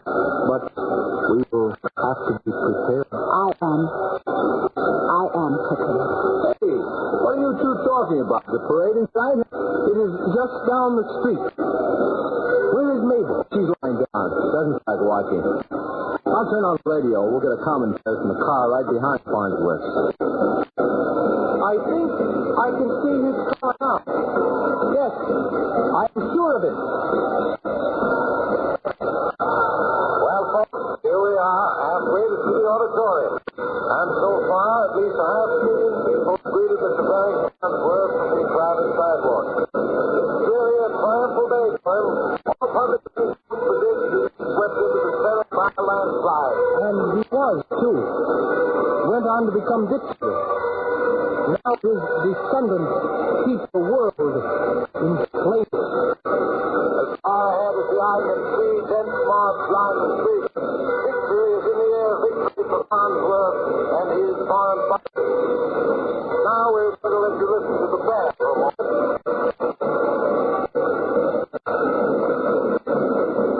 There he is, John. Waving to the crowd. I see him. I have camera focus. Yes. Turn it on. Yes, John. Yes. Hey. What camera is that? Blue light on Sanctum Farnsworth. Please, stand. Power to the... Yes, John. Now the blue light is on. What are you up to? You didn't take any picture of that. Hey, something's happening down there. Yes, Frank. Farnsworth is coming down the street. Big happened. Farnsworth has just collapsed. The parade has stopped. The crowd seems stunned. Like he may have fainted. They've driven his heart to his side. They're trying to rouse him. I'll let him know as soon as I can find out just wrong. Good Lord. John, did that blue light have this to do with Farnsworth's collapse just now? Yes, Frank. It caused his collapse. Now, the window, please. Yes, John. Now the radio. Off. We will not need it. We're down. Sorry, Frank. Hey, look here. What's going on? What are you two up to? We have just killed Barrington Farnsworth. Just killed? Yes. We haven't much time. Susie, better pack. Of course. We will talk while we pack, Frank. Farnsworth has had a heart attack. In a minute, he will be dead. That blue light caused the heart attack. It is a weapon very popular at 2238. The secret police use it a lot. Good Lord. It's a favorite weapon of Farrington Farnsworth the 8th. It helps him keep slaves quiet. Then you lied to me. Yes, we lied to you. We came back to your time in order to assassinate the first Farrington Farnsworth before he could ever become powerful. We came back to prevent the future from happening. We came back to remove one man, keep the world free. I get it. Think about it, and you will. We are leaders of an underground dedicated to freeing the world of 2220. Our scientists perfected a time machine. We cannot fight the Farnsworth dictatorship in our own time. We came back to eliminate it in advance. In the future, all those things you told me won't happen. We hope not. It's what we're trying to prevent. But Susie, you were a direct descendant of Farrington Farnsworth. Now, he died without any children. Where will that leave you? I am afraid it will not leave me any place, Frank. I just will not ever have existed, that's all. And, John, my darling. Susie. Hold me close. I feel so strange and far away. I think Farnsworth must be dying. I will hold you, Susie. Oh, Susie. Susie, if it could only be different. John, John. Susie. She's gone. She vanished. She just went out. Like a light going out. Yes. Like a light going out. Susie has never been born, Frank. Never existed. Farnsworth is dead. Dead. I understand, but the vanished line is it is the place of freedom for the world. The whole future is different. I will go back to a world I don't even know. Now stand back, Frank. I'm signaling them to turn on the time transmitter and pull me back to 22:28. Back in my own time, they hear that. They will be activating the apparatus. I'll be gone in a moment, Frank. But what will I tell people? Do not tell them anything. They may lock you up in a sanitarium if you do. Remember, the doctors will say Farnsworth died of a heart attack. There will be no proof he has been murdered. Now, goodbye, Frank.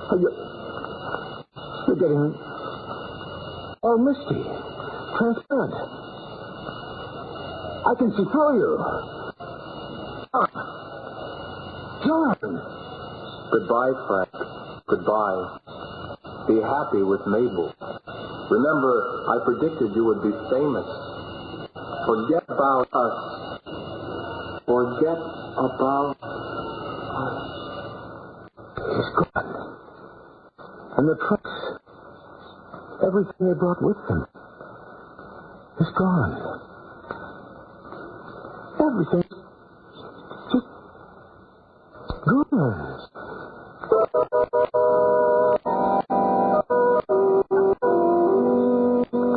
Well, that's the story, folks. It happened just this afternoon. John and Susie Dean from the year 2228 assassinated a man who would have become dictator. And I can't prove it. In fact, I wouldn't even have told you this, but Mabel, she felt we had to tell. Just before she went to the hospital, she made me a promise.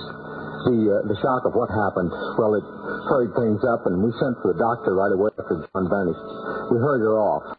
I'm waiting now for word that everything's all right, and I decided I'd tell you the story while I waited. You see, here's... Excuse me, his telephone. Maybe the hospital.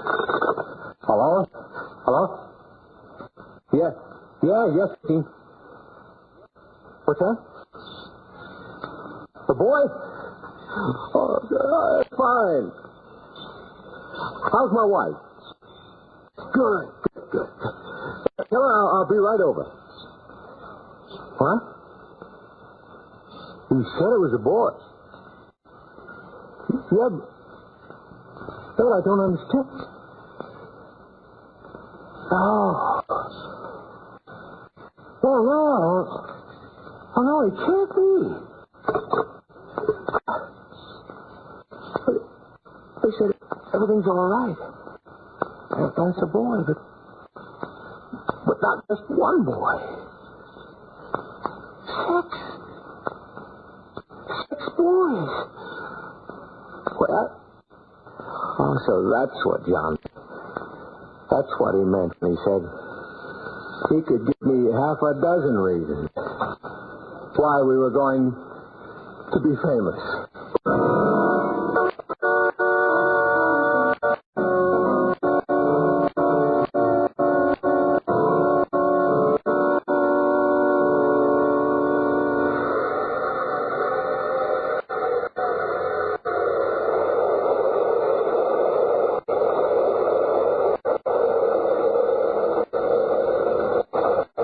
This has been a serious service. Did you enjoy our little visit from people of the future? Oh, there are some questions you'd like to ask me? Well, I'm glad to answer them just as soon as the program is over. We only have a minute left, you know. Oh, you'll have to get off here. I'm sorry. I'm sure we'll meet again. I take the same thing every week at this same time.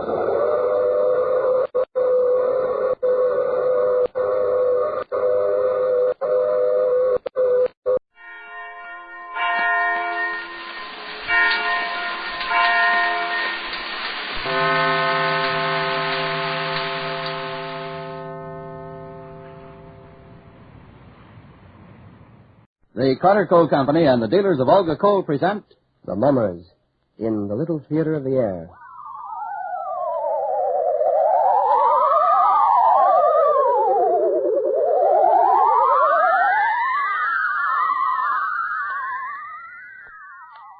Good evening, ladies and gentlemen. Here we are well through the first month of a new year. Next thing you know, the winter will be over and you'll be thinking about a supply of that good Olga coal for next winter.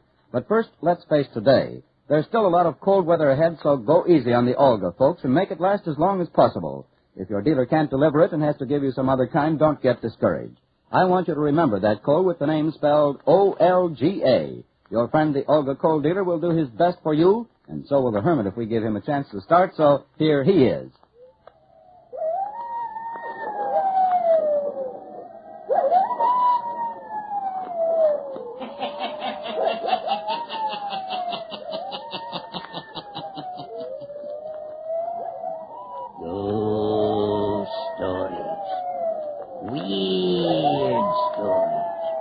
Murders, too. The Hermit knows of them all. Turn out your lights. Turn them out. Have you heard the story of the Professors Elixir? Then listen while the Hermit tells you the story.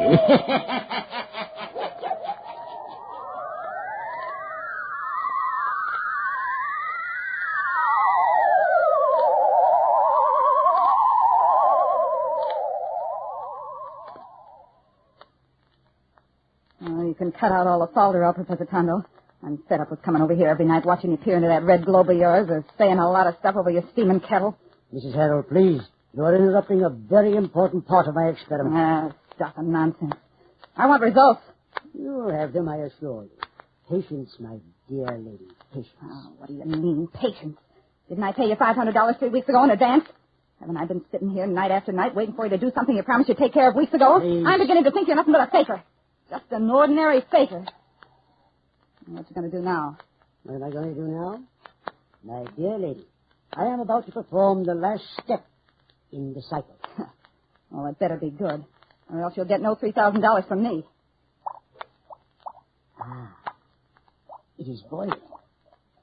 Into this kettle of boiling water, I drop this white powder. The white powder made from a formula understood by no one but me.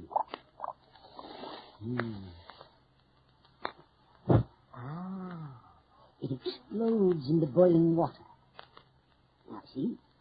It sends forth a strange, sweet odor. We are surrounded by blue flames. Some of them reaching out as if to touch us, to lick our hands, our faces. Say, what is all this? This, what is it? Mrs. Harold, is the last step, as I told you. This is the kettle that contains the elixir of death. Oh, yeah? The elixir of death. Yes. And though the blue flames reach out as if to touch you, they are in reality burning for Justin Harold, your husband, whose life at this instant is counted in minutes. His life on this earth is almost over. Oh, you'd better be right, Tondo. You better be, I say. I've had enough of this stuff. My nerves are so edgy I could scream. I want it over and done with. I told you, my dear woman, that such miracles as mine cannot be performed in an hour, a day, or a week. You wished your husband to be banished from this earth. I am about to accomplish it. Now I stir the elixir to hasten the procedure. Now, come closer, Mrs. If you look into the blue flame, perhaps you will be able to see what I see. Oh, nothing doing. They don't get me any closer to that boiling stuff. As I look closer, I can see Justin Harold. Yes, I see it. He's seated at a table. He is surrounded by books. He's in a library. And on the table at which you see him, there are cards and a small board. Yeah, I know. Someone is seated across the table from me. Sure, it's Gail Baxter, his friend. When I left the house, they were playing cribbage. That's it, playing cribbage. That's it. There is a pained expression on your husband's face. He doesn't seem to feel well. Well, go on. I must stir the kettle again. Now I can see clearly each step. Very true. Your husband is not himself. Just now, he is putting his hand to his heart. He is trying to hide his distress from his friend. He doesn't wish him to know that he is suffering. He puts his hand to his hot hair. Straightens up in his chair. He's trying to throw off the spell that I'm putting on him. Hurry up, will you? He's resumed playing the game of cribbage. Closely. You will follow each step as the elixir does.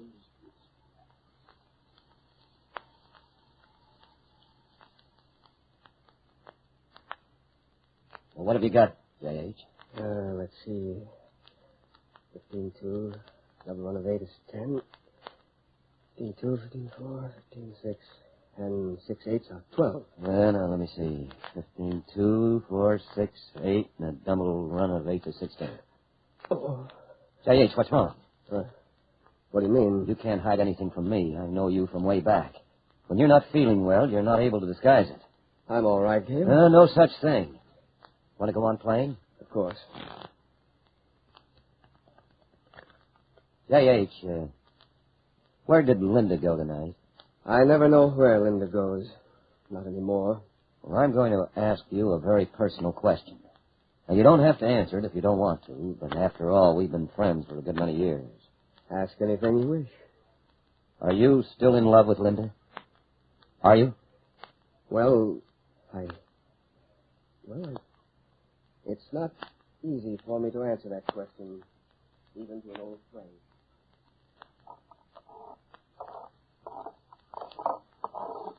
Well, what's gone wrong now? What's holding it up?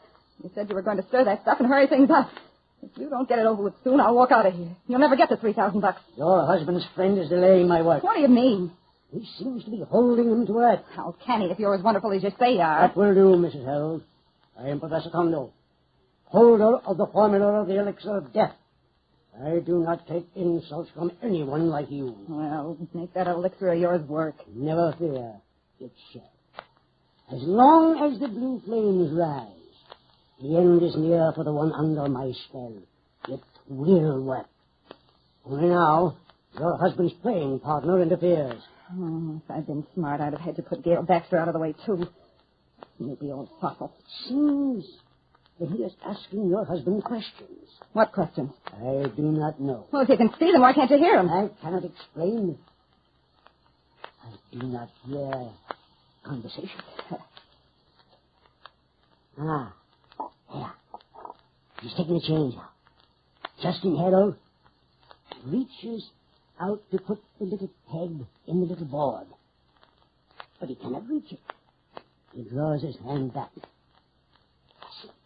The attack is coming on. It's coming on. Blue flames are surrounding him. I see.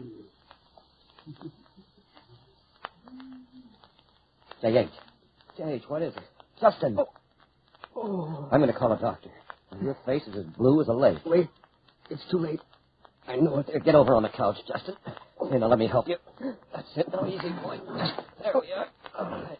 Get your legs. There.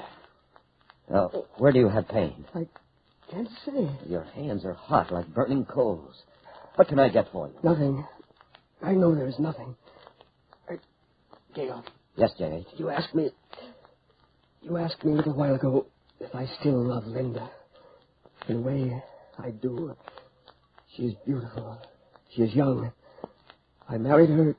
I thought I could lift her up. Oh, it's like heavy fumes are choking me. Now, don't try to talk. I must. Gail, recently, I have been afraid of Linda. Afraid of her? Yes, very afraid.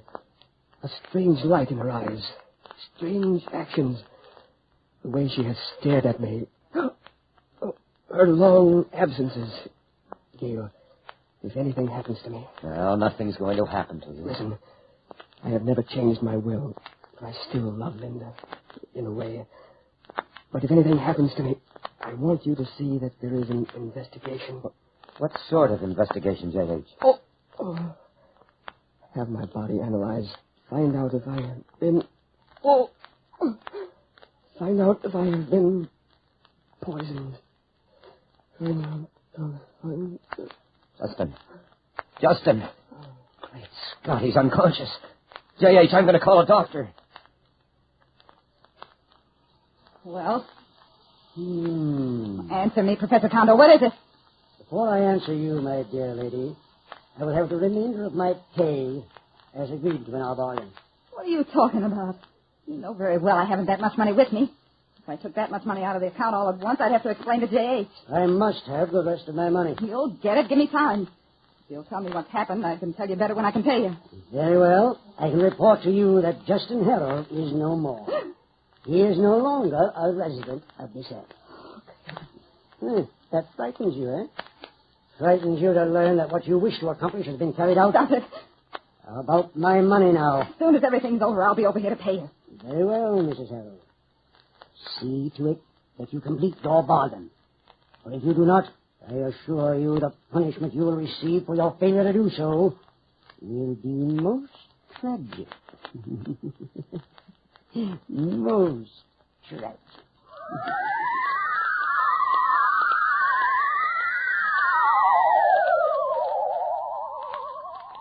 You're my lawyer. What you standing around your two wobbly legs staring at me for? Get me out of here. Pronto, you hear me? Get me out of here before I smash this hoose out of smithereens. They can't hold me. You know I didn't poison J.H. What do they think I am, an upskull? Take it easy. Take it easy. Take it easy. Take it easy. That's all you've been saying for the last hour. Get me out of here. Get me out of here. Where were you when I needed you? I phoned. I couldn't find you. So what happened? They make me come along like a nice little girl for investigation. For questioning. Investigation. Questioning. For what? You know I didn't poison him. Now get me out of here. If you'll calm down long enough to allow me to talk, I'll explain. We're arranging for bail right now. Oh, why didn't you tell me? I've been so mortified in all my life. You realize that all the time I was in the limelight, I never had one bad piece of publicity? Now you let me get into this.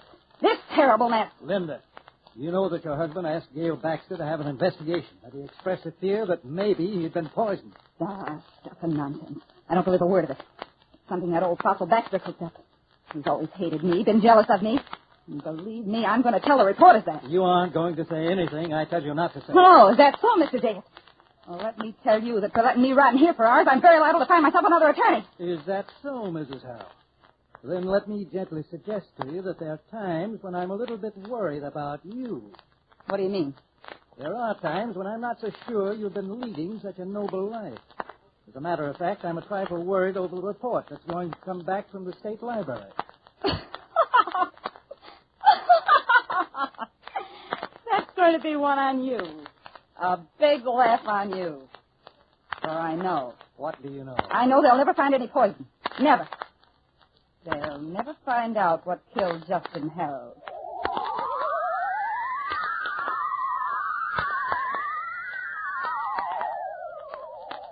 Good evening, ladies and gentlemen. This is Russ Wilder, your late evening commentator.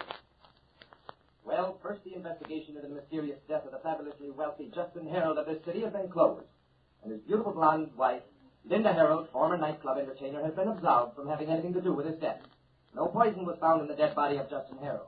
As a matter of fact, his sudden death still remains a dark mystery. For though it's been explained that it no doubt was from natural causes, there is still the baffling question of why his face and hands were such a startlingly blue color at the time of his death. Gail Baxter, close friend and crony of the late Mr. Harold, who was with him on the night of his death, has also been released from all questioning.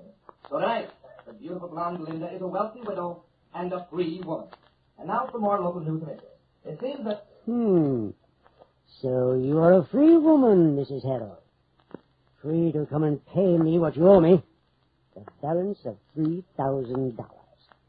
And perhaps even more later on. If you do not search me out tonight, If you do not knock on my door, well then, there are the tragic consequences. Oh, yes. The tragic consequences.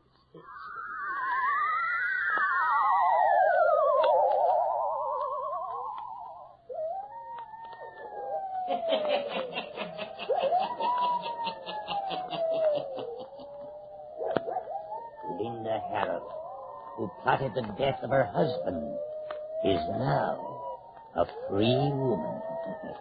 Yes. Will she pay her debt to Professor Tondo? Will she search him out and settle her bargain? Or will tragic consequences fall her lot? The hermit will tell you before the night is done. You don't want any tragic consequences to fall your lot, and one way to avoid them in heating your home is to prevent heat wastage in every possible way. I have some more suggestions on how to get the most heat out of that good Olga coal and keep down to a minimum the amount of heat escaping outdoors.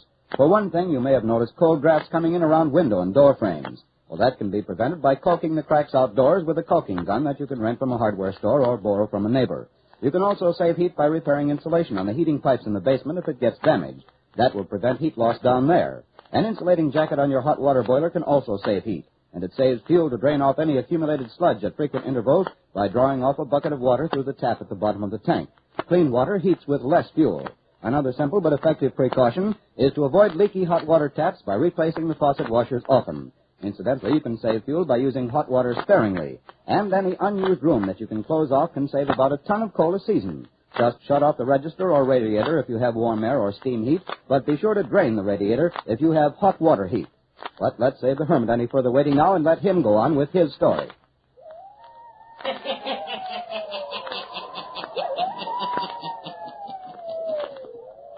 It is 2 nights later, and as we resume our story, we hear the buzzer ring. Someone stands outside the door of the spacious penthouse occupied by Linda Harold. Someone dressed in a dark coat. Someone whose face is half hidden by the dark hat he wears. He waits a few seconds. He presses the buzzer again. Listen.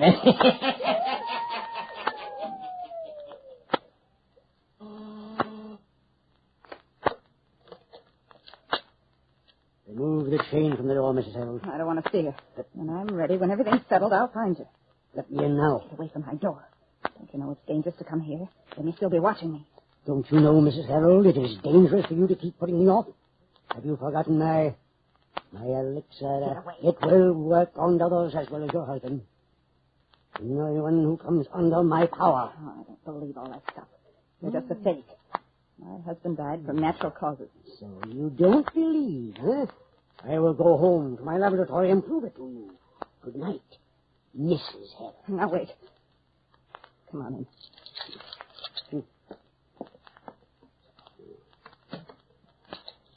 All right. Take a chair. I presume you have invited me in because you are going to pay me the remainder of the money coming to me. Oh, listen, can't you understand English? I told you I'd pay you as soon as I had it, and that's that. Don't tell me, Mrs. Harold, that you haven't a paltry $2,500 with which to pay off your just debts. I haven't got anything until the estate is settled. Can't you savvy? Is it possible that such a wealthy woman as you has no access to borrowing? Where am I going to borrow at this time of night? Leave me alone, can't you? I'll take care of you when I get ready. I don't like being put off. When I'm dealing with those in the hire of the devil, I like to watch them very closely. Say, what do you mean? How dare you say a thing like that to me? It's you who belong to the devil. It's you who talked me into getting Justin ill so that he'd die. Dear lady. My hands are clean, I tell you. No spot of blood. No damned spot. Huh? I don't know what you mean. If the world... If the world knew you'd be the one who'd be in the spot. Yes. And when I explained about you, your part... Oh, who'd believe a faker? Hey, what goes on? I don't follow you. Don't you smell it? The same odor that was in your place when you poured the powder into the kettle.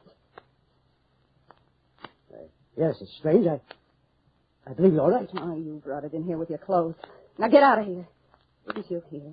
The paper spoke about the strange odor that was in the room of the house when J.H. died. If they should come here and smell it again, they'd start investigating. It's quite possible. No, quite impossible. And yet, I'm not mistaken. See, the room is bathed in a blue light. Look, over in the corner, the blue flames. Blue flames creeping along the wall. Do you see them? Do something about them. Set them out. Nothing like this has ever happened before. They're creeping all around the wall. They're coming closer. Stop them. Look closer. Look into the heart of the blue flames, Linda. You look, Professor Tondo. You can see me as clearly as when you watched me in your laboratory. As you watched when I died. Look. The blue flames are on my hands. I'm coming closer. Nearer to those who plotted my death. It's his voice. I'm coming nearer. Stop him. Get him away from here. Tondo, use your powers. You can trap the flame. Professor Tondo has no power over those out of his power. I am one out of his power who has returned to have my revenge. There is no escape from the blue flames. The blue flames that surround me will not die. Enter now into the realm of the blue flame from the elixir of death.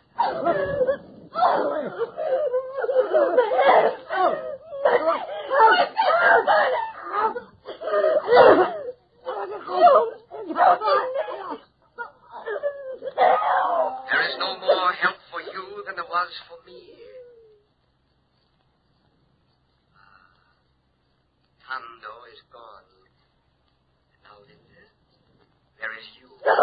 Only a few seconds left.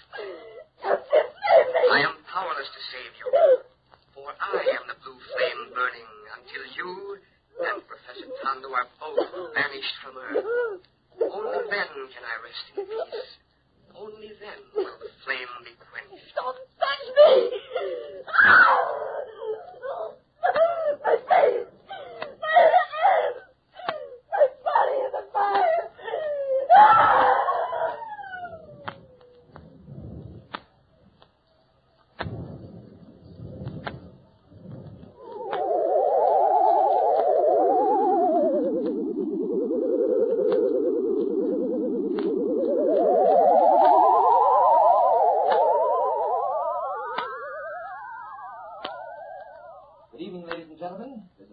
Your late evening commentator. A sequel and final tragic chapter was written last night to the death of Justin Harold. For now there are 3 deaths. One, an unknown man upon whose body there was no identification, and the widow, beautiful blonde Linda Harold. The unidentified man and Mrs. Harold were found in Mrs. Harold's penthouse apartment, both dead. Both bodies the same splashing shade of blue as was the body of Justin Harold when he died. It was as if the golden hair of Linda Harold had been washed in blue and then burned by flames. The eyes of the unidentified man and the eyes of Linda Harold were open wide, as if each had beheld a strange and horrible horror, and the room was filled with a weird, sickening odor, the odor of 1,000 deaths. And so the mystery grows and remains unsolved.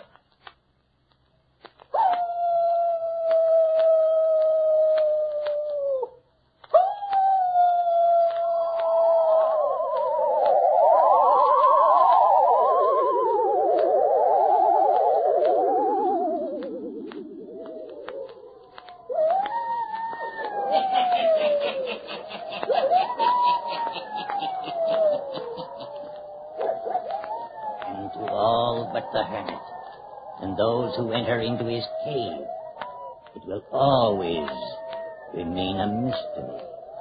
But those who heard me tell the story know that Professor Tondo and Linda Harold died from the elixir. The professor compounded himself for others. An elixir that devoured those who used it. An elixir of Satan's laboratory. Yes. Turn on your lights. Turn them on.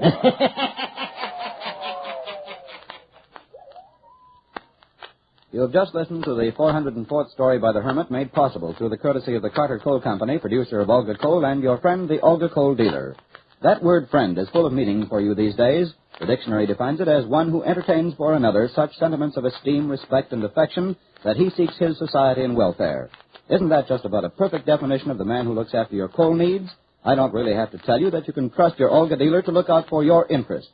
You know he appreciates your patronage and wants to keep you on his side. Sure, I know. Nowadays he can't always give you as much coal as you'd like as promptly as you'd like it. He can't always even give you the kind of coal you'd like or the size you'd prefer. But you can count on him to do his best. In these war days, that's all anyone can do, so don't shop around for coal. That does no good, just causes a lot of confusion. And above all, don't get panicky about deliveries. After all, these shortages are never as bad as you think they'll be. You're still eating and wearing shoes and clothing, aren't you, in spite of what you've heard? Well, the chances are you'll not freeze either. And remember the reason for all the shortages. What you don't get is going to help those boys of yours and ours at the fighting fronts. By saving every bit of coal you can, you're doing your part on the home front. And remember, when you do order coal, ask for Olga coal, spelled O-L-G-A, by name. Olga coal is a good buy because of its smokeless, dustless, economical qualities, so keep on asking for it. And keep on buying war stamps and bonds till it hurts the enemy so badly he'll throw up his hands and surrender. Buying war stamps and bonds is one way that everyone can help win the war regardless of age, health, means, or occupation. Every penny you citizens of the United States and Canada put into war stamps and bonds weighs the balance that much further in our favor against the Japs and Nazis. Buy war stamps and bonds, and don't stop until the enemy gives up.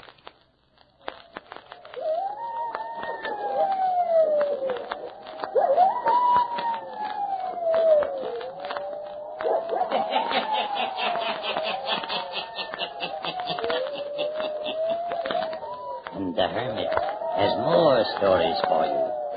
Listen in again next week for my hounds howling. I'll tell you the story of Mysterious Return. I'll be back. Pleasant dreams.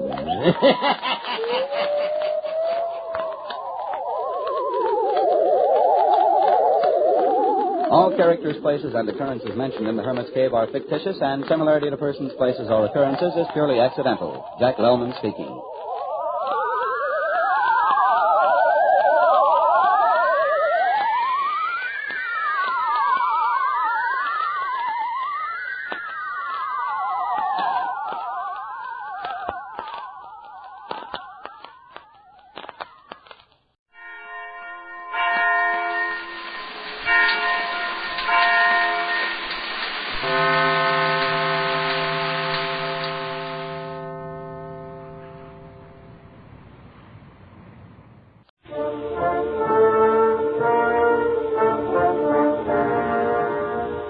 Unsolved Mysteries.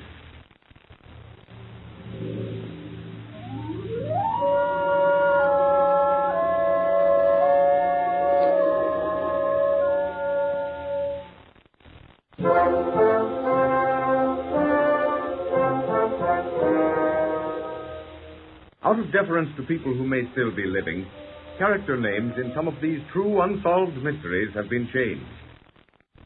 Tonight's Unsolved Mystery deals with the efforts of a man long dead who returned from the beyond to atone for an act of carelessness that cost the lives of 50 persons. It is a tale told by many a railroad man when winds are high and rushing torrents test the strength of trestle bridges. The scene is the observation car on one of America's cracked trains. A group of people lay aside their cards to listen to an argument between two men. One a doctor, the other a world traveler. The doctor pauses to light his cigar as the train thunders over a suspension bridge.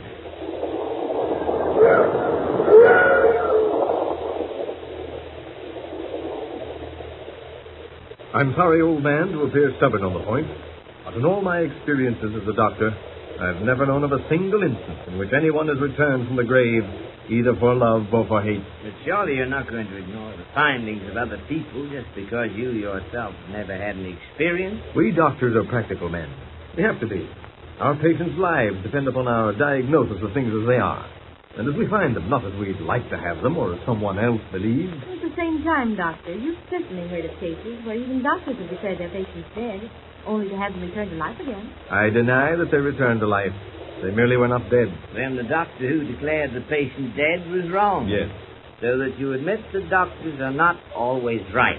And these doctors who insist that there is nothing after death are just as liable to be wrong on that score as there are in other instances. In other words, Doctor, the man who says, I won't believe what I can't see or feel or weigh is merely an egoist who considers that no one's opinion is worthwhile but his own. That's pretty strong, isn't it? I don't think it is. You as a doctor are called in to diagnose a case. You've never had a case of scarlet fever before, we'll say. But you can diagnose it, can't you? Certainly. Simply because you're relying upon the experience of other doctors.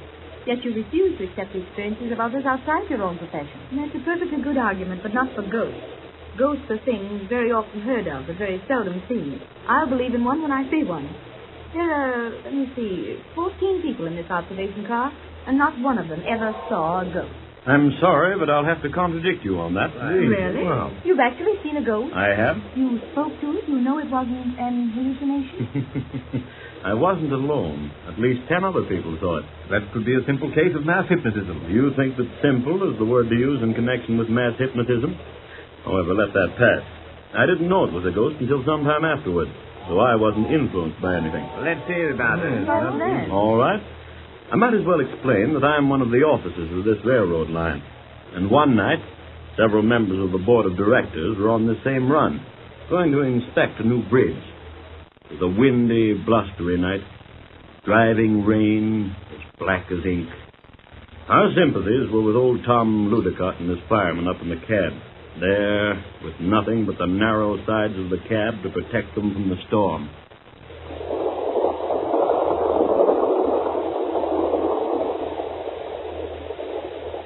Give her more coal, Bill. We've got the Bonner grade ahead of us. Let her wheels slip when we start taking that baby. Never did see such a night. You gotta watch you don't get blown out of the cab every time you cross the coupler to the tender. Yeah, she's a bad one, all right. Been on many a trip in my 40 years as engineer, but this is the worst. How are we, on time? Only 11 minutes late. Well, that's pretty good for the sort of night it is. Let him feed her. We're coming to a bad cut in the road, and the wind will be twice as bad as we go through the draw. Okay, Tom. Man alive, this firebox is glowing red with the heat.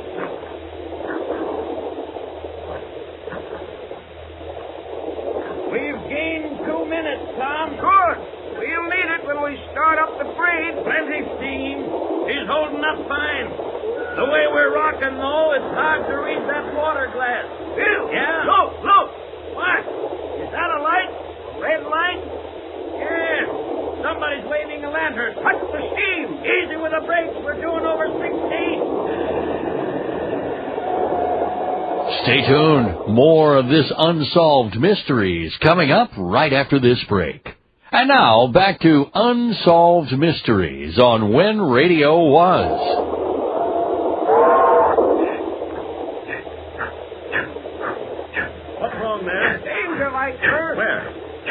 Yes, I'll go ahead. Plunging through the rain and mud, John Stewart stepped out along the roadbed. Ahead, he sees dimly in the light of the engine headlights a vague, shadowy figure holding a glowing red lantern. Ahoy there! What's wrong? The silent figure gives no answer, but motions with the lantern to the yawning chasm where had been a bridge. John Stewart stares horror-stricken at the foaming, tumbling waters of the raging torrent in the gorge below. We might have plunged in there. We would have if it hadn't been for you. You will tell them? Tell them? The company will mark it on my credit. Say that the company will mark it up for me. I don't quite understand you. You're one of the company men? Yes, that's right.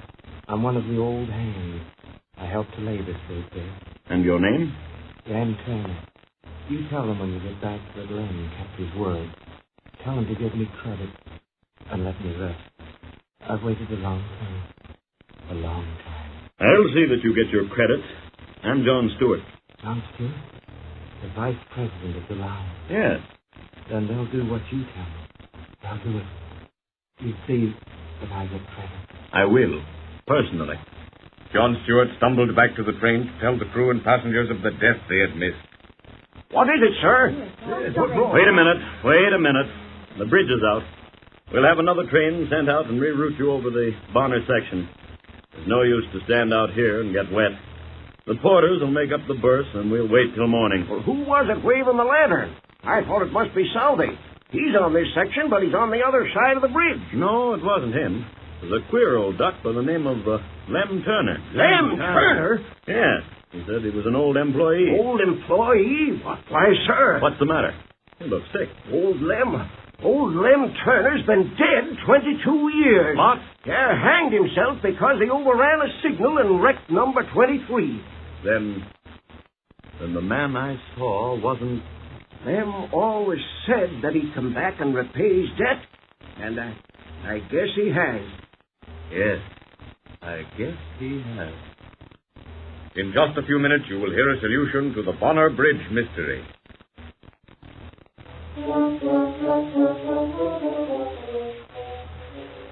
Ladies and gentlemen, inasmuch as any solution must of necessity be supposition, liberties of time, place, and character have been taken in the solution for which you have been waiting. Again, we're aboard the crack train in the observation car where John Stewart continues his story.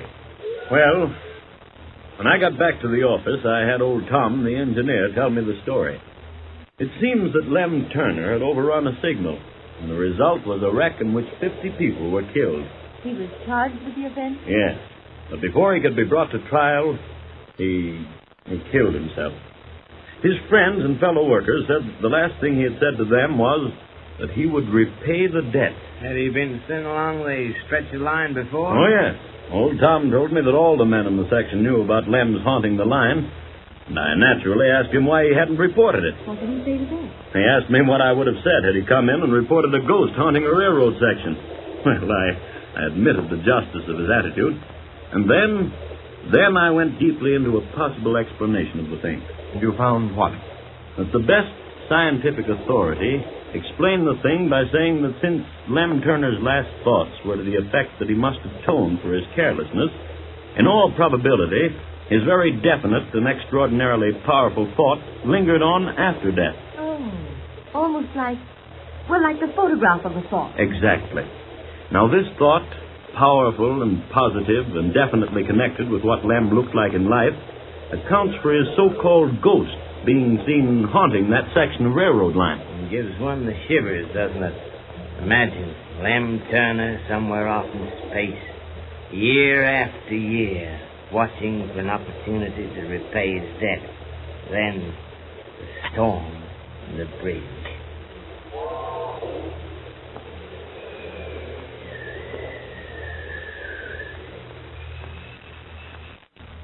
I must go down by the old track. Can't tell what might happen on a night like this.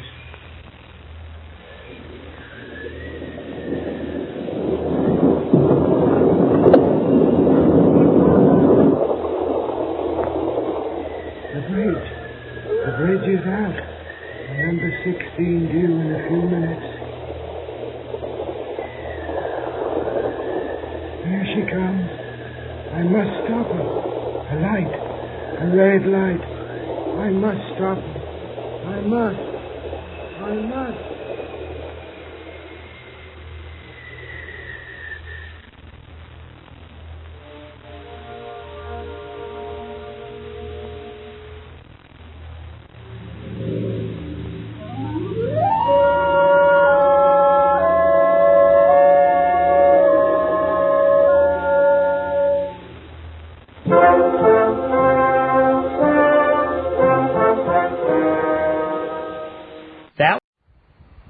Yes, Roma wines taste better because only Roma selects from the world's greatest wine reserves for your pleasure. And now, Roma Wines, R-O-M-A. Roma Wines present Suspense. Tonight, Roma Wines bring you Miss Virginia Bruce in Night Comes Riding, a suspense play produced, edited, and directed for Roma Wines by William Spear. Suspense, radio's outstanding theater of thrills, is presented for your enjoyment by Roma Wines. That's R-O-M-A, Roma Wines. Those better-tasting California wines enjoyed by more Americans than any other wines. For friendly entertaining, for delightful dining. Yes, right now a glassful would be very pleasant, as Roma Wines bring you Virginia Bruce in a remarkable tale of suspense.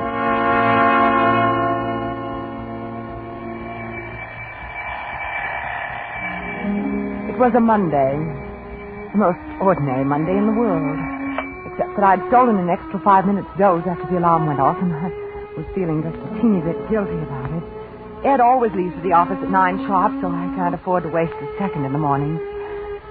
Well, by the time I had the furnace going, the table laid in the breakfast nook, and the coffee and toast started, it was 7:30.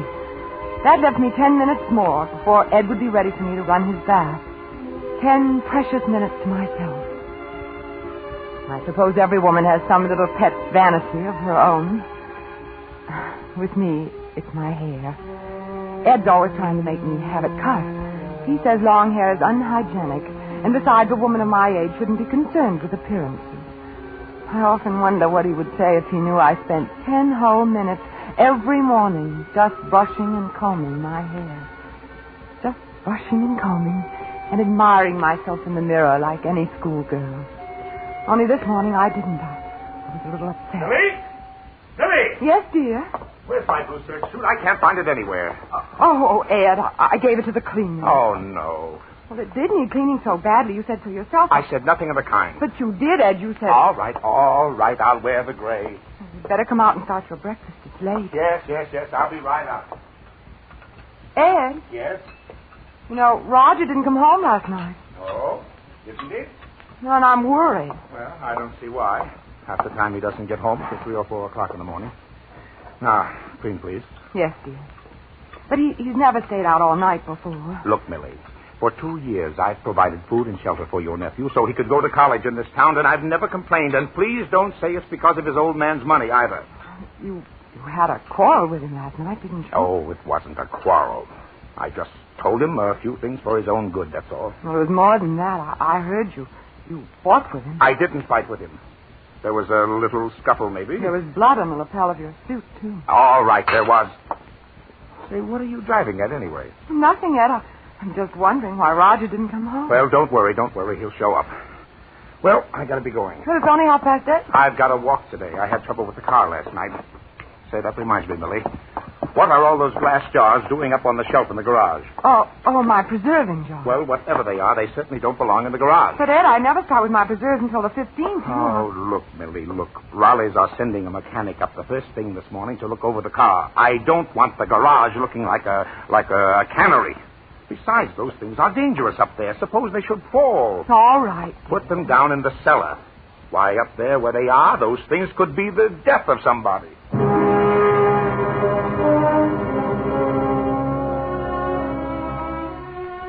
By the time I'd washed up the breakfast things and fed Bobby's my pet canary, it was 10 o'clock.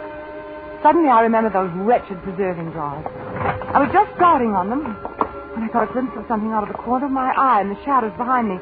I spun around, my heart pounding away 10 to the dozen, and then I saw it. A hand hanging out of the open window of the car. A very still, white hand. Roger's hand. It was cold when I touched it. Roger was dead.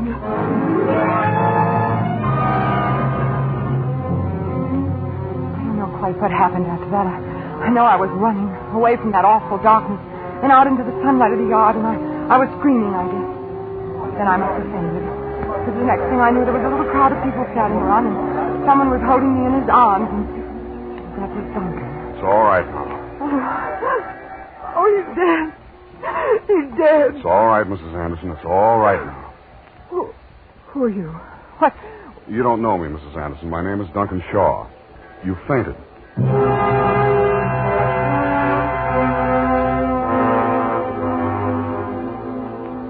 next few weeks were like a nightmare. The local police and then the state authorities, too. Questioning, looking, snooping. They knew he'd died of carbon monoxide poisoning, but there were some wounds, too, on his head. And they couldn't explain them. All this and what happened to poor Roger and Ed being so nervous and irritable. Finally, there was an inquest. I didn't even go to it, but it was all in the papers the next day. You're not eating your breakfast, Ed? I don't feel hungry. Oh, all right. Ed? Yes? What does an open verdict mean? Open verdict? Yes. That's what the coroner's jury said about Roger, wasn't it? Yes, that's right. Well, what does it mean? Well, it just means that they don't know. They don't know how it happened. You mean whether it was an accident or something else? Yes. I don't think it was an accident. Do you, Ed? I don't know. I don't know what it was. Who do you think did it? What do you mean by that? Just what I said. Who do you think did it? I don't know. What do you mean? It probably was an accident. Maybe it was suicide. How do I know? Somebody hit him, Ed. All right, maybe somebody did. I don't know, and I don't care. You don't what? I said I don't know. I don't know anything about it.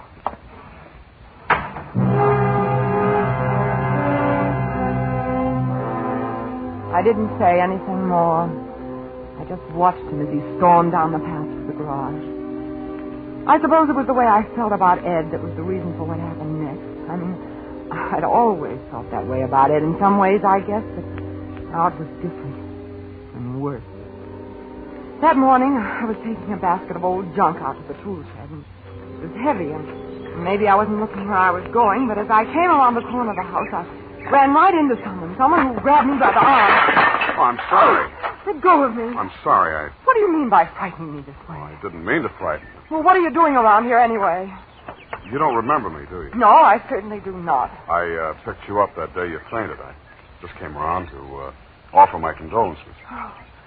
Oh, well, thank you. Here, let me help you with that. Oh, no, please don't fall off the horse. Oh, bother. Got nothing better to do. See, I'm a member of that growing army known as the unemployed. Oh, I see. Where do you want the stuff put? Please, I wish you wouldn't. Oh. Very well, I'll be going then. I hope you'll forgive the intrusion. Oh, your foot. Well, what about it? Well, when I dropped the basket, I hadn't realized it. No, dear lady. I'm afraid this wound goes back a little farther than that. Oh, I am sorry. Please forgive me. Oh, it's all right. But really, I feel terrible. A veteran and no job. And here I've been... There must be something I can do to make up for it. Oh, don't feel that way. Perhaps, believe me, this isn't charity. Perhaps you let me make you some breakfast. Breakfast? Well, Well, then, that's settled. Come along. You must be a stranger in these parts. you might call me that. What in the world ever brought you to a little out-of-the-way place like Richmond? Oh, this and that. Anything more you'd like to know? No. You mustn't think that I... Well, here we are. Just sit down and make yourself comfortable, and I'll have something ready in a jiffy. I've been rude. I'm sorry. You're terribly nice this time. Oh, not at all. Tea or coffee, Mr... You know, I've forgotten your name. Shaw. Duncan Shaw. And, tea. You know, Mr. Shaw, I've been thinking, and No, I won't be offended.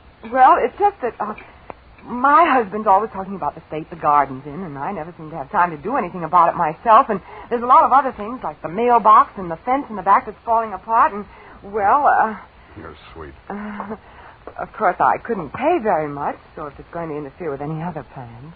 No. I don't think it would interfere with any other plans. I don't think it would interfere at all.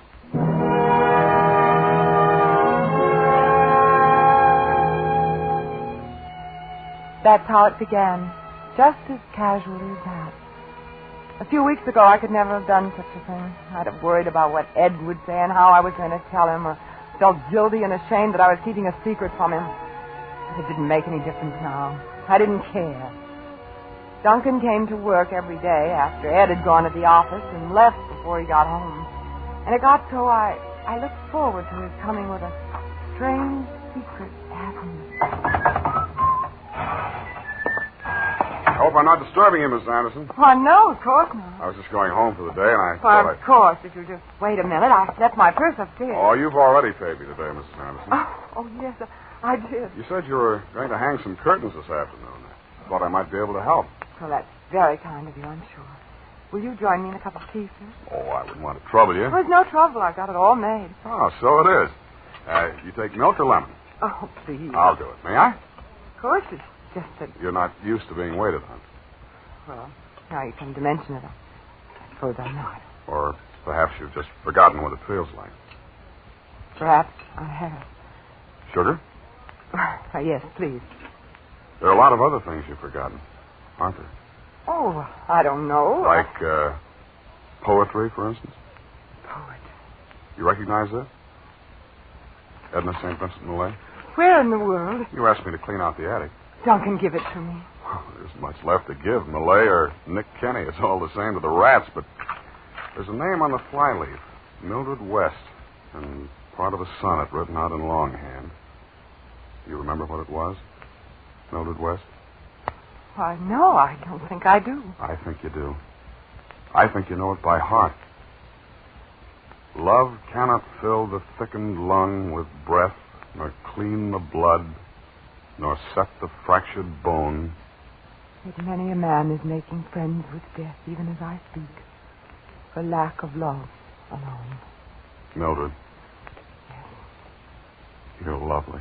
Please. Your hair. It's like the Princess Griselda that I used to read about when I was a little boy. I used to pretend I was her knight in shining armor, and one day I would come riding up and rescue her from the dark tower.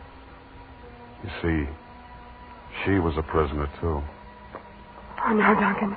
No. And all this time, you've been like her, waiting to be rescued, waiting to escape. Haven't you, Mildred? Haven't you? Oh, yes, Duncan. Yes.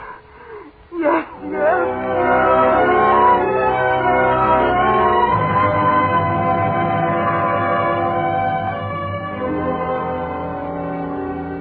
Oh, Duncan, I'm afraid. Of what?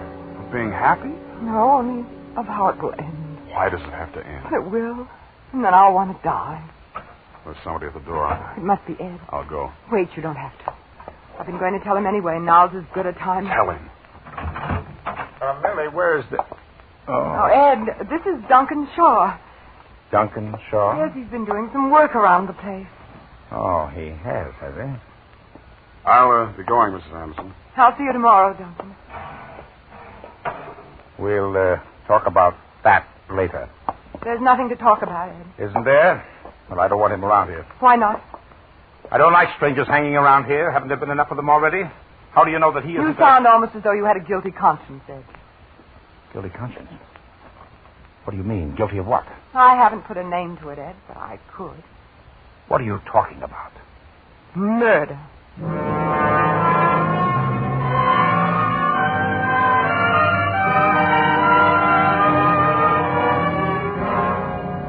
For Suspense, Roma Wines are bringing you Virginia Bruce in Night Comes Riding. Roma Wines' presentation tonight in radio's outstanding theater of thrills, Suspense.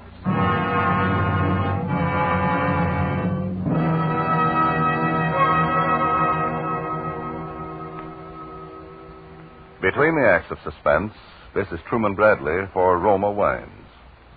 For entertaining friends, for everyday pleasure, more Americans select Roma than any other wine.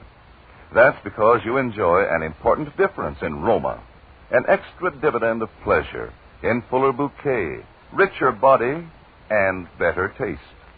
To bring you superior wines, better tasting wines, Roma selects from California's choicest grapes. Then, with ancient skill and wine-making resources unmatched in America, Roma master vintners guide this great treasure, unhurriedly, to tempting taste perfection. These choice wines are placed with mellow Roma wines of years before, and from these reserves, the world's greatest reserves of fine wines, Roma later selects for your pleasure. So why not enjoy a Roma California wine tomorrow? Whether your favorite is sherry or port, muscatel or tokay, you'll find any wine by Roma is better tasting wine. That's R-O-M-A, Roma wine. Your best buy in good taste.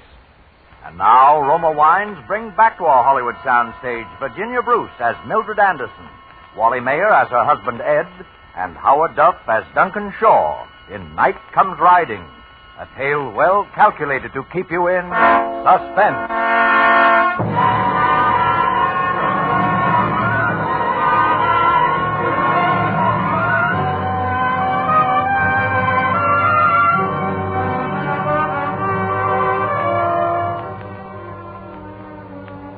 We never spoke of it after that.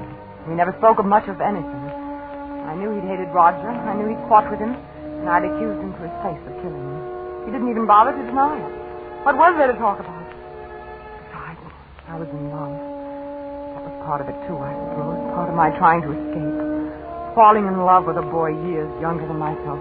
A stranger that I'd only known a few short weeks.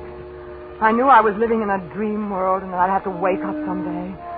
But I didn't care. Will you pass the milk, please, Millie? It's by your place. Oh, yes. Well, I see there was another robbery in town last night. Frank Davis's house. He was wounded, too. They took a shot at him. That's too bad. Well, you might show a little interest. That might have been our house, you know. That might have been me that stopped that bullet. Yes, I suppose it might. And you wouldn't care much either, would you? I didn't say that. Now, look, Millie. There's no use holding this thing against me forever. Holding what against you? Listen, I know you didn't tell them how I fought with Roger that night, and I'm grateful. When the police are looking for a suspect, you never can tell what they're liable to pounce on, but now... It's 8:30. You'd better get started. All right, Millie. If that's the way you want it. Well, I see your protégé's out there bright and early this morning. Is he? What's the catch, Millie? You're not paying him enough to amount to anything. Maybe he just likes working for an important man like you. Or maybe he's smitten with the lady of the house, hmm? That'd be a hot one, wouldn't it? Millie's boyfriend. Well, I gotta go. Morning, Mr. What? Morning.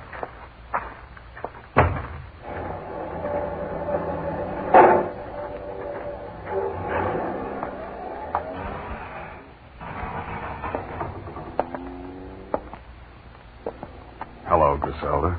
Hello, Duncan. You're beautiful. Had your breakfast? Your hair is beautiful. I'll fix you something. No, wait. Don't you want breakfast? Mildred, I want to talk to you. What? So serious? Yes, serious. What is it, Duncan? I've lied to you, Mildred. Lied to me? Yes. In the first place, I'm not a veteran.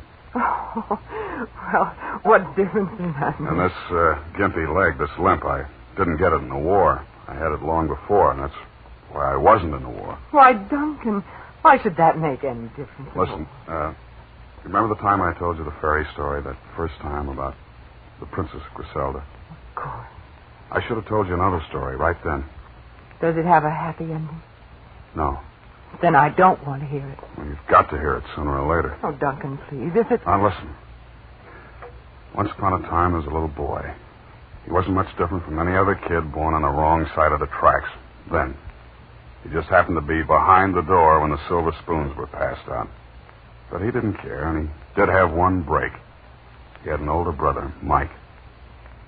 Mike was my whole world until he was killed. Oh, Duncan. We hadn't been doing anything wrong, just a gang of kids playing cops and robbers with an old warehouse for props, but to him we were fair game. Maybe we did run away and it was wrong, but we were just kids, scared kids, so we ran. That's when he started shooting. The first shot winged me in the leg. The next one caught Mike in the shoulder and knocked him down. Who started shooting, Duncan? Your husband. Mike fell forward on his knees. I can still see him, just a kid on his knees in the dirt. And then the next shot was a bullseye. It hit him right in the middle of the back. I wanted to kill him then, but I knew I didn't have a chance. He was a big slob with a gun in his hand protecting the community, and I was just a kid, but I swore then that someday You'd kill him. Yes. And that's why you came back. Yes. And that's why you came to me and... No, Mildred. That was something I hadn't planned on. You see, I fell in love with you. That sort of makes a difference. Killed Roger, too. I know it now. That's another reason. I couldn't say anything before, but... But murder? What's the difference, what you call it? No difference. And after a while, we could go away. No one would ever know. We could really be together, really be free. Oh, free? But we'd have to plan it that way. Something simple, accidental. Duncan? Oh, I know. It's horrible to even talk about it, but... No, Duncan, it can be simple. You mean you... Listen, he told me himself this morning. He was reading about the robbery last night. He said it could have been our house. He said it could have been him. Sure. Shot while protecting his home. An accident, one of those things. Does he still have a gun? No. We better do it soon. Yes. Tonight. Tonight? Why not? I'll leave the kitchen door unlocked. All right. What time? He's always asleep by 12. Duncan, Yes. you're not afraid, are you? Because I'm not. Not anymore. Afraid? No. Just glad. Because at last I'm going to kill him.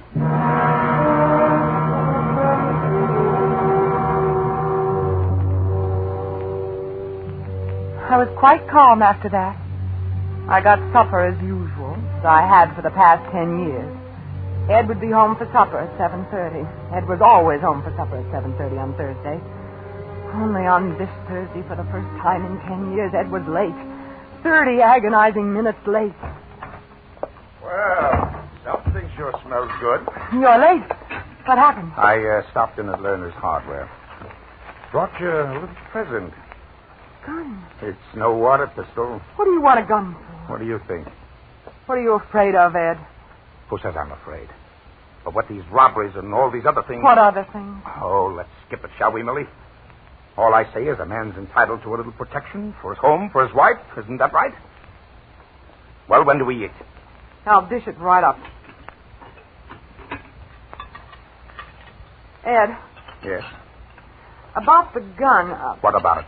Well, where do you want to keep it? I mean, I'll put it away for you somewhere where you'll always... Oh, no. No. From now on, this gun's my right arm. Anybody starts prowling around this place is in for the shock of his life.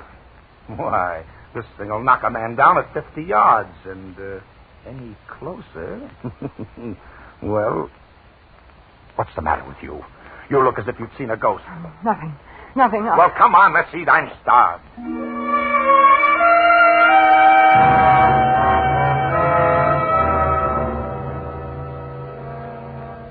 He kept it right next to his safe all through dinner. Finally, after about an hour of listening to the radio, he got up to go to bed, and he took that gun with him. I followed, as I always did, to turn his bed down for him. And as I came into the room, I saw him putting it under his pillow. After that, it seemed hours and hours lying in the dark, watching the luminous hands of the little bedside phone creep on to 11, 15, waiting until I was sure he was asleep. Slowly, ever so slowly, I slipped my hand under his pillow, reaching for the gun. What's the matter? What's the matter? I think I forgot to lock the kitchen door. Oh, go to sleep, Millie. I locked it myself.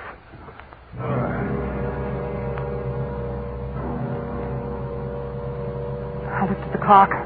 Nearly 11:15. There was no time for anything else now.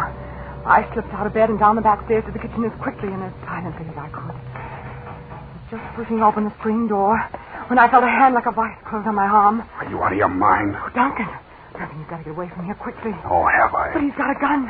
He got it this afternoon. He's got it with him now. So that's it. I never thought you'd go through with it. Duncan, listen to me, please. He'll kill you. Listen to me. I'm doing the killing tonight. I don't think you can save him at the last minute. Nobody can. What do you think I made love to you for all these weeks? What? Do you think it was fun playing Iceman to a bumpy housewife? Oh, Duncan. You might as well know it. You might as well know all of it. It was me that killed your nephew, too. I thought it was your husband. Now, get out of my way before I kill you, too. Duncan, listen to me. I don't care. I don't care what's happened. But if you go up there, he'll kill you. And I don't want you to die. Maybe I still love you. Maybe I'm crazy, but I don't want you to die. Please. Let go of me. Duncan!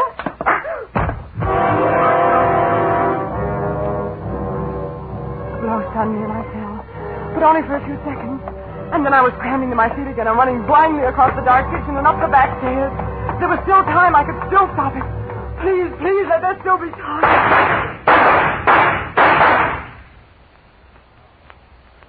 Suddenly it was quiet. Deathly quiet. And the light blazed out in my eyes and what seemed a million miles away. Millie! I heard someone calling my name. Millie, I got him. The brick, I got him. It's all right, Millie. He's dead. Yeah, dead in the mackerel. Look. Well, what do you know? It's your boyfriend, Millie. Your boyfriend, Duncan Shaw.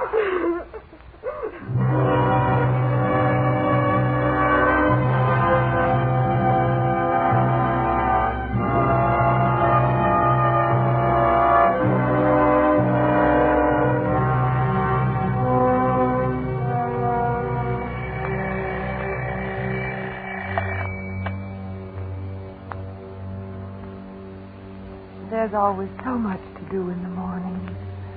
The furnace and Ed's breakfast and his bath. I can't afford to waste a second. Somehow I just don't have time anymore to brush my hair. It's too bad. Because I've always had lovely hair. Once someone said I had hair like a princess.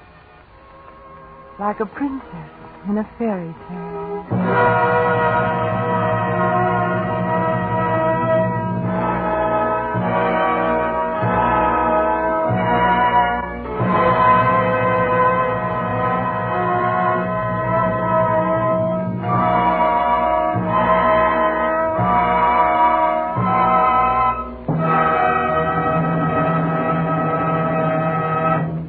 Suspense, presented by Roma Wines. R-O-M-A, Roma, America's favorite wines. Our star of the evening, Virginia Bruce, will be back with us in just a moment. This is Truman Bradley inviting our new Suspense listeners to discover what our regular listeners already know, that there's an important difference in Roma wines, a difference you enjoy in fuller bouquet, richer body, and better taste. Yes, Roma wines taste better because Roma selects better tasting wines from the world's greatest wine reserves. That's why more Americans enjoy Roma than any other wine. For a tempting taste treat tomorrow, serve Roma California Sherry. Perfect first call for dinner, delicious for entertaining anytime. And now, Virginia Bruce. Thank you, Truman. I just want to tell our listeners how much I've enjoyed appearing on Suspense. And how much I think they'll enjoy next week's Suspense show, starring Angela Lansbury. Good night, everyone. Tonight's Suspense story was written by Pamela Wilcox. Next Thursday, same time, you will hear Miss Angela Lansbury as star of Suspense. Produced and directed by William Spear for the Roma Wine Company of Fresno, California.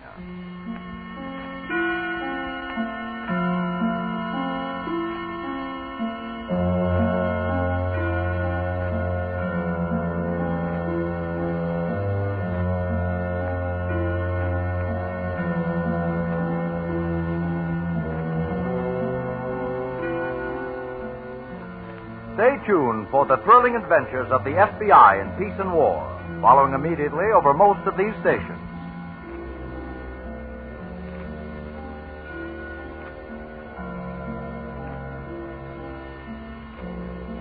In the coming weeks, Suspense will present such stars as Hume Cronin, June Havoc, and others. Make it a point to listen each Thursday to Suspense, radio's outstanding theater of thrills.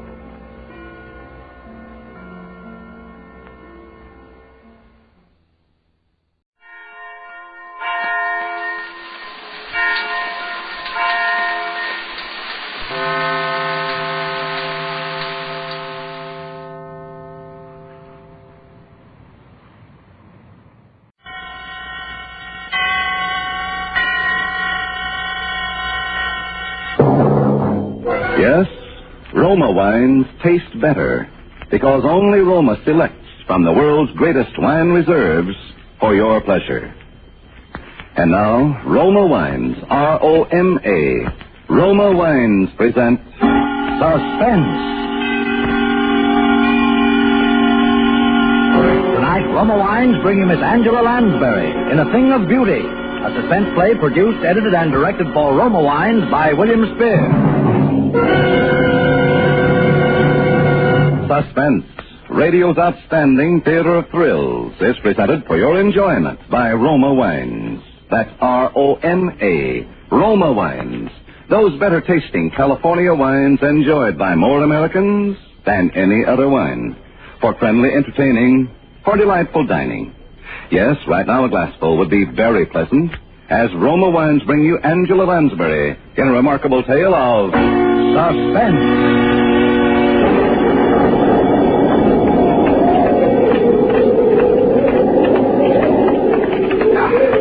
You will give me your arm? Yes, sir. Oh, thank you. I think we should just miss the storm if we hurry. It's a rather somber place, isn't it? Well, it gives her seclusion, and that's all she's ever asked for since she came here. That and what little spiritual comfort I've been able to give her. How long ago was that, sir? That she came here, I mean. Oh, 8 years. Let me see. Oh, no. 9. 9 years ago in May. But it was long before that she left the stage. Oh, she was nearly 10 years in an institution, a mental disorder. Though it's not her mind was ever sick or I'm mistaken. They do say she's a bit on the eccentric side, though. Oh, you'll be her spiritual advisor yourself soon enough when I've retired. And I want you to meet her without prejudice. One day I'll tell you what I know, which goodness knows is little enough, and what I have reason to believe, which is somewhat more. I seems we'll just about escape adventure. She lives completely alone? Oh, the one servant, that's all.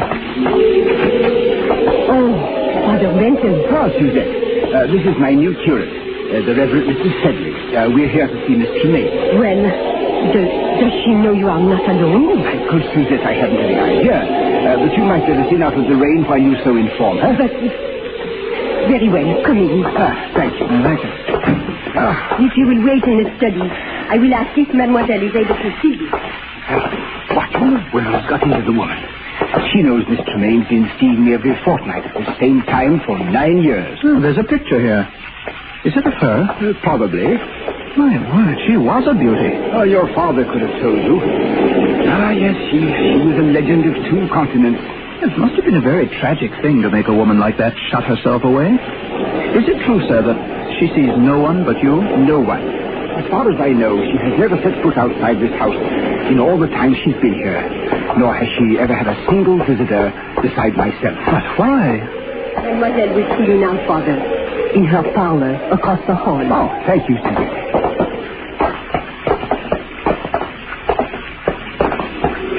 Father Benson. Ah, hello. Come in. Thank you. I do hope you don't mind my receiving you in the dark, but I have a mortal dread of light during the storm. Oh, not at all, my dear. You'll find 2 quite comfortable chairs just there by the window, I think. Oh, thank you.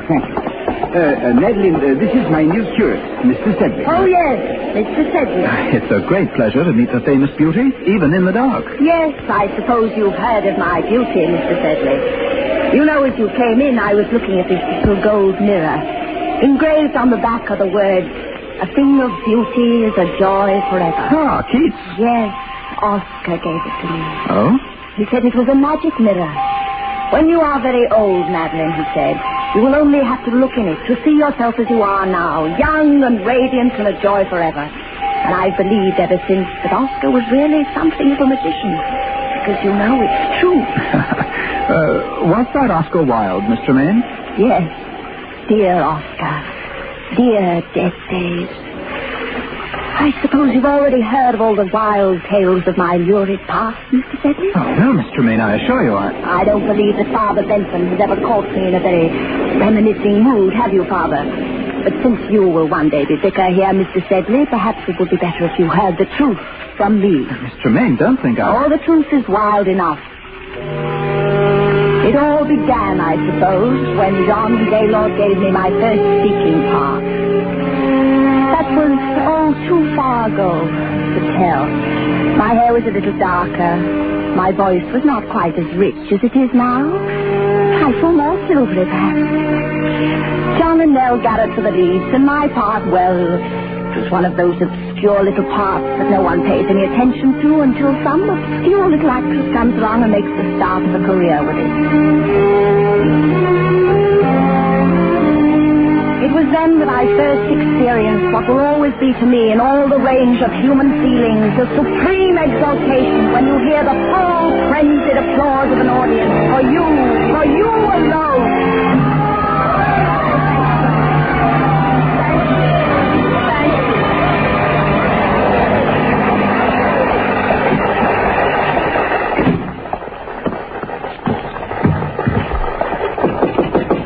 Yes? Madeline, may I see you? Oh, come in, John. You are marvelous, simply marvelous. Thank you, John. Such a little fool. I told you to play the part down, but it's getting worse and worse. Tonight she's absolutely furious. She's going to make trouble for you, Madeline. Trouble? What kind of trouble? Oh, you don't know Nellie Guy. But I know my audience, don't I? Oh, Madeline, you're so young and foolish and so beautiful. Why, thank you, John. So terribly beautiful. Oh, John, you're leading up to it again, aren't you? Oh, Madeline, this play isn't going to last forever. Even you can't keep it alive much longer. Heidi, why don't we make plans together now? We could have our own company. As the great John Gaylord and Mrs. Gaylord? Oh, no, of course not. Why, in a couple of years, you'll be as famous in your own right as Nell Garrett herself. But I don't want to wait a couple of years. Besides, John, I don't love you. Oh, do you love anyone? No, but when I marry, it will be an up-and-coming young member of Parliament like you. Who's all in for it now, Madeline? So there you are, my son. No, Miss Gadd. She's meant no harm. No harm indeed. She has merely ruined my entire last act curtain for 29 consecutive performances, hoisting her skirts clear above the ankle, opening the stalls like a music hall Gretchen. It's only because it's that kind of a... Oh, is it indeed? Well, as long as I play the lead in this company, I will not have my best speech in the whole play utterly ruined by rowdy applause for the gutter antics of a half-baked ingenue. Oh, now, please, you're making a fool of yourself. And while we're on the subject, Mr. Gaylord, there are a few points I should like to discuss with you. When you helped Miss Tremaine down from the swing in the second act, there's no need for you to keep your arm around her during the entire remainder of the scene. I'll admit that she appears ready to swoon at any moment. But one peach show performance is quite enough for an evening in Drury Lane. Well, really, Miss Garrett, if you can no longer hold either your audiences or your lovers... I'll kill you for that, Nell Garrett. If I die for it, I'll kill you.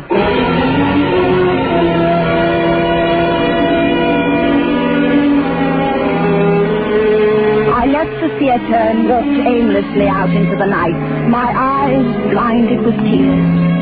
Young, yes.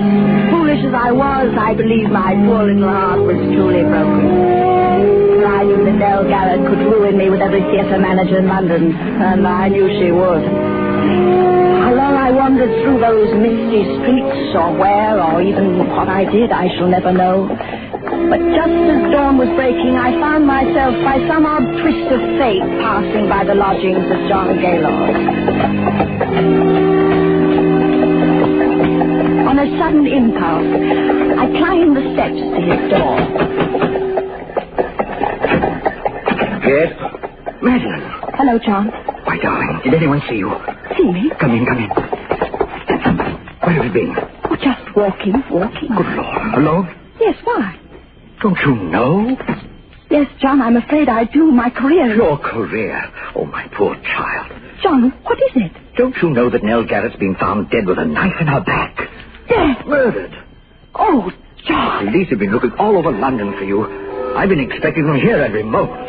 For me? Of course for you. But why? Madeline, last night you threatened to kill her in front of a dozen witnesses.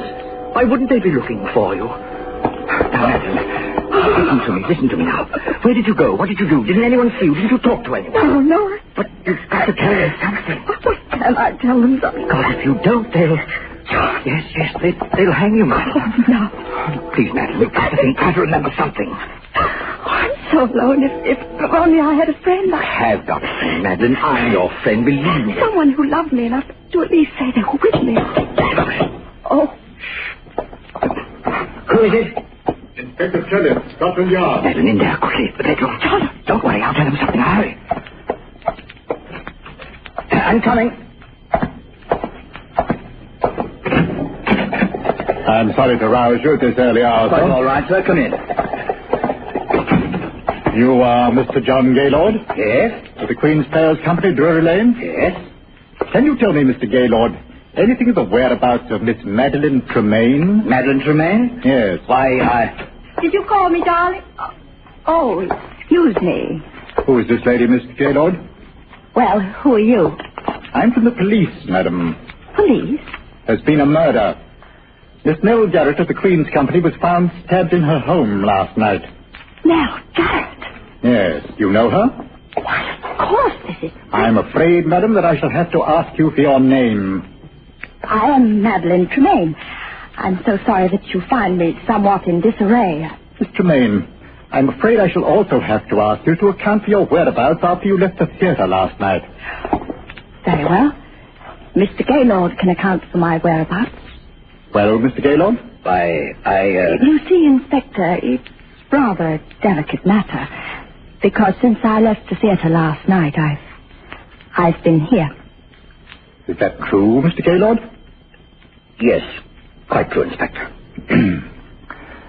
I see. Is that satisfactory, Inspector? Yes. Well, I don't think I need trouble you any further. For the moment. I quite understand your position, Inspector. It's a terrible, terrible thing. Yes. Well, good day to you. Good day, sir. Oh, Madeline. Yes, John? Madeline, you shouldn't have done it. Why, they'll have the scandal all over every newspaper in the city. But a scandal is better than a hanging, isn't it? Oh, but there must have been some other way. Now they'll tear you to shreds. They won't have you in anything better than a music hall for the rest of your life. John, there won't be any scandal if... If what? John, it wasn't just my tiff with Nell Garrett that sent me wandering through the fog last night. I was thinking about something much more serious. What do you mean? I was thinking about what you said. What I had said? John, perhaps I don't really love you yet, but there's no one else. And you're the finest, kindest man I've ever known. Madeline. And now perhaps you saved my life. Oh, Madeline, I love you more than anything else in this world. But I wouldn't have you marry me for gratitude. I wouldn't marry any man for gratitude.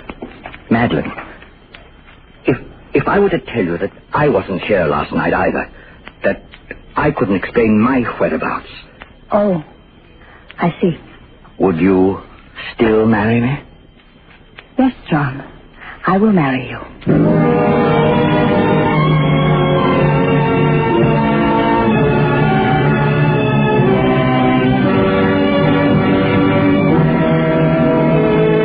Suspense, Roma Wines are bringing you Angela Lansbury in A Thing of Beauty. Roma Wines' presentation tonight in radio's outstanding theater of thrills, Suspense.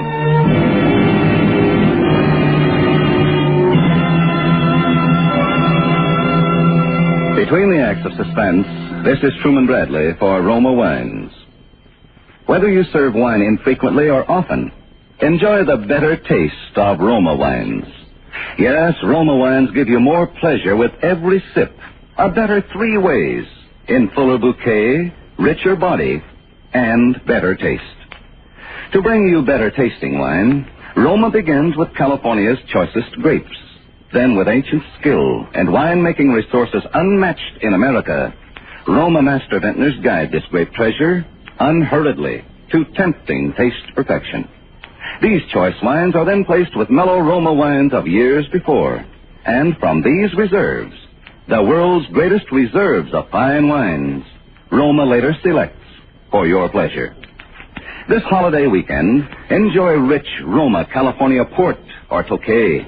Serve after dinner or in a tall glass with ice and soda as a refreshing warm weather cooler.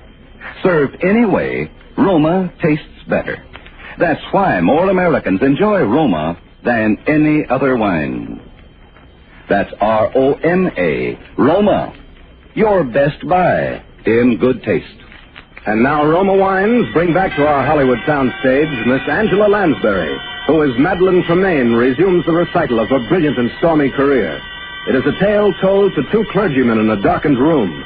A tale well calculated to keep them and you in suspense.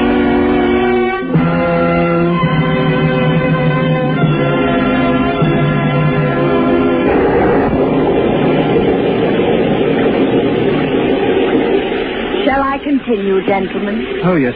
Please do, Miss Tremaine. It's most absorbing. Indeed it is. Really?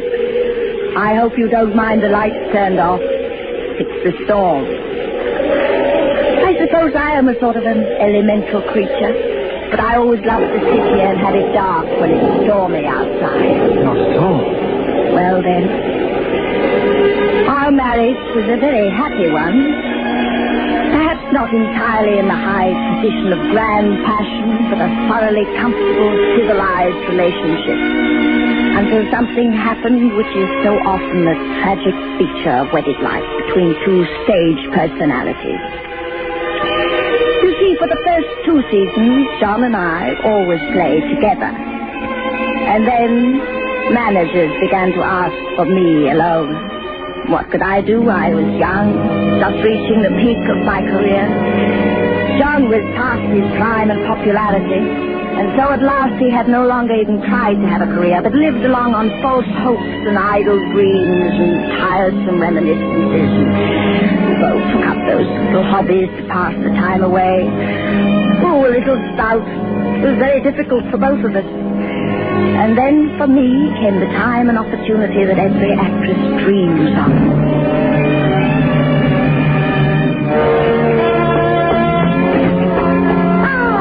Hello, Suspense. I've got the most wonderful news. The most wonderful, wonderful news. That's you, Madeline?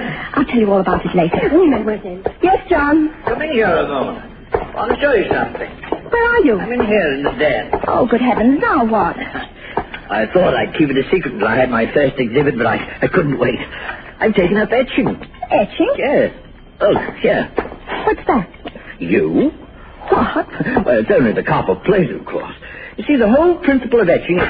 Madeline, What's the matter? You almost knocked over that vat of nitric acid. One drop of that on your beautiful white skin would burn a hole right through. Well, if you want to have that sort of thing around, darling. Well, of course, that's the whole thing. You see, the sketch simply scrapes the wax off the copper plate. Then you drop it in the acid. Well, that's very interesting, darling, but... Oh, yes. Well, tell me, what happened in town? Anything? Anything. Everything. Plans, eh? Anyone ask for me? Oh, yes, everyone asked for you, John. I told them you were well. No, I mean, well, I thought there might be a couple of decent plays for a change. I might consider something. Yes. John, darling, how are you on Romeo? Romeo? Yes. You see, Maxwell has finally asked me to do a Shakespeare repertory. And high time, by the way. I'm starting in Romeo and Juliet, and I need... Then why didn't you tell me Romeo? We'll be a sensation. It's just the very thing I need. I know. I can do it all right. It'd take off a little weight, brush up in the lines. I've done it before, you know. I know, John, Madeline. Oh, you're the dearest wife and the best friend a man ever had. You know, lately I've actually wondered sometimes if you might not think I wasn't... Oh, my darling. I know, John, but don't count too heavily on this. I'm not quite sure yet that things will work out. Work out? How else can they work out but perfectly? Very well.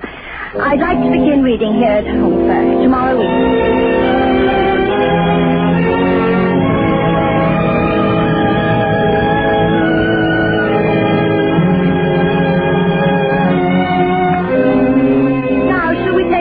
From yet I should kill thee with much cherishing. Of course. No. Yet I should kill thee with too much cherishing. Good night, good night. Parting is such sweet sorrow that I shall say good night till it be morrow. Sleep dwell upon thine eyes, peace in thy breast. Would I were sleep and peace, so sweet to rest. Yes, but you see, on those last, you should really already be moving off the stage. You don't want to make too much of them. After all, the scene really ends when Juliet leaves the balcony. I know, but you can't just throw them away, Madeline, dear. Those are very famous lines. Yes, but, John, we mustn't think so much in terms of lines as of performance. Pardon, mademoiselle. Yes, Suspense. Monsieur Alexandre Duncan is here. Oh, yes, show him in. Oui, mademoiselle. Alan Duncan, what's that young ham coming around for? Well, John, I've been meaning to tell you. Hello, Madeline. Hello, Alex. Do you know my husband? Oh, why, yes, of course. How do you do, Mr. Tremaine? The name is Gaylord. Oh, yes. Of course, Mr. Gaylord. Well, I say, aren't I the luckiest fellow in the world? Are you? John? You'll be playing Romeo opposite Madeline Tremaine. Oh, Madeline, when I got your cable, I could hardly believe it. I jumped on the boat without even packing a bag. Is something wrong? John, I've been trying to tell you, but I didn't want to hurt your feelings. If I've interrupted something. No, it's all right, Alec. John, please don't make a scene. I had to have someone to rehearse with me until Alec got here, and I knew you wouldn't be the slightest help to me if you thought... Oh, John, why must you make an issue of it? I've always known you're a thoughtless, selfish woman. But I never would have believed that you could do anything quite so vile. How dare you speak to me that way? You didn't really think that a man with a 40-inch waistline and a double chin could ever play Romeo, did you? I say... Get out of here. Get out. Get out. Get out. I say... Oh, I have to go and apologize, I suppose.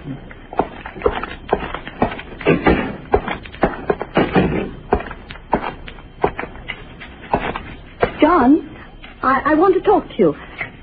John? Madeline, be careful of that acid. Acid? Oh, John, I'm terribly sorry for what I said. It was beastly of me. Oh, it's quite all right, Madeline. Oh, John, I knew you'd see it that way when you came to see it. Yes, because you see, I am going to play Romeo. Oh, really, John? Must we go through it all over again? Madeline, I've forgiven and forgotten a lot of things since we've been married. I pushed you out in front. I've given you the spotlight. And watched your regard for me become somewhat less than for your servant, or somewhat more than for your dog. John, now look here. But this, if only for my self-respect, I will not allow to dangle before my eyes the thing that I wanted most in all the world, except your beauty, that I gave it up for. The thing I've been wanting so much I didn't dare admit it to myself. And then to have you snatch it from me. No, Madeline, no. Waistlines and double chins can be concealed, but a mean spirit, never. This one thing you can do for me, and you will. John, really, you're You see, I've always known that you married me to save your career and to keep my mouth shut. But there's one thing you haven't known. Where I was the night Nell Garrett was murdered. Where were you? I was at Nell Garrett's home. Well, that explains quite a number of things, doesn't it, John? Madeline, where did you get that gun? I always thought someday I might need one. Don't come near me, John. Very well, John, I warned you. You monster! Terrible monster!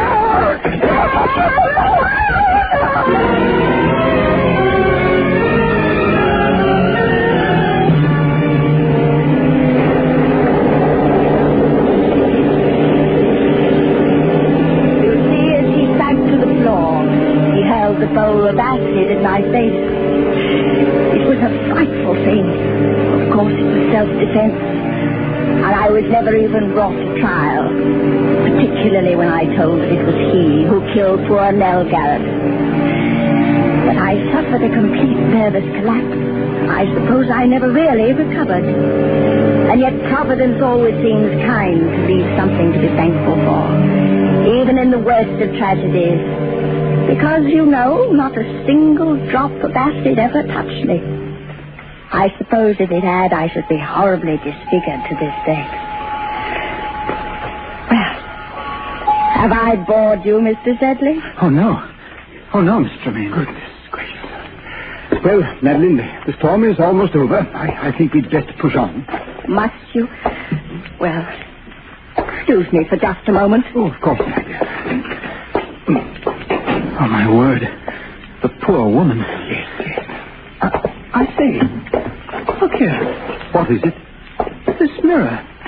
It's not a mirror at all. It has a picture pasted in it. The photograph that's in the study. Oh, poor Maggie. Father Benjamin, Mademoiselle would like to speak with you a moment before you go. Oh, yes, of course. Very well. I'll only be a moment, Sedley. This way, Father. Thank you. Ah, Father. Well, Madeline? You may turn the lights on, Suzette, as you go. Oui, Mademoiselle. So that is your young curate, Father Benson? Yes. Do you like him? He seems like a dear boy, but... But what, Madeline? I'm afraid I can't see him again. Madeline, why? Well, I don't want to hurt his feelings, but it would not be the same. You have been my only true friend in all these years.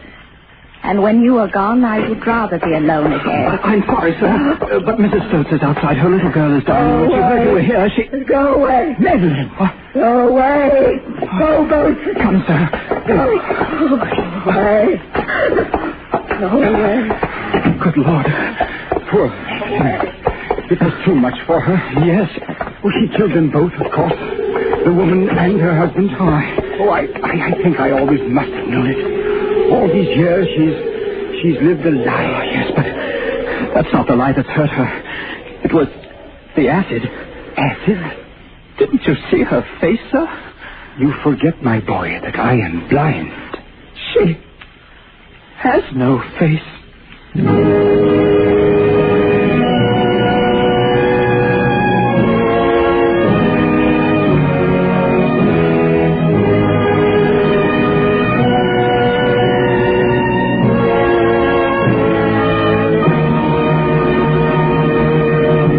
Suspense, presented by Roma Wines, R-O-M-A, Roma, America's favorite wines. Before we hear again from Angela Lansbury, star of tonight's suspense play, this is Truman Bradley reminding you that in Roma Wine, you enjoy an important difference, an extra dividend of pleasure in fuller bouquet, richer body, and better taste. Yes, Roma wines taste better because Roma selects better tasting wines from the world's greatest wine reserves. Discover for yourself why more Americans enjoy Roma than any other wine. This weekend, serve Roma California Burgundy or Sauterne with dinner. You'll agree that Roma is a premium wine in everything but price.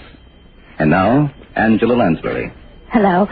I've had many a thrill myself listening to Suspense, and I hope we were able to send a few chills up and down your spines tonight. I'm sure next week's program will, when Roma Wines bring you Hume Cronin in Make Mad the Guilty. It's a real thriller, so don't miss it. Good night. Angela Lansbury appeared through arrangement with Metro-Goldwyn-Mayer, producers of High Barbary, starring Van Johnson and June Allison. Tonight's Suspense play was written by Robert Richards from an original story by Elizabeth Heaston Heisch. Next Thursday, same time, you will hear Mr. Hume Cronin as star of Suspense. Produced and directed by William Spear for the Roma Wine Company of Fresno, California.